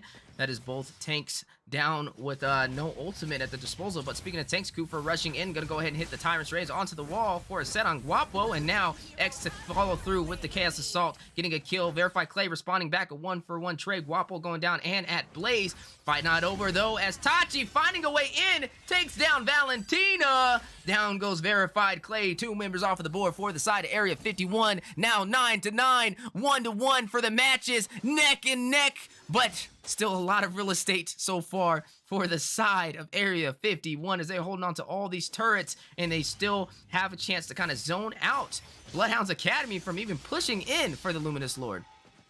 yeah, but Weezy, they still haven't been able to kill this carry at all. Look at her bursting everybody down, Weezy. Taking out Forever Ghost with the speedy light wheels. Down goes Lilia, the mage, for the side of Bloodhounds Academy. You are seeing Destiny rush in, trying to take down Anjing Will with the mobility of Benedetta. But look at the play. You do see the flicker activated. Anjing Will doing what Glue does best, surviving. And that is not enough, though, to keep Bloodhounds Academy in this game. As they're not, it's not a high kill game, but they're not translating their survivability into objectives. And the side of Area 51 is doing exactly that. 10-9 right now, and it looks like they are zoning out this Luminous Lord with little contest, as Ling is going to go for his red buff instead. And this is yet another objective in their hands, and this may be what they need to close this game out for a 2-1 finish.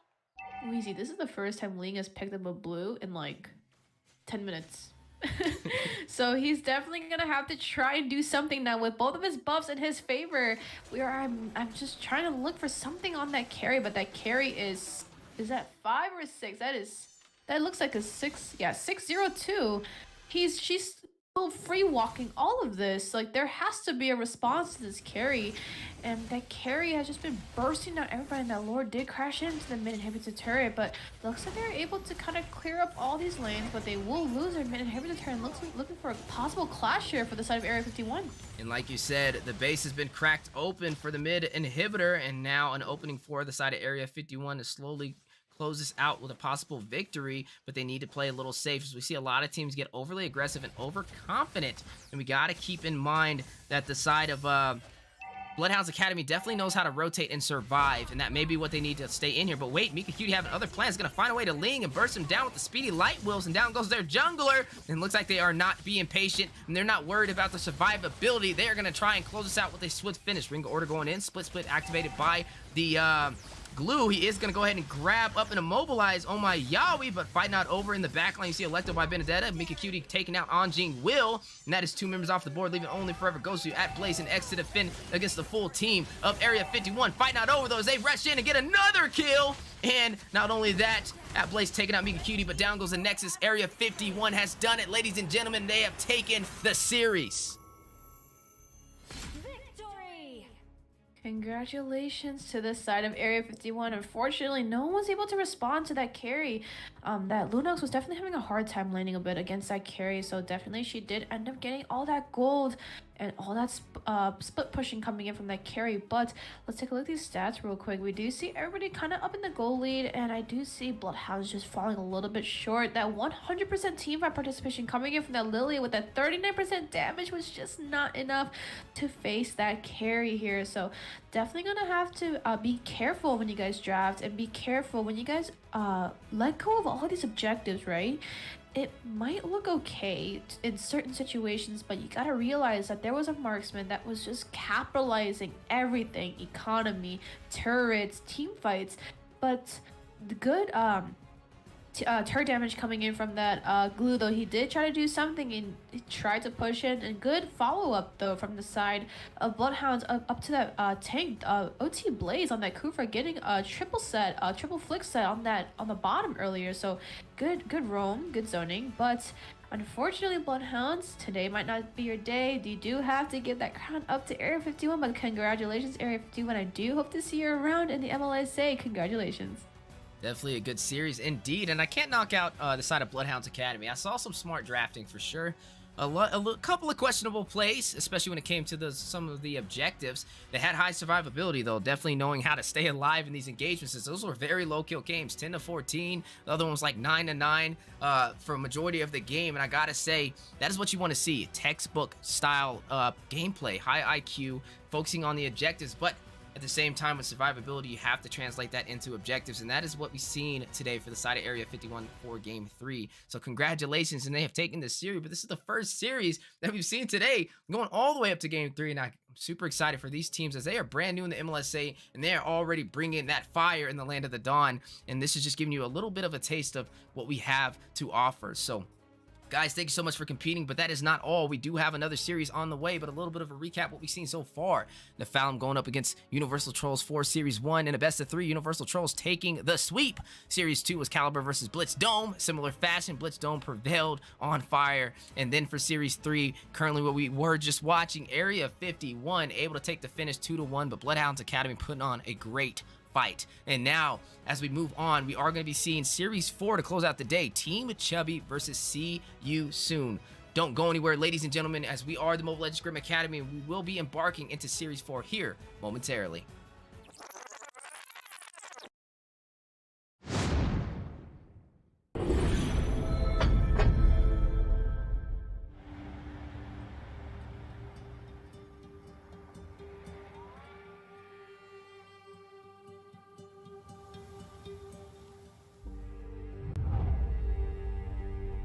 You can travel the world to find yourself. But that journey must start at home. Now we are going to end war! Because you can't know who you are without remembering your past experiences.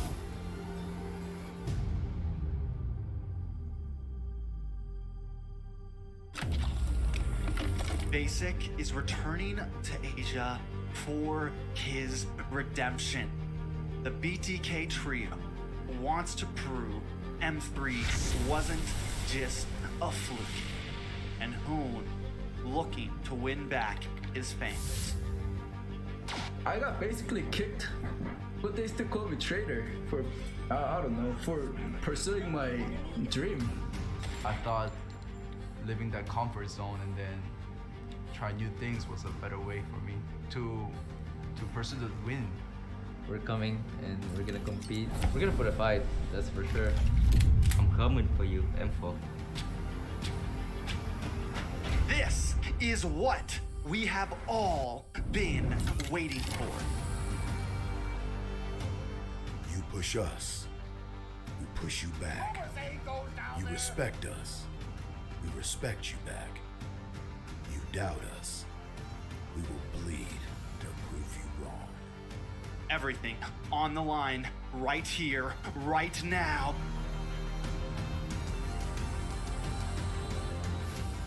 Definitely, they're not underestimating us as much as they did in M3. People probably see us and take us more seriously now, especially considering our accomplishment back then. I want to be the first in the world. I want to win a world championship. And the only way to really do that is day in and day out. There's no relaxing. You have to keep going. Here comes the Valley.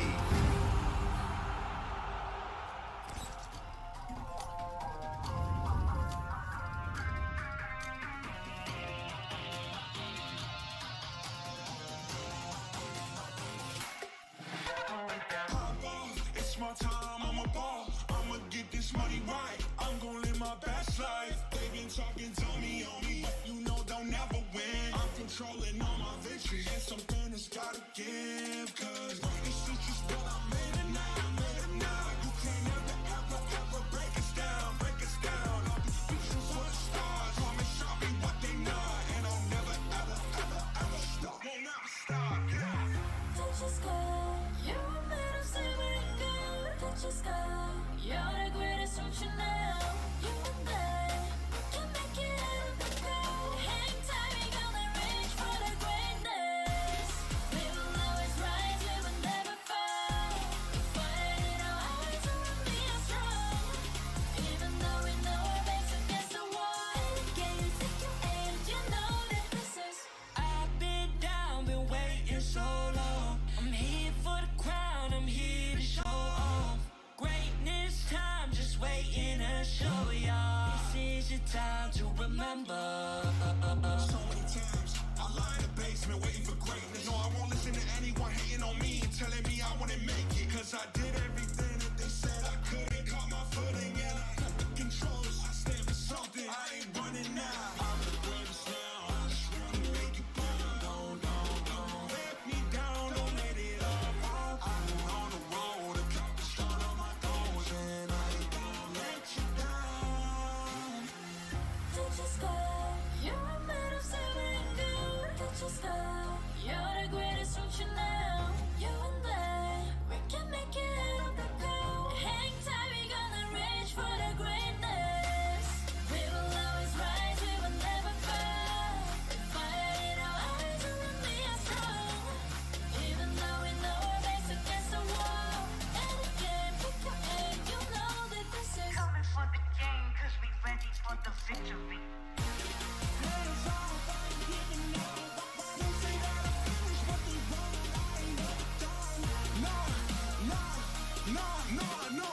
So turn it up, turn it up, turn it all the way up. All you get your hands up, all you raise your hands up. Listen to what you feel inside. We gon' turn it up tonight. We gon' turn it up. We gon' turn it up.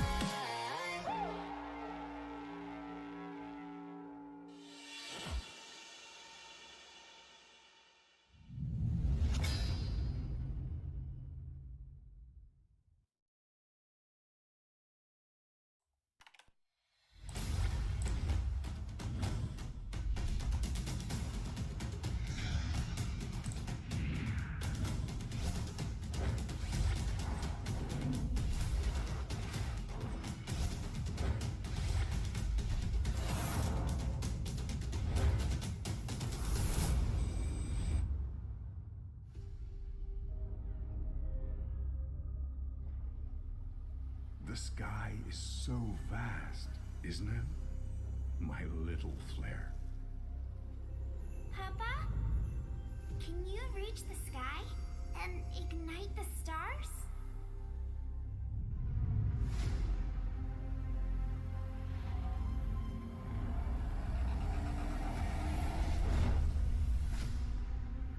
course, Honey Bunch.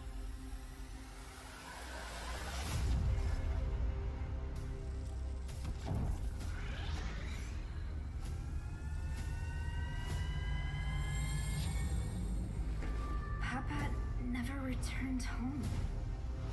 He's among the stars now. But what about me?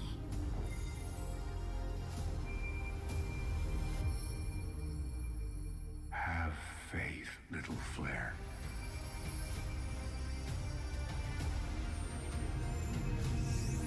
Ladies and gentlemen, welcome back to the Land of the Dawn. We are the Mobile Legends Scrim Academy and some insane series today. And for Series 3, an insane finish over there for the side of Area 51, closing it out on Bloodhounds Academy with a 2-1 finale. Now, moving on, we are into the final match of the day. But before we get into that, let's take a look at what we've seen so far. Series 1, Nephalem going up against Universal Trolls. Universal Trolls able to close it out in a best of 3. They were able to take a sweep 2-0. Moving on to Series 2, Caliber up against Blitz Dome. Same fashion, Blitz Dome repeating history, able to close it out with another sweep.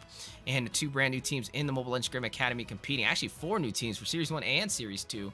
Moving on to Series 3, and 2 more new teams. Area 51 and Bloodhounds Academy, which we just seen neck and neck. But Game 3 was the deciding factor, and Area 51 was able to micro and macro it out and had them more of a reactive team to close out that series. And now, ladies and gentlemen, we are on Series 4, Team Chubby versus See You Soon. All of these are brand new teams for the Mobile Legends Scrim Academy as we have opened up our gates for Season 2, Week 1, Day 2, currently today, as we are live on the Mobile Legends Scrim Academy YouTube channel and live on the Mobile Legends North America YouTube channel as well. Our whole focus is to help these teams prepare inside of North America for NAMPL, NACT, and the long-term goal of the M Series, which will be M5 going forward. So if there's any casters out there that want to join the MLSA, our doors are always open, and we love to help build the NA scene and help people practice and fine-tune that craft. Same thing goes with players. If you're a solo player looking for a team, make sure you guys register on the Mobile Legends Scrim Academy Discord server now, as we do have a slot where you can post your stats, and all of these teams that you've seen today are actively looking to improve their squads. But if you already have a squad, even better. Register your team now, and you can go toe-to-toe with some of the teams you've seen today and so much more. But enough about that. Both of these teams are ready inside of the Land of the Dawn, embarking into the draft. We are seeing Team Chubby go up against See You Soon. 2 brand new teams on the board. And speaking of the board, we have 2 amazing casters on the table. Coach Deku, do you even breathe for the play-by-play, joined by Master Rim for the on-point analysis as the Master Analyst. How you guys doing today? I'm doing great, Weezy. It's good to be back up on the caster desk, but I wasn't away from the action, right? I was definitely out there in the live stream, watching alongside everybody else, enjoying that last series. And what a series it was, right? Going to the brink there, a full series, our first full series, as those first 2 were all sweeps. So seeing that Game 3 was very nice between Area 51 and Bloodhounds. But we are on to the next series and on to the next caster, Rim. How are you feeling and looking forward into this next match? Feeling great, just like before. I'm rejuvenated, I'm revitalized, and I'm ready to go, right? And looking at this draft right now, my jaw is honestly on the floor looking at these meta picks that both teams were able to pick up here. We are seeing the side of Chubby picking up this joy with the vengeance, most likely going to be slotted up into that EXP lane up against the glue as well, right? We do see 7 on this Valentina, and I want to just make a correction over there from Wizzy earlier. See You Soon is actually not a new team in the MLSA, but in fact it's a rebrand. We knew them by Blacklist International before, right? So these teams are definitely a force to be reckoned with, and we see that in the draft. They did ban out some of the common picks like the Kaja, the Faramis, as well as the Carry and Fedrin, right? But I'm seeing some interesting singular pickoffs here. Chubby banning that Kadita. As we all know, she's been a menace in the meta. She's one of those heroes that makes you not able to walk into a bush because you're like, okay, if we take this route, we can potentially drown for our life here. But speaking of life, we are seeing Barats being picked up to lock in the first half of the draft there for the side of See You Soon. So I want to ask you, Deku, based on the first half of the draft, who are you in favor of right now?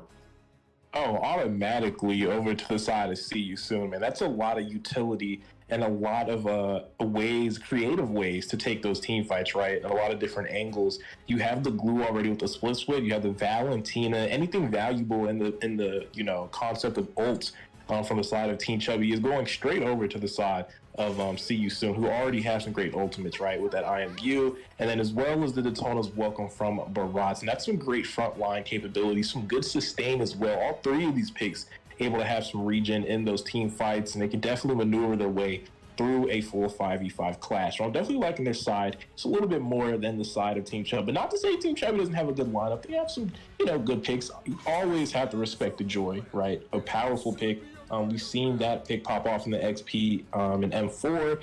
We also know Brody was a rising pick in the gold lane, someone that had been off the scene in the gold side, but made his reappearance in M4. And then Cho, consistent. I mean, Cho's been probably the most consistent pick in the Mobile Legends Bang Bang history. I mean, a good Cho is always just going to be a scary Cho to deal with. But I do have to give it, like I said, the upper advantage over to the other side of See You Soon.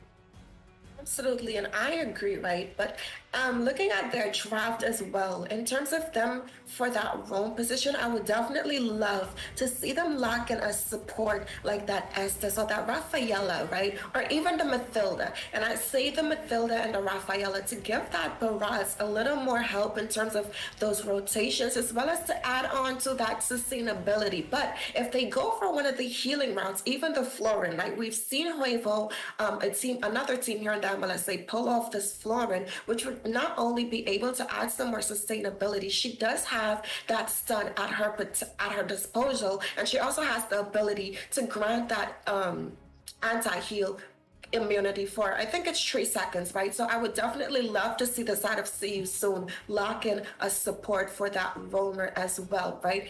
We already know that, well, I said earlier that Joy would be in the EXP lane, but I am seeing that Joy going into the jungle here, right? So they're potentially going to either put this Chow as the roamer and lock in probably another fighter that would have more frontline presence and capabilities to go into that EXP lane to counter that glue, right? So I can possibly see them picking up the Hilda here, but they still also need a mage. Now, I would suggest a mage like Lunox or a mage like Kagura, right? Very safe mages that's still able to offer burst and still not give enough to the side of you. See You Soon here with this IMU that they do have at their disposal. And like I said, beautiful pickup there from the side of Team Chubby, locking in that Lunox. Definitely going to help them be able to burst down that barrage as well as that glue coming in. And then skills locking in that Baksha in the jungle again here. I don't know. They have me a little on the edge in terms of what's going where right now. Yes, they actually are picking that up to put it into the jungle. And again, another great response, like I said, for the side of See You Soon here, hovering over this Mathilda pick, right? So I definitely love the thought process going into these teams here. Absolutely, and I like that they saved that roam for the last pick. They already prioed the glue and the XP as the first pick for their side. You always want to kind of keep that roam or that XP and that last pick when you're on the red side, which is the counter side, right? Because blue side does get left with a lot of the blind picks, all the blind picks. So you have that opportunity to play counter with the XP or with the roam. And in this case, they took it for the roam, and they're going to walk in that Estes. I'm not sure. Well, I guess that does work. Kind of like how you said about with the Florin. That sustainability, especially with the composition that they have, that's a lot to deal with. And it looks like the side of Team Chubby, right, they have more of a pick-off style, kind of a couple seconds of fireworks, dazzling display with like Joy. But once all that fades away, once the Way of Dragon is gone, the torn apart memory, Lunox Chaos Assault is kind of out of the way. They're kind of, just left kind of dry and hanging. There's not really much left. And if Estes can sustain his team through all those dazzling displays, they have a great chance of kind of just mowing them down afterwards once all that so important utility is used. So it's really going to come down to execution, though. That's been the reoccurring theme. Even when it looks good on paper, as we've seen, that doesn't always mean it's going to win the match. You have to be able to execute these ideas and these draft theories. You have to make it translate into the match. And that's what I'm excited to see. And that's what we're going to get a chance to visualize here as these teams are loading in and we are getting this match underway. Absolutely. And I like, I'm not sure about the Estes pickup. I would have preferred them go for the Mathilda or the Rafaela just to offer a lot more rotation stability for this Barat's there, right? And when you look at them locking in that Estes, we all know his main goal here is to add some healing and sustainability, but there's a direct counter for him. But speaking of direct counters here, we're seeing Joy do what Joy does best, and that's to provide a lot of that dash and action going on, that mobility, duking it out with Gloom. Neither one of them really getting the upper hand in this case. They are very strong XP laners. I feel like it can go either way. It just depends on who's going to make the first mistake in that XP lane. Speaking of though, Doom providing a little bit of vision onto the jungler of See You Soon there. Trying to keep an eye on him for these possible rotations and ganks. But hang on here. Looks like they might be committing down on the bot side a little bit. A little bit of an overextension there as Wu's going to catch him. But no, Joy able to make it out. Like we said, Joy doing what Joy does best, and that's being able to escape situations. But no, another re-engage. They're not going to stop. They're looking for this Barachi. They're looking for Flipsy. He's dropping low, and SX is going to find the first blood with the Boxia. See, and it's like I said, right? This is why I would have preferred that Mathilda or the Rafaela pick, because even though the Estes was in the top side, even if he was in the bot lane, he still would not have been able to help that Barat escape that sticky situation that he was unfortunately caught out in, right? And it's like I was saying, they do have skills on this direct counter. He has the anti-heal built into his kit and his passive. So not only does it affect the Estes, but it also affects whoever he is dealing damage to, right? And that's not even taking into account heroes picking up that dominance ice. But speaking of dominance, we're seeing right now the members of Chubby trying to find something, doing what the G can do, but he's not finding anything to take down. The Tono's welcome, not going to find the mark though, but there goes the split from a Glue, looking for a little bit of a grab as Valentina's going to take down Cho and Chu. The Lunix is actually going to steal that turtle. Here comes the Chaos Assault, the Ruby DD combo. Boxia has found Estes. They're looking for a little bit more as Joy's going to take down Flipsy on this Barat. They're not going to look to disengage just yet. They're potentially looking for more here. Chu following up with Joy. Vengeance has been popped. Blue trying to escape with these dashes. Joy not going to be able to complete that kill, but they found enough. They got some kills on the boards, and they also were able to secure that turtle by way of the mid laner for Team Chubby. absolutely. But in the bot side, Joy's still going in, and she's able to pick up that kill. And she's gonna go ahead and clear this wave here. Beautiful plays coming in, right? She's already building into that Genius one. Definitely going to add some more early game damage onto her. And she already does a decent job when it comes to dealing damage, right? We do see Lunox locking in that Demon Shoe. She's one of those heroes that has to constantly poke and deal some damage. So that's definitely going to help her in terms of sustaining that mana, right? We do see Valentina going the cooldown reduction route, which is what she needs to be able to spam those skills. But speaking of skills, ooh, what a way of the dragon combo by the Chaos Assault from Choose. They're going to take down See You Soon's mid laner. Bye-bye to Mozzie Cutie there. And now maybe looking for a little bit.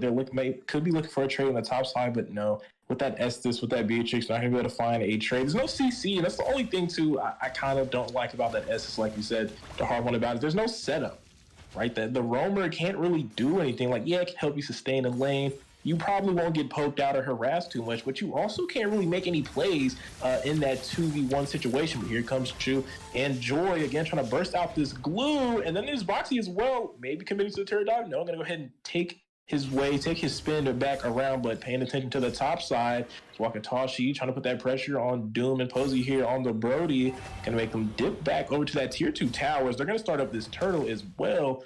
Doom trying to pull that aggro back over to their side. We got to keep an eye on Mozzie Cutie. He does have that show ult. He has the Way of the Dragon in his kit that he did steal from him right now. When everything lining up, turtle has been reset. Cyber shot not going to connect anyone, but See You Soon is stacking up. They have popped the S's. Oh, but Boxy is going to go ahead and pick that up. And now a 5v5 fight is going on. Doom finds the G Kundu away the dragon on to Valentina, but not going to lead to anything. But hang on here. No, they might be able to find it. Brody does find him, and now they're stacking onto this Beatrix. The stun connects, and that's a double kill for the gold laner of Chubby. But hang on here. Daytona's welcome. Trying to keep Cho locked down to go ahead and disengage there as they are getting wiped in these team fights. Absolutely. And Chubby is just saying, see you soon at every objective, right? And we're seeing, and they can afford to do that, right? Because like I said, their draft allows them to be able to do these things and have these setups, right? Like you mentioned, Doom on this show with that Way of the Dragon, he's able to secure these pickoffs. And we see what he can do when he has that flicker up at his disposal, right? So Mozzie definitely has to play it safe when she's making these rotations, because the damage coming in from him as well as the combos from Chu there, definitely going to be able to secure some kills. But I want to see if any items has been secured after that turtle, right? We did see him building up that dominance ice, and it's like I said, that in combination with the Basha is just going to make that regen and sustain a little lackluster from the side of See You Soon. But I will say Beatrix, she was able to build up that Blade of Despair, definitely going to help in terms of dealing damage. But speaking of dealing damage,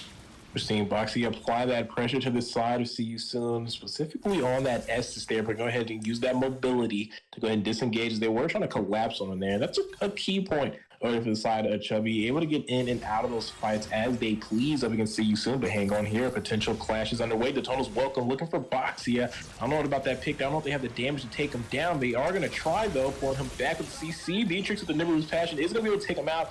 Now we're seeing Brody torn apart memory, but he's going to be the one turned into a memory as the gold laner for See You Soon will pick up a double kill. But look at Doom. I don't know what exactly he's going for. There's no more members around. Hang on, he did find a way of the dragon over to Joy. He's going to be able to take that kill, and Joy's going to let the beats unleash, picking up a double kill with the Vengeance. Somehow, the side of Chubby is able to make their way to the bot lane and trade out in that fight that it looked like See You Soon finally had got something, an opportunity to turn this around, but Chubby doing a great job of applying pressure and not letting anything go unanswered.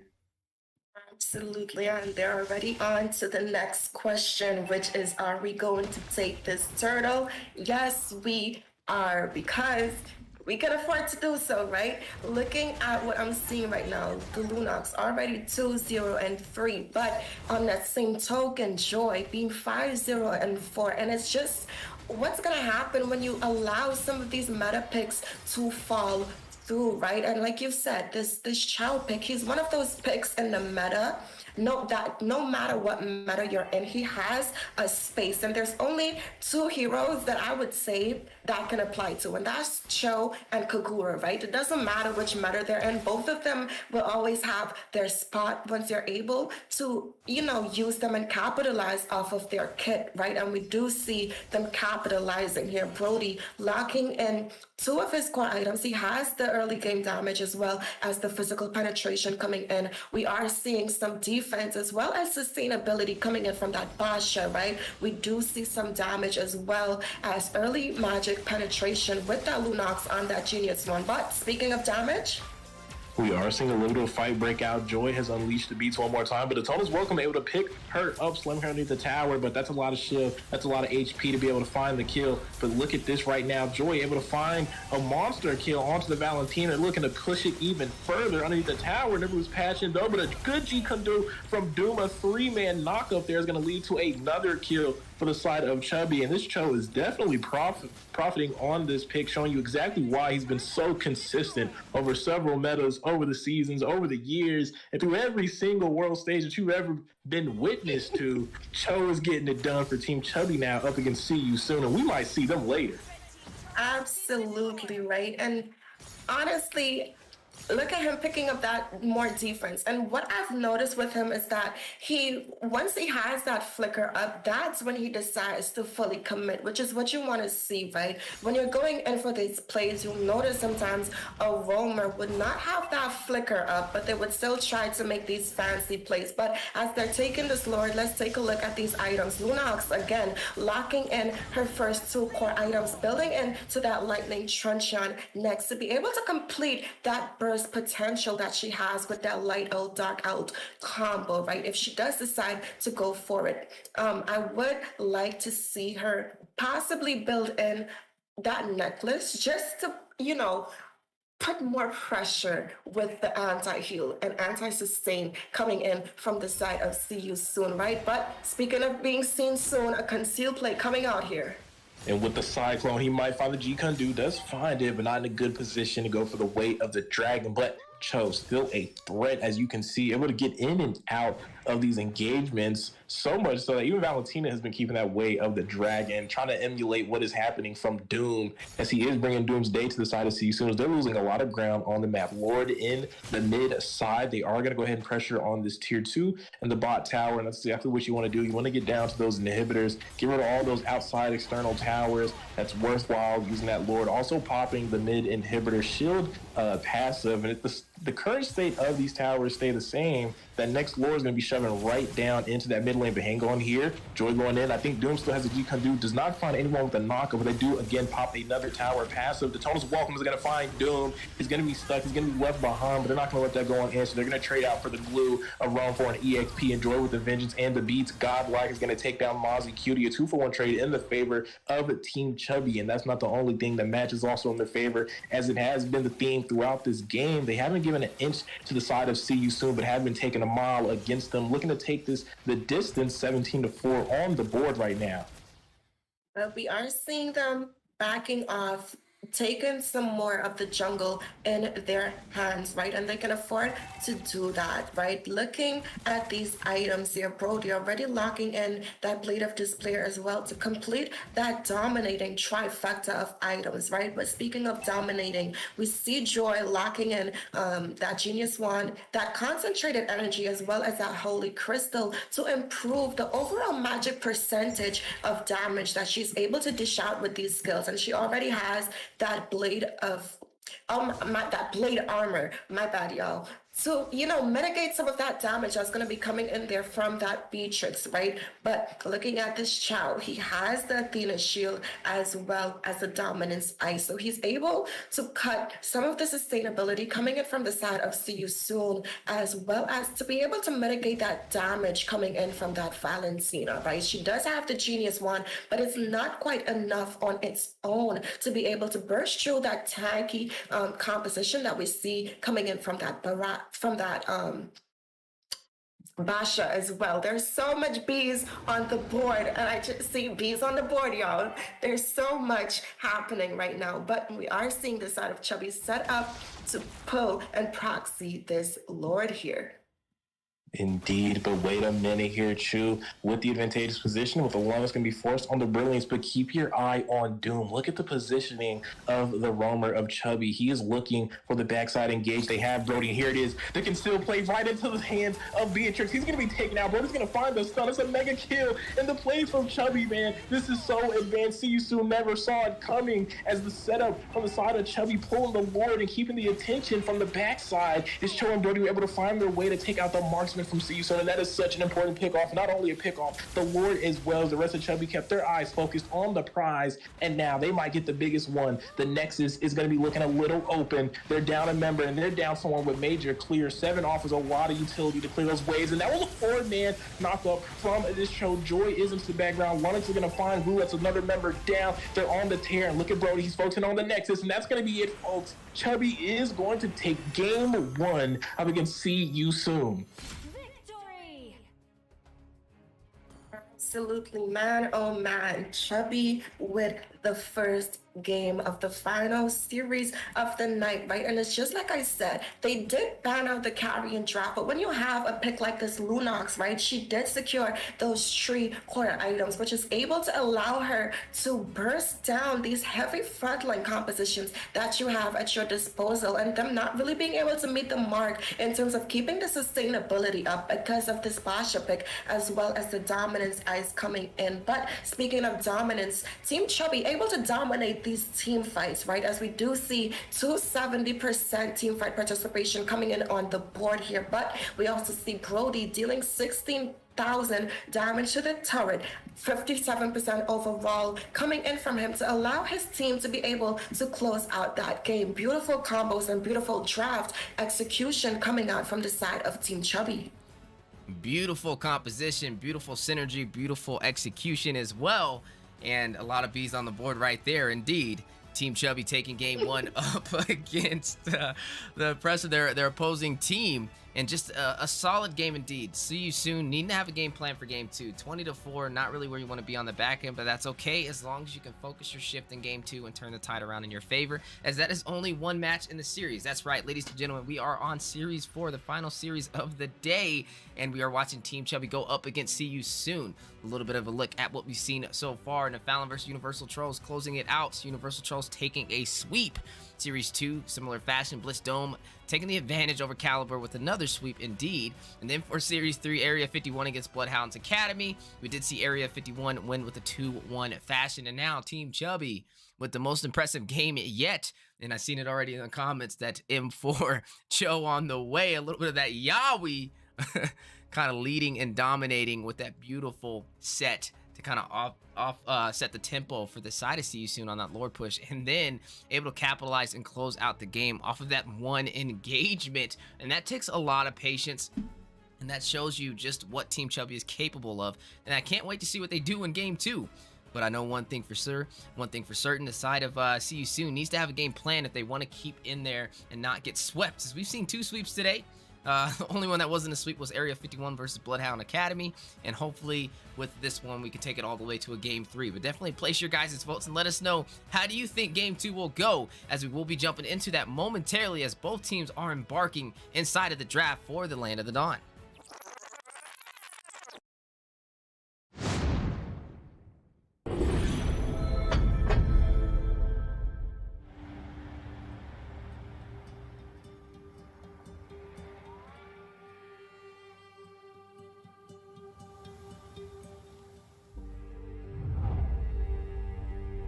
You can travel the world to find yourself.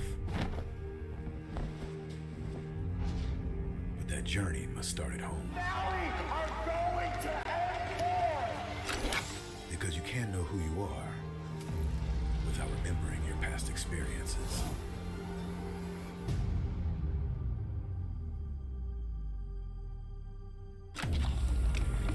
Basic is returning to Asia for his redemption. The BTK trio wants to prove M3 wasn't just a fluke, and Hoon looking to win back his fans. I got basically kicked, but they still call me traitor for, I don't know, for pursuing my dream. I thought living that comfort zone and then try new things was a better way for me to pursue the win. We're coming and we're gonna compete. We're gonna put a fight, that's for sure. I'm coming for you, M4. This is what we have all been waiting for. You push us, we push you back. You respect us, we respect you back. You doubt us, we will bleed to prove you wrong. Everything on the line, right here, right now.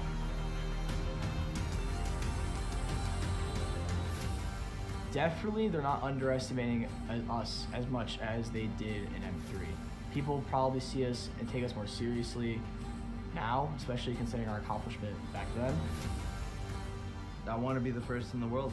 I want to win a world championship. And the only way to really do that is day in and day out. There's no relaxing. You have to keep going. Here comes the valley.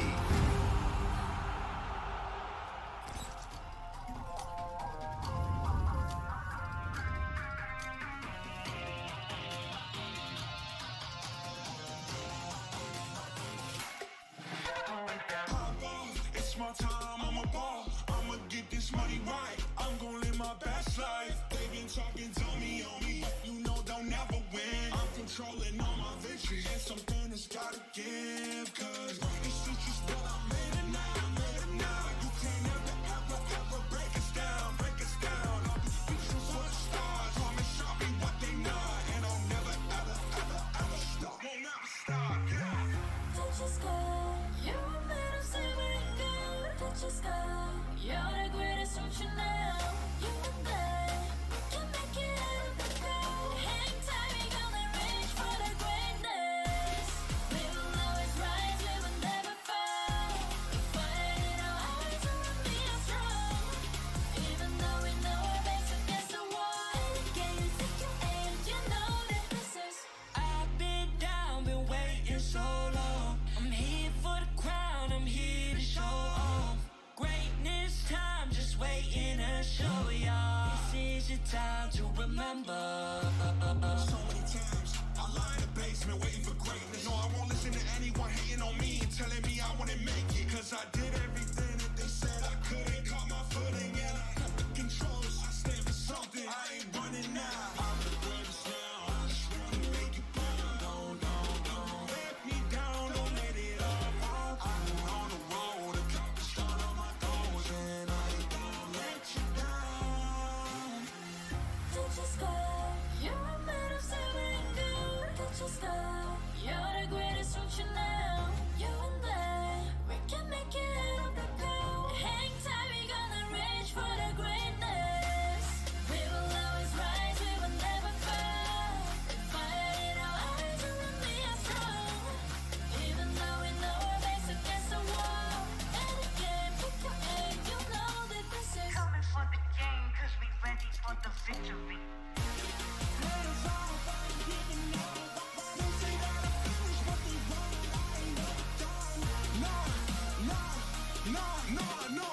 So turn it up, turn it up, turn it up, All you get your hands up, all you raise your hands.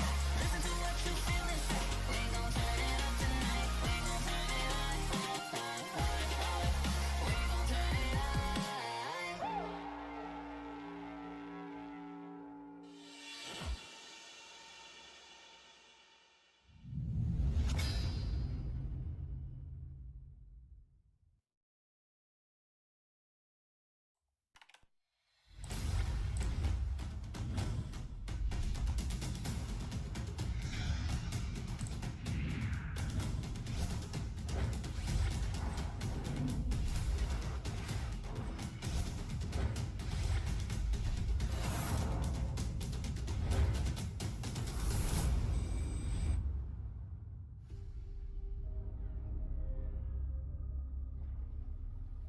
The sky is so vast, isn't it? My little flare. Papa? Can you reach the sky and ignite the stars?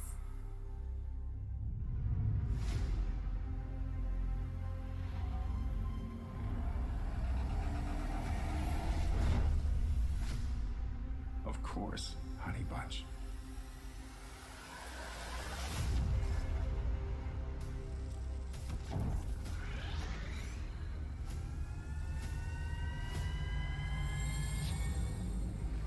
Papa never returned home. He's among the stars now. But what about me?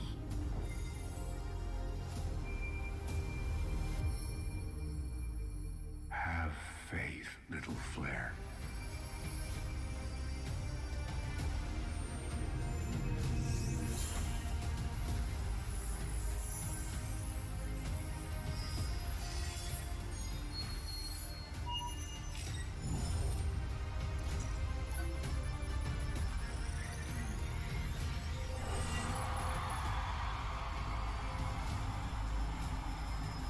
Now this is a wonder to behold.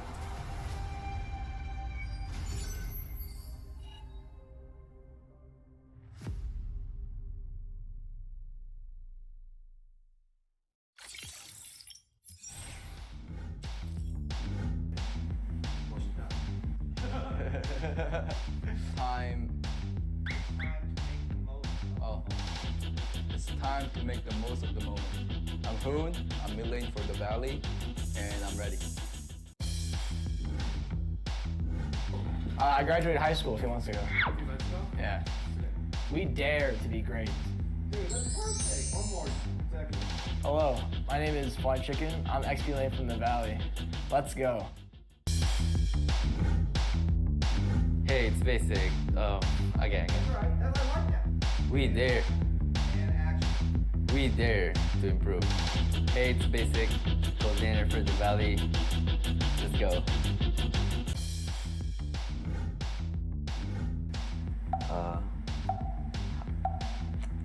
Say hi. Three wasn't good enough. There you go. One more time. Three wasn't good enough. One more time. You got it better one again. Hi, I'm Chuck. I'm late son for the Valley. Let's go. You see my chapped lips on the camera? Like here a little bit? Don't disrespect the US of A. One more. Hi, I'm Moba Zane, Jungle for the Valley, and we're ready. I want to fight Yahweh from the Eagle team for Philippines. Definitely RRQ. They've done so much for Mobile Legends, and you could tell just by the amount of fans that they have. They've also been so driven. I mean, they've been in Mobile Legends for years and years and years, and Ladies and gentlemen, welcome back to the Land of the Dawn. We are the Mobile Legends Scrim Academy, and some insane matches we've seen so far. 3 series already completed, and now on to Series 4. We are seeing Team Chubby go up against See You Soon, and Team Chubby already sealing the deal with Game 1 with a phenomenal finish with the Cho, with the way the Dragon from a Bush play to offset the tempo of See You Soon is still not only the Lord, but the Nexus all in that one engagement, and definitely one of the biggest highlights for the Mobile Legends Scrim Academy so far. So definitely excited to see how match 2 goes, as that was only 1 game in a series of 3. A little bit of a look at what we've seen so far. Series 1, Nephalem up against Universal Trolls, best of 3. Series 2 was Caliber versus Blitz Dome, best of 3. Both of them ended in a sweep. Universal Trolls taking the win over Nephalem, and Blitz Dome taking a win over Team Caliber. Series 3, Area 51 versus Bloodhounds Academy kind of broke the code and changed the pace of the series with a 2-1 fashion. Overall was won by Area 51 to close it out with Game 3. And now on to Series 4, Team Chubby versus See You Soon. Team Chubby already making some highlight reels with this Cho and the way of the Dragon against See You Soon. But the question is, See You Soon, will they be able to come back, hang in there, and take us to a Game 3? Or will we see the 3rd sweep of the day, as both teams are embarking inside of the Land of the Dawn, preparing for their draft to go inside and possibly take a win for this series? And we have 2 amazing casters on the desk to go ahead and pave this story. We have Coach Deku, Do You Even Breathe, on the play-by-play, joined by the on-point analyst by the name of Eunice. How you guys doing today? I'm doing great, Weezy, and I'm very excited to see this next match. Chubby came out with a fiery Game 1 in this final series of the night. I'm looking to see more action. It doesn't matter which side it is. I just want to see it go down now. But, Eunice, how are you feeling about this next match? I am feeling pretty good. I do want to see what's in stock for both of the teams. So let's do a little bit of a draft analyzing here. I do see a Joy getting picked up, but in response to that, there was a carry being drafted. It looks like they skipped the first ban on the side of See You Soon. So confused. Maybe there was a miscommunication with that draft, but they did open up a little bit of these heroes because of that misban. But I do see a Joy and a Claude and Feramis. Good. And I do see a Carry, Kaja, and a Haya. So Haya's been pretty abused in the current meta right now. He is a very good jungler, very tactile marksman, a very tactile jungler as well. And being able to kind of just backline kill pretty much anybody as soon as he gets his stacks on those should be a good easy kill for the side of Chubby. But speaking of Chubby, I do see a Khalid possibly getting drafted in. I haven't seen much Khalid players, but I do know he has a very strong early game, especially in the EXP lane. But Deku, do you want to pick up the last 2? Definitely can do that. As like you said, we are seeing the finalization for these picks, as it is going back over to the side of See You Soon. They have the Claude, they have the Frames, they have the Joy. I feel like they need something maybe on the set side for this roam in the hands of Wakatoshi here. There's a couple options. They could still go for something like the Atlas, Atlas would be very good into the hands, paired up with Faramis in that mid lane, and then kind of to deny that as well being an optional. Actually, I don't think there's actually any room for the side of Chubby to make that be a pick as well. But it's like they might look to go ahead and pick up Cho instead to pair off with this Faramis. That'd be very interesting, and especially locking that in with an Atlas. They'd be looking for more of an all-in, more of a dive composition, and looking to quickly take them out and overwhelm them in these team fights, and that is exactly what is going to happen. They are going to go ahead and take that Cho. Wakatachi is actually a very good Cho player. I've actually had the opportunity to host some scrims for them off-screen privately. He's very strong and capable with it, and I feel like that's a great pickup for them. It's a nice little comfort, but speaking of comfort, it's like we're kind of getting out of the comfort. That is a Harley being locked in for the mid lane, it seems, locked in for the side of Team Chubby, and they are looking to make a statement in game 2.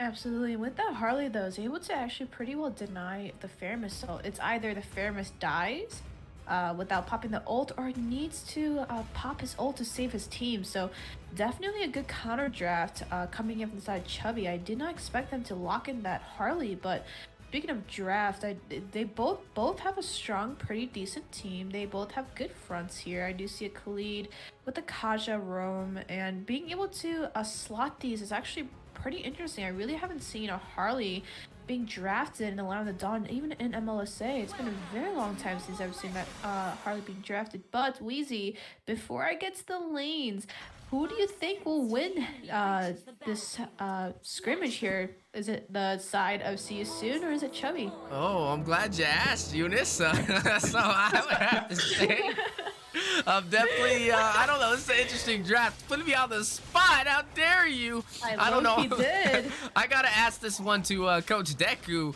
to speak on my behalf. Who do you think takes this with the draft so far?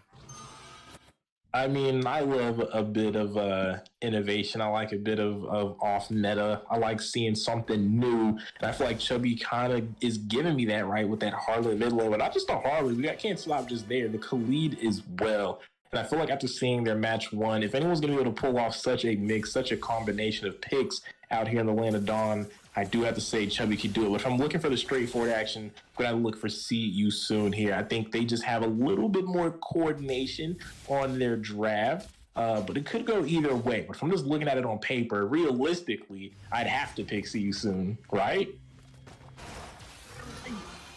I do. For the books, even just looking at it as a book draft, yeah, he soon should be able to win this draft. But Chubby does have pick-off advantages with that Harley, and being able to have him mobile around the map, especially in the mid lane, should be able to pick off a lot of easy people. Speaking about pickoffs, and there goes one, facilitated by that shadow kill. Khalid able to find the first blood into the hands of Team Chubby. Alice being forced out of that river, having to rotate away to disengage. Chubby is already letting their presence be felt with that early kill on the board. Yeah, so with that being said, like I said a couple seconds ago, Chubby more has an early game pick-off advantage, right? So that the Harley was able to pick off that entire team, actually, or at least get someone down and low enough and be able to use all those utilities in that small fight right before the neutral ejected turtle is now being spawned. So definitely gonna have to see what is in stock for Chubby. But team fight wise, See You Soon has a little bit more coordination, like Coach Deku said, a little bit more of team fight advantage with that Faramis being able to immune pretty much anything and all deaths in that split second. So we're gonna have to see this neutral fight, but I think they're looking for something here, Deku.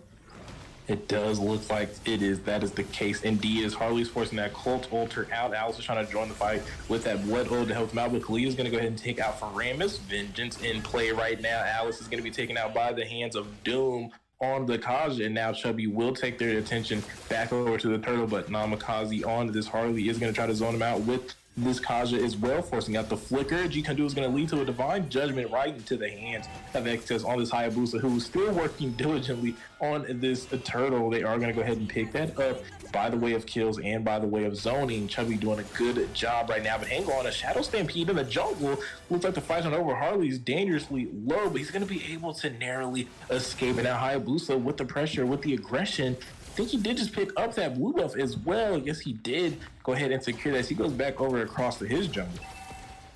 Yeah, absolutely. Good contest coming in from the side of Chubby now. We do see a Joy getting locked in the jungle, right? Joy does depend on her boom to be able to proc all that magic damage and to be able to scale a little bit more. As a jungler, as Joy, you need to be able to keep up with your movement speed, keep up with the pressure all over the map. But speaking about pressure, I do see Claw picking up his first core item. But speaking of core item, we are seeing Hayabusa did pick up that kill right on the top side on that Alice again, who is kind of struggling with a bit of 0-2, but fighting out over there. Looks like a little more action in the jungle. See you soon. Trying to fight back a bit. Not able to find anything. They have to keep an eye on carry. Those speedy light wheels can come out at any second here. Cold Ulcer is being forced out. And now the side of Chubby is looking to pick up the pace. They have isolated members. Divine Judgment is finding Wakatoshi on the Cho. That is a kill into the hand of carry. That's the last person you want to see pick up a kill. Already a menace. And with a kill, accelerates the scaling, accelerates the item pickups to make carry the threat that we know she is once she transitions over into that mid and especially into the late game stages of the match. About the gold gap here as well. It's looking at almost a 4K gold gap on the side of Chubby. But speaking of gold gap, I do see a lot of core items being built in already within the first almost 5 minutes of this game. I see Khalid locking in that Blade of Heptases and that Haya already locking in Hunter Strike. Looks like both lanes are struggling just a little bit to be laning up against it, especially for the side of See You Soon. And then even though that Claw did lock in that DHS, in response, the carry did as well. And carry is sitting at a little bit of a gold lead compared to that Claude, but besides that, they're gonna have to look for this neutral objective turtle for the side of See You Soon. If they don't capitalize this, they're gonna start snowballing in their gold. Absolutely, they definitely can snowball, and that is what we're kind of seeing right now from the side of Team Chubby. See You Soon gonna have to find a way to retaliate. They're gonna need those pickoffs. They're gonna need some way to find that engagement that's kind of gonna come later on in the game, right? When Faramus has a little more items, a little more damage, and the same with the Alice, but they're all having a hard time. But there goes a Way of the Dragon from Wakatoshi, but there's no one there to follow up. An ill-advised Way of the Dragon is Harley's going to take down that Claude in exchange. It's like they're going to find another one. Speedy Light Wheels facilitating the double kill into the hands of Harley, killing spree for Khalid. He does take down Faramus. Wakatoshi trying to escape. He is in between the members of Team Chubby. He needs to get up out of there, as now there's a Flicker Divine Judgment, a bad call from him. There's no way you can defend against 4 members. You have to give up that tower. Even though we know the tower is so important, at some point you have to realize that surrender is your best option. Live to fight another day. Yeah, this Joy is having a little bit of a rough time farming around the map.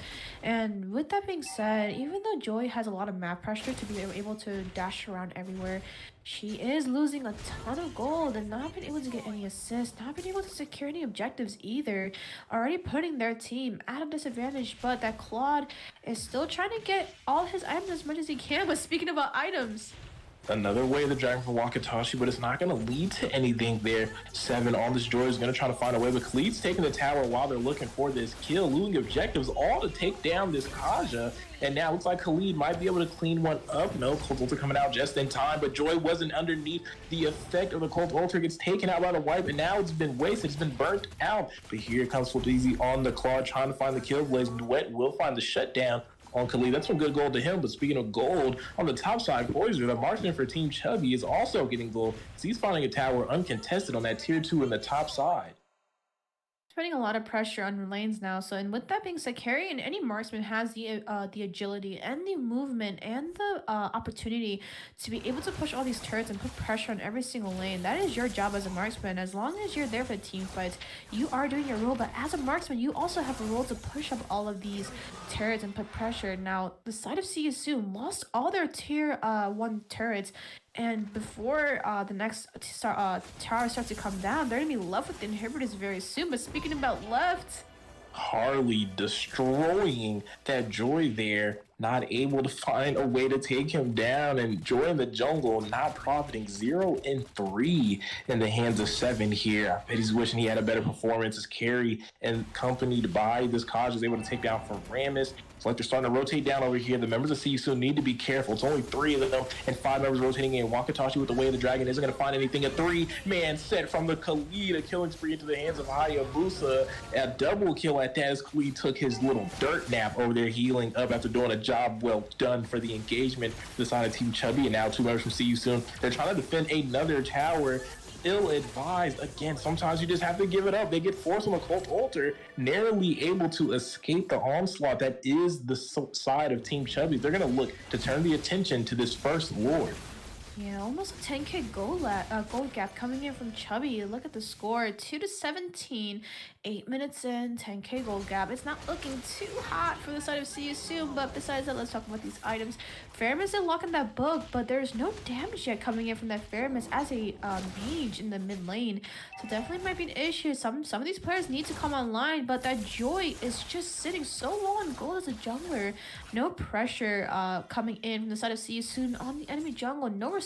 That Harley is just abusing all of their jungle, especially on that Joy.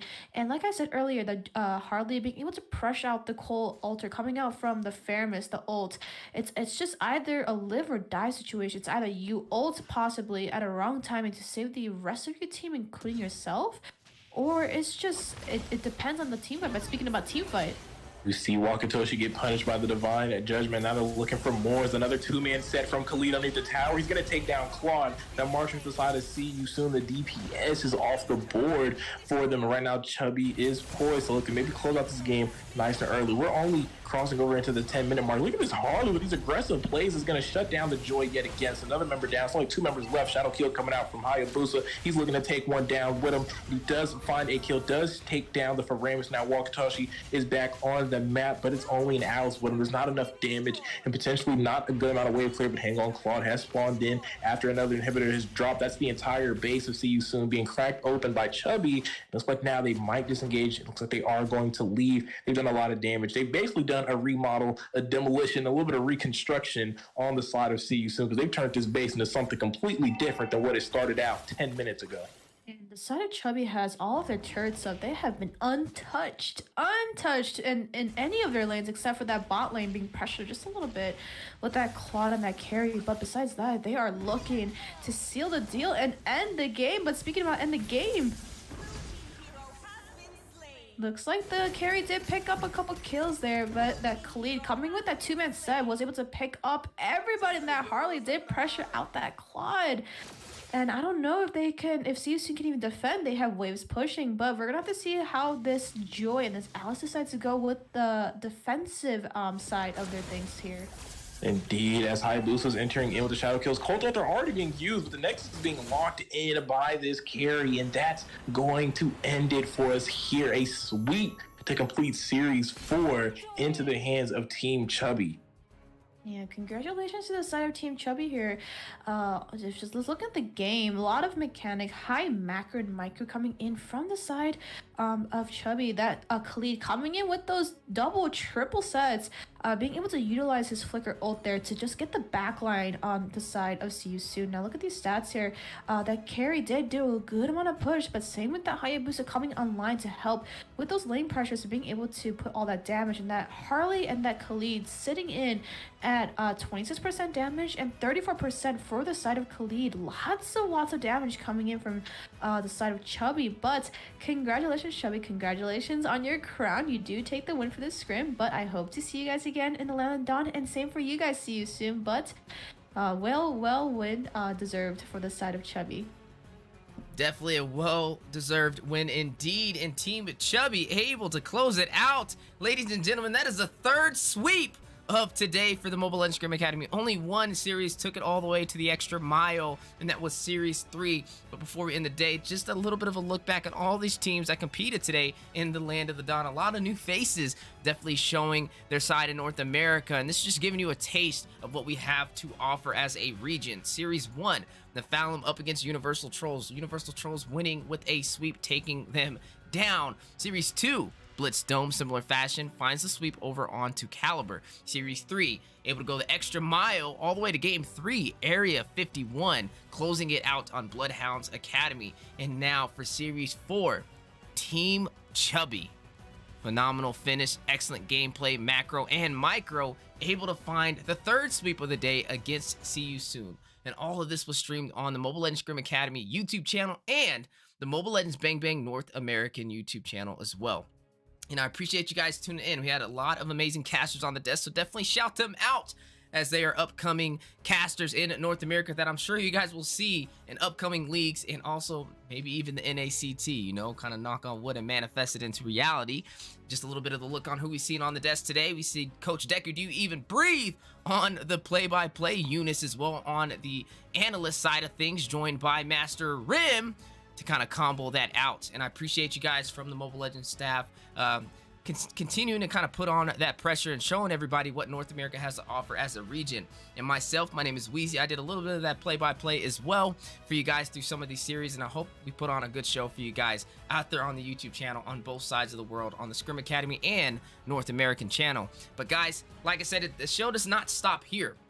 We are constantly putting out content. We are constantly letting these teams compete in a professional scene so that we can eventually get to the end goal of the NAMPL, and on top of that, see some of these newer teams and new faces possibly go the extra mile down to M5. So thanks so much for being here today. Been a pleasure hosting for you guys. Make sure if you guys do want to compete or stay up to date with us, you subscribe to our YouTube channel for the Mobile Legends Scrim Academy, and you also register through the Mobile Legends Scrim Academy Discord server. That's right. If you're a solo player looking for a team and you want to take, you know, your casual gameplay to the professional platform, feel free to sign up on the MLSA Discord server now.